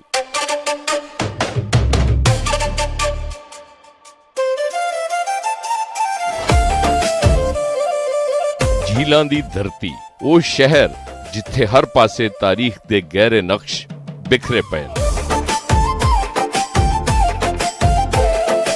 ਪਹਾੜਾਂ ਦੇ ਸਿਲਸਿਲੇ, ਦਿਲਕਸ਼ ਮਕਾਮਾਤ ਤੇ ਅਮੀਰ ਤੈਮੂਰ ਮਹਿਮੂਦ ਗਜ਼ਨਵੀ ਤੋਂ ਲੈ ਕੇ ਅਕਬਰ ਆਜ਼ਮ ਤੱਕ ਹੁਕਮਰਾਨਾਂ ਦੇ ਆਵਣ ਜਾਵਣ ਦੀਆਂ ਕਹਾਣੀਆਂ ਇਸ ਧਰਤੀ ਨਾਲ ਜੁੜੀਆਂ ਹੋਈਆਂ ਨੇ। ਤਾਰੀਖੀ ਕਟਾਸ ਰਾਜ ਮੰਦਰ ਤੇ ਦੁਨੀਆ ਦੀ ਸਭ ਤੋਂ ਪੁਰਾਣੀ ਯੂਨੀਵਰਸਿਟੀ ਦੇ ਆਸਾਰ ਇੱਥੇ ਮੌਜੂਦ ਨੇ। ਮਾਜ਼ੀ ਤੋਂ ਹਾਲ ਤੱਕ ਇਸ ਸ਼ਹਿਰ ਦੀ ਦਾਸਤਾਨ ਤੇ ਇੱਥੇ ਦੀ ਰੋਜ਼ਮਰਰਾ ਜ਼ਿੰਦਗੀ ਦਾ ਹਾਲ ਅਸੀਂ ਤੁਹਾਨੂੰ ਦਿਖਾਵਾਂਗੇ ਚੌਪਾਲ ਵਿੱਚ। ਆਵਾਜ਼ ਤੁਹਾਡੀ, ਚੌਪਾਲ ਸਾਡੀ। ਪੰਜਾਬ ਦੀ ਹਰ ਗਲੀ, ਹਰ ਨੁੱਕਰ ਵਿੱਚ ਲੁਕੀ ਪਈ ਏ ਇੱਕ ਕਹਾਣੀ, ਇੱਕ ਜਜ਼ਬਾ ਜਿਹੜਾ ਦੁਨੀਆ ਬਦਲ ਸਕਦਾ ਹੈ। ਇਹ ਨੇ ਉਹ ਹੈਰਾਨਕੁਨ ਕਾਮਯਾਬੀਆਂ, ਉਹ ਅਣਸੁਣੀਆਂ ਕਹਾਣੀਆਂ, ਉਹ ਕਾਰਨਾਮੇ ਜਿਹੜੇ ਬਣਾਉਂਦੇ ਨੇ ਉਹਨਾਂ ਨੂੰ ਖਾਸ। ਪੰਜਾਬ ਦੇ ਉਭਰਦੇ ਸਿਤਾਰੇ, ਪੰਜਾਬ ਦੀ ਪਹਿਚਾਨ।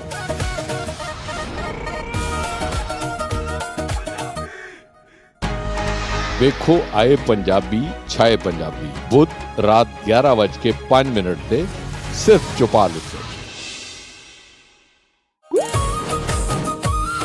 ਕੀ ਤੁਸੀਂ ਜਾਣਦੇ ਹੋ, ਰਕਬੇ ਦੇ ਲਿਹਾਜ਼ ਨਾਲ ਪੰਜਾਬ ਦਾ ਸਭ ਤੋਂ ਵੱਡਾ ਡਿਵੀਜ਼ਨ ਡੇਰਾ ਗਾਜ਼ੀ ਖਾਨ ਹੈ।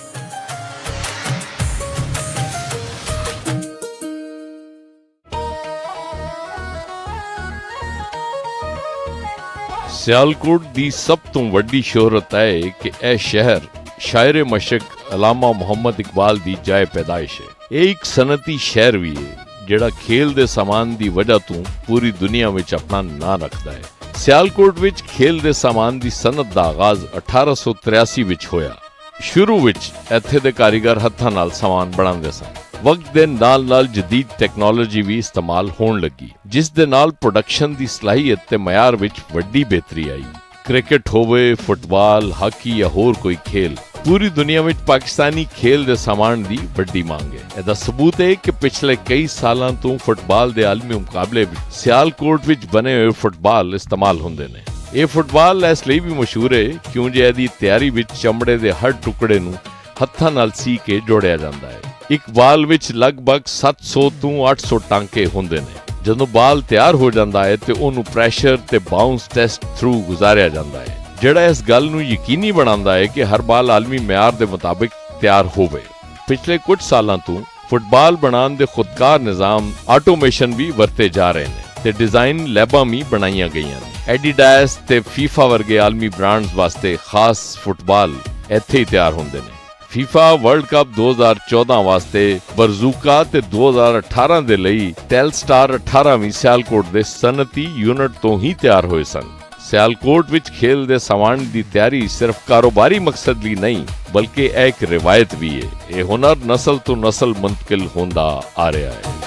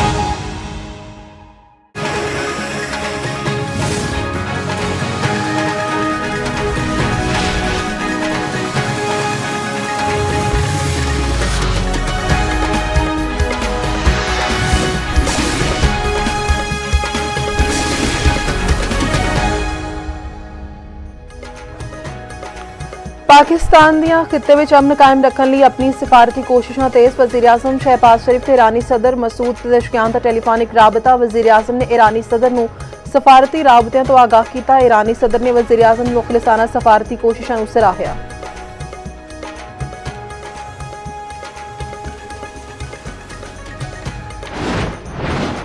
खिते विच अमन दा मिशन इस्लामाबाद आर्मी सफारतकारी दा मरकज़ 4 इस्लामी मुल्कां दे वज़ीर खारिजा दा इजलास कल सऊदी अरब तुर्किया ते मिस्र दे वज़ीर खारिजा पाकिस्तान दा दौरा करनगे।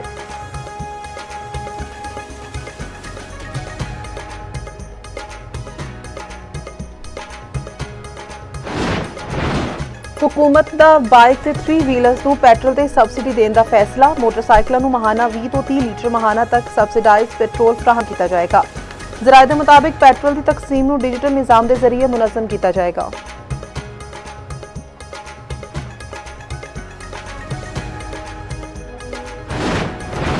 ईरान के खलीजी मुल्कों में अमरीकी अहदाफ ते हमले जारी। यूएई ने ईरान तो दागिगी मिसाइल ते ड्रोन हमले नूं नाकाम बना दिता। अबू धाबी विच मलबा डिग्गण नाल एक पाकिस्तानी समेत 6 अफराद जख्मी।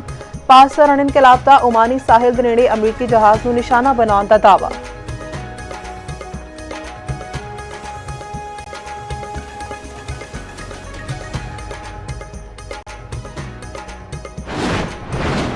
अमरीकी बहरी बेड़ा USS जॉर्ज H.W. बुश मशरिक वस्ता टुर गया। खबर एजेंसी के मुताबिक अमरीकी तैयारा बरदार बहरी बेड़ा 80 तो वध तैयारे लेके जा सकता है। बहरी बेड़े नूं मशरिक वस्ता विच अमरीकी सेंट्रल कमांड विच तैनात किया जाएगा।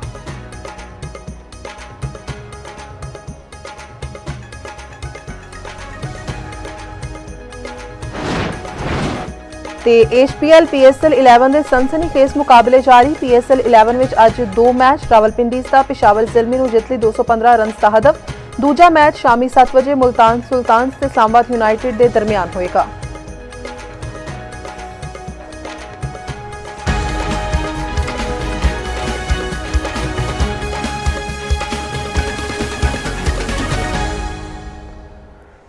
अस्सलाम वालेकुम, तुसी देख रहे हो चौपाल ते मैं नवीज़ा जावेद। खास खबर तुसी जान चुके हो। इत्थे तुहानूं दस्सी कि लेडी वेलिंगटन अस्पताल वीडियो केस MS ते हैड ऑफ डिपार्टमेंट भी मुअत्तल। विमेन मैडिकल ऑफिसर ते 5 PGRs मुअत्तल। हैडक्वार्टर्स रिपोर्ट करने की हिदायत। 2 नर्सां ते 1 कारकुन भी मुअत्तल। सैकटरी स्पेशलाइज्ड हैल्थ केयर ने MS डॉक्टर फरा इनाम नूं मुअत्तल करके डिपार्टमेंट रिपोर्ट करने की हिदायत कर दी। महकमा सेहत वालों head of department doctor Usma नूं भी specialised health care and medical education report करने की हिदायत।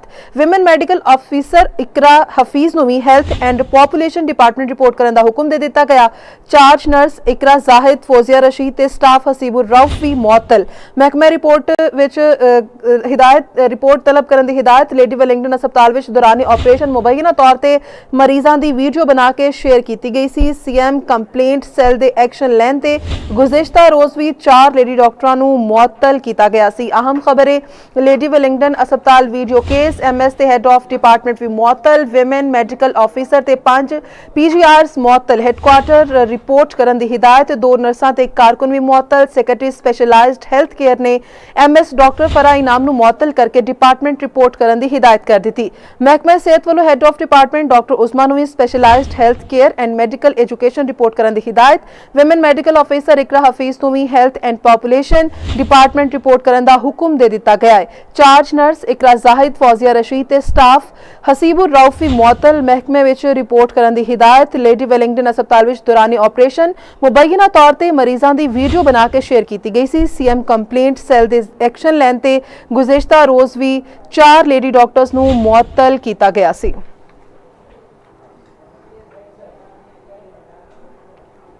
अहम खबर ईरानी हमले में 500 तो वध अमरीकी फौजी हलाक या जख्मी हुए ने। तर्जुमान पाक सरान इनकलाब का दावा आखिया खिते अमरीकी ठिकाने निशाना बनाया जा रहा है।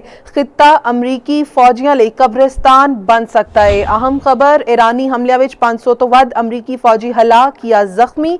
तर्जुमान पाक सरान इनकलाब का दावा है कि खिते अमरीकी ठिकाने निशाना बनाया गया है तो खिते विच अमरीकी फौजियों लिए कब्रिस्तान भी बनाया जा सकता है। खिते विच अमरीकी ठिकाने निशाना बनाए जा रहे। तर्जुमान पाक सरान इनकलाब का यह दावा है कि ईरानी हमलियां विच 500 तो वध अमरीकी फौजी हलाक या जख्मी हुए ने। इस दे नाल ही न्यूज़ स्टूडियो तो फिल वक्त नहीं। मज़ीद खबरां ते अपडेट्स देखते रहो चौपाल।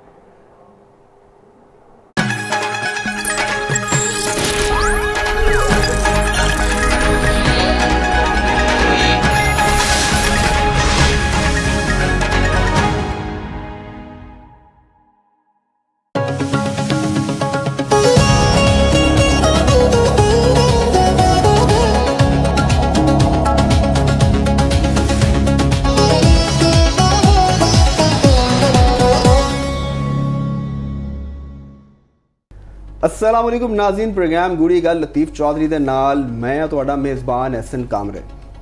नाज़रीन, अज ईरान इसराइल अमरीका जंग का 28वां रोज़ है तो हुण इहदे च एक होर अहम मोड़ आया और मोड़ है वे कि अमरीकी सदर डोनाल्ड ट्रंप ने ईरानी जिहड़ी तवानाई तनसीबात ने उन्हां ते हमलियां नूं मज़ीद 10 दिन लई मौखर करता, यानी हुण 6 अप्रैल तक जिहड़े ईरानी तवानाई तनसीबात ने उहदे ते अमरीका हमले नहीं करेगा।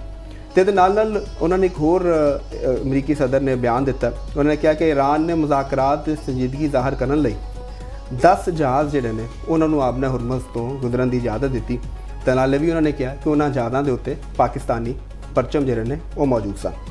तो ये बड़ी एक अहम चीज़ है क्योंकि इस वक्त जिहड़ा पाकिस्तान का किरदार है वो ना सिर्फ पाकिस्तान बल्कि आलमी मीडिया जिहड़ा वो भी तारीफ़ कर रहा है। खुद जिहड़ा अमरीकी मीडिया वो दावा कर रहा है कि जंगबंदी के मुज़ाकरात दे विच पाकिस्तान की जिहड़ी टैलीफोनिक डेमोक्रेसी है यदी बड़ी अहमियत जिहड़ी है वो दसी जा रही है। और क्या गया और कि भी पाकिस्तान जिहड़ा वे उन्हें डिफरेंट जिहड़े ममालिक ने उन्हां दे सरबराहां नाल राबते कीते ने। पाकिस्तान के वज़ीर आज़म फील्ड मार्शल ते जिहड़े नायब वज़ीर आज़म ने वो बड़े मुतहरिक ने और डिफरेंट ममालिक के सरबराहां दे नाल राबते कर रहे हैं और इस जिहड़े क्राइसिस है इहदे वाले नाल बड़ा अहम किरदार अदा कर रहे हैं। तो ये उत्ते जो जर्मन वज़ीर खारजा उन्होंने इंकशाफ किया कि ईरान तो अमरीका के जोड़े नुमाइंदे ने वो जल्द पाकिस्तान जाएंगे और मुज़ाकरात के हवाले नाल पेशरफ्त होएगी। अगर मज़ीद असी देखिए तो जोड़े अमरीका के मशरक़ वस्ता से खसूसी एलची ने स्टीव विटकॉफ उन्होंने भी एतराफ़ किया कि पाकिस्तान के जरिए जो वो ईरान तक मस्बत मजबूत पैगाम जोड़े ने वो पहुँचाए गए हैं। तो उन्होंने कहा कि पाकिस्तान की जी खारजा पॉलिसी की टीम है वो मिल के जो 15 नुकात पर मुश्तमिल जोड़ा एक्शन प्लान है यह तरतीब दिता गया। तो बहरहाल इस सूरत हाल के उत्ते अज के प्रोग्राम चौधरी साहब नाल गल करांगे। ये एक होर चीज़ भी शामिल कर ली कि जो दुनिया के वड्डे ममालिक ने उन्होंने सरबराहान जिहड़े ने उन्होंने भी इहदे हवाले नाल गलबात की है। तुर्क सदर तैयब एर्दोगान ने इसराइली हमलियां की मजम्मत की और उन्होंने कहा कि यह जोड़ा शुरू तो किसी एक मुल्क ने किया लेकिन ये पूरी इंसानियत जी है वो इस टाइम खतरे दे विच है। तो जो रूसी सदर प्यूटन ने उन्होंने भी ये इज़हार ख्याल किया और उन्होंने कोरोना वायरस जैसी सूरत हाल जी है वो तशबीह दी कि इस टाइम पूरी दुनिया की मैशत जी है वो बहुत गहरे जोड़े असरात ने वो मुरतब हो रहे हैं। तो जोड़े ईरानी सदर ने उन्होंने रूसी सदर का शुक्रिया भी अदा किया और ये पूरी दुनिया के ममालिक जिन्होंने हिमायत कर रहे हैं उन्होंने भी उन्होंने शुक्रिया अदा किया। तो अज के प्रोग्राम ये भी डिस्कस करांगे कि जी दुनिया के वड्डे ममालिक जिहड़े ने उन्होंने तरफों जिहड़े इहदे बयान आ रहे हैं और जंगबंदी वास्ते जिहड़े इकदाम हो रहे हैं ये उत्ते अज के प्रोग्राम डिस्कस करांगे। तो नाज़रीन, अगर मुल्की सूरत हाल उत्ते नज़र दौड़ाइए तो क्योंकि पाकिस्तान से भी इस जंग के असरात जिहड़े ने वो हो रहे हैं और तेल तो पेट्रोलियम जिहड़ी मसनूआत ने वो हवाले नाल तो पाकिस्तान ने एक बड़ा जिहड़ा वो फैसला करन जा रहा पाकिस्तान और इस हवाले नाल लैवे कि जिहड़ी मोटरसाइकिलां ने उन्हां वास्ते पेट्रोल का कोटा जिहड़ा वो मुकर्रर किया जा रहा है। इस हवाले नाल जिहड़ी वजारत इंफॉर्मेशन टैक्नोलॉजी है वो जानिब तो एक ऐप भी तैयार कर ली गई तो मोटरसाइकिलां जिहड़ियां ने उन्होंने 20 लीटर फी महीना जिहड़ा उहदे ते सबसिडी जिहड़ी वो दी जाएगी। तो अगर असी हुकूमती इकदामात उत्ते गल करिए तो केपी हुकूमत अगर असी नज़र दौड़ाने तो केपी हुकूमत ने गवर्नर तो जो पब्लिक सर्विस कमीशन दी तकरीयां ने वो हवाले नाल जिहड़े इख्तियारात ने वो वापस लैन का फैसला किया और इस हवाले नाल उस एक्ट तरमीम की जा रही है। तो अज के प्रोग्राम सारिया चीज़ां उत्ते डिस्कस करांगे। तो चलने हैं लतीफ़ चौधरी साहब वाल। जी चौधरी साहब अस्सलाम वालेकुम। वालेकुम सलाम जी जनाब, बिल्कुल ठीक, फर्स्ट क्लास, ठीक ठाक हो? शुक्र अल्लाह दा, तुसीं सुनाओ? बस ठीक ठाक। तो फिर सब हालात तो बड़ी तेज़ी नाल डेवलपमेंट्स जिहड़ियां ने हो रही ने, हर रोज़ चीज़ां जिहड़ियां ने बदल रही। तो पहले 4 दिन वास्ते अमरीकी सदर ने मौखर किया सी तो जो मुद्दत पूरी हो रही थी तो बड़ा एक ड्रामाई मोड़ आया, दुनिया की नज़र सन कि हुण की कर रहे हैं तो उन्होंने 10 दिन लिए मौखर करता। तो तुसी इस पॉलिसी को किस तरह देख रहे हो कि जंगबंदी वाले वास्ते चीज़ां जा रही ने या की वजह है कि 10 दिन वास्ते उन्होंने मजीद मौखर किया? ये तो देखो अगर उन्होंने ये तसीह की है तो इट मीनस के कुछ चीज़ां तो कोई डिवेलपमेंट हुई ने तो यह गल हुई ना, वरना तो दौरान जंग तो इस तरह दी चीज़ां नहीं होंदियां ना जो एक दूसरे फरीक के दरमियान अगर कोई तबादला ख्यालात ना हो रहा हो या कोई विच ऐसियां कुवतां जिहड़ियां ने एक दूसरे दे नाल ਇੰਗੇਜ ਨਾ ਹੋਣ ਤੇ ਫਿਰ ਤੇ ਜੰਗ ਦਾ ਜਾਰੀ ਰਹਿੰਦੀ ਹੈ, ਫਿਰ ਤੇ ਇਹੋ ਜਿਹੇ ਨਹੀਂ ਚੀਜ਼ਾਂ ਹੁੰਦੀਆਂ। ਤੇ ਇਹਦਾ ਮਤਲਬ ਹੈਗਾ ਕਿ ਦੇਖੋ ਉਹਨਾਂ ਨੇ 5 ਦਿਨ ਵਾਸਤੇ ਕੀਤਾ ਸੀ ਕਿ ਅਸੀਂ 5 ਦਿਨ ਤੱਕ ਨਹੀਂ ਕਰਾਂਗੇ, ਫਿਰ ਉਹ ਨਾਲ ਹੀ ਡਿਵੈਲਪਮੈਂਟਸ ਵਿੱਚ ਹੋਣੀਆਂ ਸ਼ੁਰੂ ਹੋਈਆਂ। ਔਰ ਪ੍ਰੈਜ਼ੀਡੈਂਟ ਟਰੰਪ ਖੁਦ ਵੀ ਕਹਿ ਰਹੇ ਨੇ, ਉਹਨਾਂ ਦਾ ਅੰਦਾਜ਼ ਤੇ ਥੋੜ੍ਹਾ ਜਿਹਾ ਤੰਜ਼ੀਆ ਹੁੰਦਾ ਹੈ, ਗੁਫ਼ਤਗੂ ਦੇ ਜਿਹੜੀ ਮਿਆਰ ਹੁੰਦਾ ਹੈ ਜਾਂ ਜਿਹੜੀ ਇੱਕ ਜ਼ਰੂਰਤ ਹੁੰਦੀ ਹੈ ਮੁਖਾਲਿਫ ਫਰੀਕ ਦੇ ਨਾਲ ਜਿਸ ਤਰ੍ਹਾਂ ਦਾ ਤਰਜ਼ ਅਮਲ ਅਖਤਿਆਰ ਕਰਨਾ ਚਾਹੀਦਾ, ਉਹ ਤਾਂ ਨਹੀਂ ਉਹਨਾਂ ਨੇ ਉਹ ਕੀਤਾ ਕਿ ਉਹਨਾਂ ਨੇ ਵੀ ਉਹਨੂੰ ਇਸ ਤਰ੍ਹਾਂ ਹੀ ਕਿਹਾ ਕਿ ਉਹ ਮਰੇ ਜਾ ਰਹੇ हैं मुज़ाकरात के लिए। तो मुज़ाकरात वास्ते अच्छा टाइम है, वो फिर अगर हम उन्हें ये भी डर है कि फिर लोग हमें मार देंगे तो वरना फिर हम मार देंगे। मतलब कि इस तरह का जोड़ा तर्ज तखातब ज़ाहिर करता किसी प्रेजिडेंट का कि ਉਹ ਸ਼ਾਇਦ ਇਹਦੇ ਨਾਲ ਇੱਕ ਬਾਡੀ ਲੈਂਗੁਏਜ ਦੇ ਜ਼ਰੀਏ ਦੁਨੀਆ ਦੇ ਵਿੱਚ ਇੱਕ ਮੈਸੇਜ ਵੀ ਇਹ ਦੇਣਾ ਚਾਹੁੰਦੇ ਨੇ, ਅਮਰੀਕਨ ਨੇਸ਼ਨ ਨੂੰ ਵੀ ਉਹ ਮੈਸੇਜ ਦੇਣਾ ਚਾਹੁੰਦੇ ਨੇ, ਆਪਣੇ ਇਤਿਹਾਦੀ ਨੈਟੋ ਨੂੰ ਵੀ ਦੇਣਾ ਚਾਹੁੰਦੇ ਨੇ ਜਾਂ ਦੀਗਰ ਜਿਹੜੀਆਂ ਵੱਡੀਆਂ ਕੂਵਤਾਂ ਨੇ ਕਿ ਵੀ ਇਸ ਜੰਗ ਦੇ ਵਿੱਚ ਮੈਂ ਜਿਹੜਾ ਅਮਰੀਕਾ ਹੈ ਉਹ ਕੋਈ ਕਮਜ਼ੋਰ ਪੋਜੀਸ਼ਨ 'ਚ ਨਹੀਂ ਹੈਗਾ। ਠੀਕ ਹੈ ਜੋ ਸਭ ਇਹ ਇੱਕ ਮੈਸੇਜ ਦੇਣਾ ਚਾਹ ਰਹੇ ਨੇ, ਤੇ ਤੁਹਾਨੂੰ ਉਹਨਾਂ ਦੀ ਬਾਡੀ ਲੈਂਗੁਏਜ ਤੇ ਉਹਨਾਂ ਦੇ ਅੰਦਾਜ਼ ਤੋਂ ਕੀ ਲੱਗਦਾ ਕਿ ਮੈਨੂੰ ਉਹਨਾਂ ਦੇ ਦੇਖੋ ਉਹਨਾਂ ਦੇ ਅੰਦਾਜ਼ ਤੋਂ ਜ਼ਿਆਦਾ ਸਾਨੂੰ ਦੇਖਣਾ ਚਾਹੀਦਾ ਕਿ ਇੱਕ ਹੁੰਦਾ ਕਿ ਮੈਂ ਉਹਨਾਂ ਦੀ ਬਾਡੀ ਲੈਂਗੁਏਜ ਦੀ ਗੱਲ ਕੀਤੀ ਔਰ ਉਹਨਾਂ ਦੇ ਅਲਫਾਜ਼ ਦੀ ਗੱਲ ਕੀਤੀ ਔਰ ਤੁਹਾਨੂੰ ਇਹ ਦੱਸਿਆ ਕਿ ਇਹਦੀ ਵਜੂਹਾਤ ਹੈ ਕੀ ਹੋ ਸਕਦੀਆਂ ਨੇ ਕਿ ਦੇਖੋ ਕਿ ਉਹ ਦੁਨੀਆ ਦੀ ਇੱਕ ਸੁਪਰ ਪਾਵਰ ਦੇ ਦਰਜੇ ਦੇ ਉੱਤੇ ਹੈਗਾ, ਠੀਕ ਹੈ। ਔਰ ਰੂਸ ਹੈ, ਚਾਈਨਾ ਹੈ, ਯੂਰਪੀ ਯੂਨੀਅਨ ਦੇ ਨਾਲ ਵੀ ਉਹਨਾਂ ਦੇ ਤਾਲੁਕਾਤ ਇਸ ਮਾਮਲੇ ਦੇ ਵਿੱਚ ਕਸ਼ੀਦਾ ਹੈ।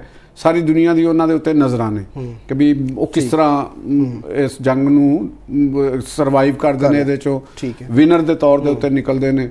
ਤੇ ਉਹਨਾਂ ਦਾ ਇੱਕ ਬਾਡੀ ਲੈਂਗੁਏਜ ਨੂੰ ਮੈਂ ਇਸ ਤਨਾਜ਼ਰ 'ਚ ਦੇਖਿਆ। ਹੁਣ ਅਗਰ ਅਸੀਂ ਜਿਹੜਾ ਸਵਾਲ ਤੁਹਾਡਾ ਹੈਗਾ ਉਹ ਅਸੀਂ ਉਹਨਾਂ ਦੇ ਅਮਲ ਤੋਂ ਦੇਖਣਾ, ਠੀਕ, ਉਹਨਾਂ ਦਾ ਅਮਲ ਸਾਨੂੰ ਇਹ ਦੱਸਦਾ ਕਿ ਉਹਨਾਂ ਨੇ ਪਹਿਲੇ 5 ਦਿਨ ਦੀ ਤਸੀਹ ਕੀਤੀ ਤੇ ਹੁਣ ਉਹਨਾਂ ਨੇ 10 ਦਿਨ ਦੀ ਕਰ ਦਿੱਤੀ। ਇਹਦਾ ਮਤਲਬ ਇਹ ਹੋਇਆ ਕਿ ਉਹ ਜੰਗ ਦੇ ਵਿੱਚੋਂ ਨਿਕਲਣਾ ਵੀ ਚਾਹੁੰਦੇ ਨੇ। ਮਤਲਬ ਤਾਂ ਇਹੋ ਹੀ ਹੈ ਨਾ, ਕਿਉਂਕਿ ਉਹ ਅਗਰ ਤਸੀਹ ਕਰ ਰਹੇ ਨੇ, ਏਰੀਅਲ ਅਟੈਕ ਉਹਨਾਂ ਦੇ ਕੋਲ ਜ਼ਿਆਦਾ ਹੈ। ਇਹਦਾ ਮਤਲਬ ਹੈਗਾ ਕਿ ਉਹ ਇਸ ਜੰਗ ਦੇ ਵਿੱਚੋਂ ਕੋਸ਼ਿਸ਼ ਹੈ ਉਹਨਾਂ ਦੀ ਕਿ ਮੈਂ ਕਿਸੇ ਤਰੀਕੇ ਦੇ ਨਾਲ ਇਸ ਜੰਗ ਦੇ ਵਿੱਚੋਂ ਐਜ਼ ਏ ਵਿਨਰ ਮਤਲਬ ਕਿ ਮੈਂ ਨਿਕਲ ਜਾਵਾਂ, ਇਹ ਦੱਸਾਂ ਮੈਂ ਵਿਨਰ ਹਾਂ। ਵਿਨਰ ਤੇ ਉਦੋਂ ਹੋਣਗੇ ਜਦੋਂ ਉਹਨਾਂ ਦੇ ਮਕਾਸਦ ਪੂਰੇ ਹੋਏ ਹੋਣ।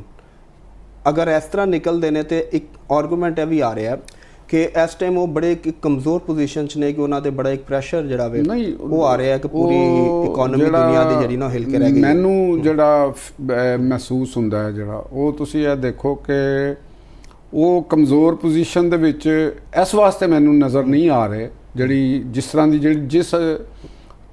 ਜਿਹੜੇ ਐਨਾਲਿਸਟਾਂ ਦੀ ਐਨਾਲਿਸਿਸ ਦੀ ਤੁਸੀਂ ਜਿੱਧਰ ਇਸ਼ਾਰਾ ਕਰ ਰਹੇ ਹੋ ਉਸ ਹਵਾਲੇ ਨਾਲ ਉਹ ਇਹ ਵੇ ਕਿ ਇਸ ਵਕਤ ਦੋ ਚੀਜ਼ਾਂ ਨੇ ਕਿ ਇੱਕ ਹੈਗੀ ਹੈ ਕਿ ਈਰਾਨ ਦੀ ਜਿਹੜੀ ਰਜੀਮ ਹੈਗੀ ਹੈ ਉਹ ਚੇਂਜ ਹੁੰਦੀ ਹੈ ਜਾਂ ਉਹ ਇਹੋ ਹੀ ਰਜੀਮ ਕੰਟੀਨਿਊ ਕਰਦੀ। ਹੁਣ ਦੇਖੋ ਕਿ ਉਹ ਅਗਰ ਦੋ ਚੀਜ਼ਾਂ ਹੋਣਗੀਆਂ ਕਿ ਅਗਰ ਰਜੀਮ ਚੇਂਜ ਫਰਜ਼ ਕਰੋ ਨਹੀਂ ਹੁੰਦੀ ਔਰ ਇਹੋ ਹੀ ਰਜੀਮ ਬਰਕਰਾਰ ਰਹਿ ਜਾਂਦੀ ਹੈ, ਉਹਨਾਂ ਦੇ ਜਿਹੜੇ ਰਹਿਬਰ ਆਲਾ ਨੇ ਉਹ ਕਹਿ ਦਿੰਦੇ ਨੇ ਕਿ ਅਸੀਂ ਸੁਲ੍ਹਾ ਜਿਹੜੀ ਵੀ ਸ਼ਰਾਇਤ ਤੈਅ ਹੁੰਦੀਆਂ ਨੇ ਕੁਝ ਜਿਸ ਤਰ੍ਹਾਂ ਉਹਨਾਂ ਦੇ ਉੱਤੇ ਉਹ ਰਾਜ਼ੀ ਹੋ ਜਾਏ, ਇੱਕ ਠੀਕ ਆਪਸ਼ਨ ਲੈ ਰਹੇ ਤੇ ਉਹ ਉੱਥੇ ਹਕੂਮਤ ਉਹਨਾਂ ਦੀ ਬਰਕਰਾਰ ਰਹਿ ਜਾਂਦੀ। ਹੁਣ ਪ੍ਰੈਜ਼ੀਡੈਂਟ ਟਰੰਪ ਸਾਹਿਬ ਨੂੰ ਵਿਨ ਪੋਜੀਸ਼ਨ ਵਾਸਤੇ ਤੇ ਇਹ ਕਾਬਲੇ ਕਬੂਲ ਨਹੀਂ ਹੈਗਾ। ਇਹਦਾ ਤੇ ਮਤਲਬ ਹੈਗਾ ਕਿ ਉਹ ਹਾਰ ਗਏ। ਉਹਨਾਂ ਨੇ ਤੇ ਕਿਹਾ ਸੀ ਅਸੀਂ ਰਜੀਮ ਚੇਂਜ ਕਰਾਂਗੇ, ਅਗਰ ਰਜੀਮ ਚੇਂਜ ਨਹੀਂ ਹੁੰਦੀ ਤੇ ਉਹਦਾ ਮਤਲਬ ਕਿ ਉਹ ਤੇ ਫਿਰ ਇੰਨਾ ਉੱਥੋਂ ਦੀ ਕਾਂਗਰਸ ਵੀ ਉਹਨਾਂ ਨੂੰ ਪੁੱਛੇਗੀ, ਉੱਥੋਂ ਦੇ ਲੋਕ ਵੀ ਉਹਨਾਂ ਨੂੰ ਪੁੱਛਣਗੇ ਵੀ ਇਹ ਜਿਹੜਾ ਤੁਸੀਂ ਬਿਲੀਅਨਸ ਆਫ ਡਾਲਰ ਉੱਥੇ ਅੱਜ ਜੰਗ ਦੇ ਵਿੱਚ ਝੋਂਕ ਦਿੱਤਾ ਹੈ ਤੇ ਇਹਦਾ ਰਿਜ਼ਲਟ ਸਾਨੂੰ ਕੀ ਮਿਲਿਆ ਔਰ ਉਹਦੇ ਨਾਲ ਤੁਸੀਂ ਦੁਨੀਆ ਦੇ ਵਿੱਚ ਜਿਹੜਾ ਇੱਕ ਅਨਰੈਸਟ ਹੋਈ, ਦੁਨੀਆ ਨੇ ਜਿਹੜਾ ਸਫਰ ਕੀਤਾ ਤੇ ਉਹ ਕਿਸ ਖਾਤੇ 'ਚ ਗਿਆ। ਇੱਕ ਤੇ ਉਹਨਾਂ ਦੇ ਉੱਤੇ ਇਹ ਪ੍ਰੈਸ਼ਰ ਆ ਜਾਏਗਾ ਤੇ ਉਹਨਾਂ ਨੂੰ ਇਹੋ ਜਿਹੀ ਸਿਚੁਏਸ਼ਨ ਵਿੱਚ ਆਪਣੀ ਪ੍ਰੈਜ਼ੀਡੈਂਸੀ ਬਚਾਉਣੀ ਬਹੁਤ ਮੁਸ਼ਕਲ ਹੋ ਜਾਏਗੀ। ਉਹ ਪ੍ਰੈਜ਼ੀਡੈਂਟ ਮੈਨੂੰ ਨਹੀਂ ਲੱਗਦਾ ਕਿ ਅਗਰ ਇਹੋ ਜਿਹੀ ਸਿਚੁਏਸ਼ਨ ਹੋਏਗੀ ਤਾਂ ਉਹ ਪ੍ਰੈਜ਼ੀਡੈਂਟ ਰਹਿ ਪਾਉਣਗੇ, ਠੀਕ ਹੈ, ਕਿਉਂਕਿ ਇੱਕ ਉਹਨਾਂ ਦੇ ਉੱਤੇ ਐਪਸਟੀਨ ਫਾਈਲਸ ਦੇ ਹਵਾਲੇ ਨਾਲ ਵੀ ਇਨਰ ਪ੍ਰੈਸ਼ਰ ਬਹੁਤ ਜ਼ਿਆਦਾ ਹੈ ਤੇ ਅਗਰ ਇਹ ਹੋਇਆ ਤਾਂ ਉਹਨਾਂ ਦੀ ਇੰਪੀਚਮੈਂਟ ਜਿਹੜੀ ਹੈ ਨਾ ਉਹ ਸਮਝੋ ਕਿ ਉਹ ਲਾਜ਼ਮੀ ਉਹਨਾਂ ਦੀ ਹੋ ਜਾਣੀ ਕਿਉਂਕਿ ਤੁਸੀਂ ਪਹਿਲੇ ਕਹਿੰਦੇ ਰਹੋ ਕਿ ਉਹ ਇਸ ਤੋਂ ਬਚਣ ਵਾਸਤੇ ਅਫਸੀਨ ਫਾਈਲ ਦੀ ਵਜ੍ਹਾ ਤੋਂ ਇਹੋ ਜਿਹੇ ਉਹ ਆਪਣਾ ਇਮੇਜ ਲਾਰਜਰ ਦੈਨ ਸਟੇਟ ਬਣਾਉਣਾ ਚਾਹੁੰਦੇ ਨੇ। ਹੁਣ ਦੂਸਰਾ ਸਵਾਲ ਹੈਗਾ ਕਿ ਈਰਾਨ ਦੀ ਜਿਹੜੀ ਰਜੀਮ ਹੈਗੀ ਹੈ ਉਹ ਆਪਣੇ ਆਵਾਮ ਨੂੰ ਇਹ ਕਹਿ ਸਕਦੀ ਹੈ ਕਿ ਦੇਖੋ ਇੰਨਾ ਕੁਝ ਹੋਇਆ, ਦੁਨੀਆ ਦੀ ਵੱਡੀ ਜਿਹੜੀ ਸੁਪਰ ਪਾਵਰ ਹੈ ਉਹ ਸਾਡੇ ਕੋਲ ਉਹਨਾਂ ਨੇ ਕੀਤਾ ਤੇ ਅਸੀਂ ਸਰਵਾਈਵ ਕੀਤਾ, ਤੇ ਈਰਾਨ ਦਾ ਪ੍ਰਾਈਡ ਤੇ ਉਹਨਾਂ ਦੀ ਜਿਹੜੀ ਇੱਕ ਹਿਸਟਰੀ ਔਰ ਸਿਵਲਾਈਜੇਸ਼ਨ ਆਪਸ ਵਿੱਚ ਜਿਹੜੇ ਮਜ਼ਹਬ, ਅਕੀਦਾ ਤੇ ਨੈਸ਼ਨਲਿਜ਼ਮ ਤੇ ਸਿਵਲਾਈਜੇਸ਼ਨ ਜਿਸਲੇ ਮਿਕਸਚਰ ਹੋ ਜਾਏਗਾ ਤੇ ਉਹ ਆਪਣੇ ਆਵਾਮ ਦੇ ਵਿੱਚ ਐਜ਼ ਅ ਹੀਰੋ ਦੇ ਤੌਰ ਦੇ ਉੱਤੇ ਸਰਵਾਈਵ ਕਰਨ ਦੇ ਵਿੱਚ ਕਾਮਯਾਬ ਹੋ ਜਾਣਗੇ। ਅਗਰ ਇਹ ਹੁੰਦਾ ਤੇ ਇਹ ਆਪਸ਼ਨ ਹੁੰਦੀ ਤੇ ਉਹ ਆਪਣੀ ਆਵਾਮ ਨੂੰ ਕਹਿ ਸਕਦੇ ਨੇ ਕਿ ਜੀ ਦੇਖੋ ਅਸੀਂ ਨਸਾਤਾ ਉਹਨਾਂ ਨੂੰ, ਠੀਕ ਹੈ, ਚਾਹੇ ਜਿੰਨਾ ਮਰਜ਼ੀ ਨੁਕਸਾਨ ਹੋ ਗਿਆ। ਤੇ ਹੁਣ ਲੇਕਿਨ ਇਹ ਉਹਨਾਂ ਨੂੰ ਕਾਬਲੇ ਕਬੂਲ ਨਹੀਂ ਹੋਏਗਾ। ਹੁਣ ਇਹਦਾ ਦੂਸਰਾ ਆਪਸ਼ਨ ਹੈਗਾ ਕਿ ਕਿਸ ਤਰ੍ਹਾਂ ਕਾਬਲੇ ਕਬੂਲ ਹੋਏਗਾ ਕਿ ਜੰਗ ਵੀ ਅਗਰ ਬੰਦ ਹੁੰਦੀ ਹੈ, ਰਜੀਮ ਵੀ ਚੇਂਜ ਹੁੰਦੀ ਹੈ, ਉਹ ਵੀ ਵਿਨ ਆਪਣੇ ਆਪ ਨੂੰ ਕਹਿੰਦੇ ਨੇ ਤੇ ਇਹ ਵੀ ਵਿਨ ਕਹਿੰਦੇ ਨੇ ਥੋੜਾ ਜਿਹਾ, ਤੇ ਕਿਸ ਤਰ੍ਹਾਂ ਪੋਸੀਬਲ ਹੋ ਸਕਦਾ? ਇਹਦੇ 'ਚ ਜਿਹੜੀ ਮੈਨੂੰ ਜਿਹੜਾ ਲੱਗਦਾ ਉਹ ਹੈਗਾ ਕਿ ਅਗਰ ਤੇ ਟਰੰਪ ਜਿਹੜੇ ਨੇ ਜਾਂ ਅਮਰੀਕਾ ਜਿਹੜਾ ਹੈ ਉਹ 2-3 ਚੀਜ਼ਾਂ ਦੇ ਵਿੱਚ ਕਾਮਯਾਬ ਹੁੰਦਾ ਹੈ। ਮਿਸਾਲ ਦੇ ਤੌਰ 'ਤੇ ਉਹ ਯੂਰੇਨੀਅਮ ਈਰਾਨ ਦੀ ਸਾਰੀ ਉਹਨੂੰ ਕਹਿ ਦਿੰਦਾ ਕਿ ਜੀ ਸਾਡੇ ਕੋਲ ਹਵਾਲੇ ਕਰ ਦਿਓ, ਉਹ ਹਵਾਲੇ ਹੋ ਜਾਂਦੀ ਹੈ ਉਹਨਾਂ ਦੇ ਉੱਤੇ। ਉਹ ਕਹਿ ਸਕਦੇ ਨੇ ਆਪਣੇ ਆਵਾਮ ਨੂੰ ਕਿ ਦੇਖੋ ਸਾਡਾ ਮੇਨ ਕੰਸਰਨ ਸੀ ਕਿ ਉਹ ਐਟਮ ਬੰਬ ਨਾ ਬਣਾ ਸਕਣ, ਉਹ ਮਿਜ਼ਾਈਲ ਨਾ ਬਣਾ ਸਕਣ, ਅਸੀਂ ਸਾਰੀ ਦੀ ਸਾਰੀ ਯੂਰੇਨੀਅਮ ਜਿਹੜੀ ਹੈ ਨਾ ਉਹ ਖੁਦ ਲੈ ਕੇ ਉਹਨਾਂ ਦੇ ਕੋਲੋਂ ਇੱਥੇ ਆ ਗਏ ਉਹ ਸਾਡੇ ਕੋਲ ਇੰਨੇ ਮਜਬੂਰ ਹੋਏ ਕਿ ਅਸੀਂ ਉਹ ਯੂਰੇਨੀਅਮ ਇਹਨਾਂ ਦੇ ਕੋਲੋਂ ਲੈ। ਇਹ ਤੁਹਾਨੂੰ ਪੋਸੀਬਲ ਲੱਗਦਾ? ਨਹੀਂ, ਇਸ ਤੋਂ ਇਲਾਵਾ ਮੈਂ ਜੰਗ ਦਾ ਆਪਸ਼ਨ ਦੇ ਰਿਹਾ ਨਾ ਤੁਹਾਨੂੰ, ਇਹ ਤੇ ਆਪਸ਼ਨ ਦੇ ਰਿਹਾ ਮੈਂ, ਪੋਸੀਬਿਲਿਟੀ ਦੇ ਉੱਤੇ ਤਾਂ ਨਹੀਂ ਗੱਲ ਕਰ ਰਿਹਾ। ਜਿਵੇਂ ਅਸੀਂ ਉਹ ਪਹਿਲੀ ਕੀਤੀ ਤੇ ਉਹ ਵੀ ਤਾਂ ਪੋਸੀਬਲ ਕੋਈ ਨਹੀਂ ਹੈਗਾ ਨਾ, ਤੇ ਇਹ ਵੀ ਉਸੇ ਤਰ੍ਹਾਂ ਹੀ ਅਸੀਂ ਉਹਦੀ ਗੱਲ ਇੱਕ ਮਫਰੂਜ਼ਾ ਹੈ ਉਹਦੇ ਅਸੀਂ ਕਿ ਵੀ ਕਿਵੇਂ ਹੋ ਗਿਆ ਕਿ ਯੂਰੇਨੀਅਮ ਲੈ ਲੈਂਦੇ ਆਪ ਨਾ, ਇਹ ਹੁਰਮਜ਼ ਦਾ ਸ਼ਰੀਕ ਕੰਟਰੋਲ ਲੈ ਲੈਂਦੇ ਨੇ, ਯਾਨੀ ਉਹ ਰਾਹਦਾਰੀ ਵਸੂਲ ਕਰਨ ਦਾ ਮੁਆਇਦਾ ਹੋ ਜਾਂਦਾ ਕਿ ਅਸੀਂ ਵੀ ਅਮਰੀਕਨਜ਼ ਵੀ ਰਾਹਦਾਰੀ ਵਸੂਲ ਕਰ ਸਕਦੇ ਨੇ, ਕਿਉਂਕਿ ਉੱਥੋਂ ਜੇ ਅਗਰ ਚਾਈਨਾ ਦੇ ਟ੍ਰੈਫਿਕ ਹੁੰਦੀ ਹੈ ਦੂਸਰਾ ਸਭ ਦੀ ਉਹ ਅਮਰੀਕਾ ਨੂੰ ਦੇਗਾ, ਔਰ ਅਮਰੀਕਾ ਪ੍ਰੈਜ਼ੀਡੈਂਟ ਟਰੰਪ ਕਹਿ ਸਕਦੇ ਨੇ ਦੇਖੋ ਅਸੀਂ ਐਕਸਟਰਾ ਰੈਵਨਿਊ ਉੱਥੋਂ ਕਲੈਕਟ ਕਰ ਲਿਆ, ਸਾਨੂੰ ਇਹ ਉੱਥੇ ਫਾਇਦਾ, ਜਿਹੜਾ ਨੁਕਸਾਨ ਹੋਇਆ ਫਿਰ ਪੂਰਾ ਹੋ ਜਾਏਗਾ, ਉਹ ਸਾਡਾ ਨੁਕਸਾਨ ਪੂਰਾ ਹੋ ਜਾਏਗਾ। ਦੂਸਰਾ ਉੱਥੇ ਉਹ ਆਇਲ ਰਿਜ਼ਰਵ ਦੇ ਉੱਤੇ ਉਹ ਆਪਣਾ ਕੰਟਰੋਲ ਕਿਸੇ ਹੱਦ ਤੱਕ ਉੱਥੇ ਉਹ ਕਰਨ ਦੇ ਵਿੱਚ ਕਾਮਯਾਬ ਹੋ ਜਾਂਦੇ ਨੇ, ਤੇ ਇਹ ਮੈਨੂੰ ਇੱਕ ਵਿਨ ਸਿਚੁਏਸ਼ਨ ਫਿਰ ਸਮਝ ਤੇ ਮੇਰੇ ਇੱਕ ਆਂਦੀ ਹੈ। ਲੇਕਿਨ ਹੋਏਗਾ ਕੀ ਇਹਦੇ ਬਾਰੇ 'ਚ ਕੋਈ ਹਤਮੀ ਰਾਏ ਨਹੀਂ ਦਿੱਤੀ ਜਾ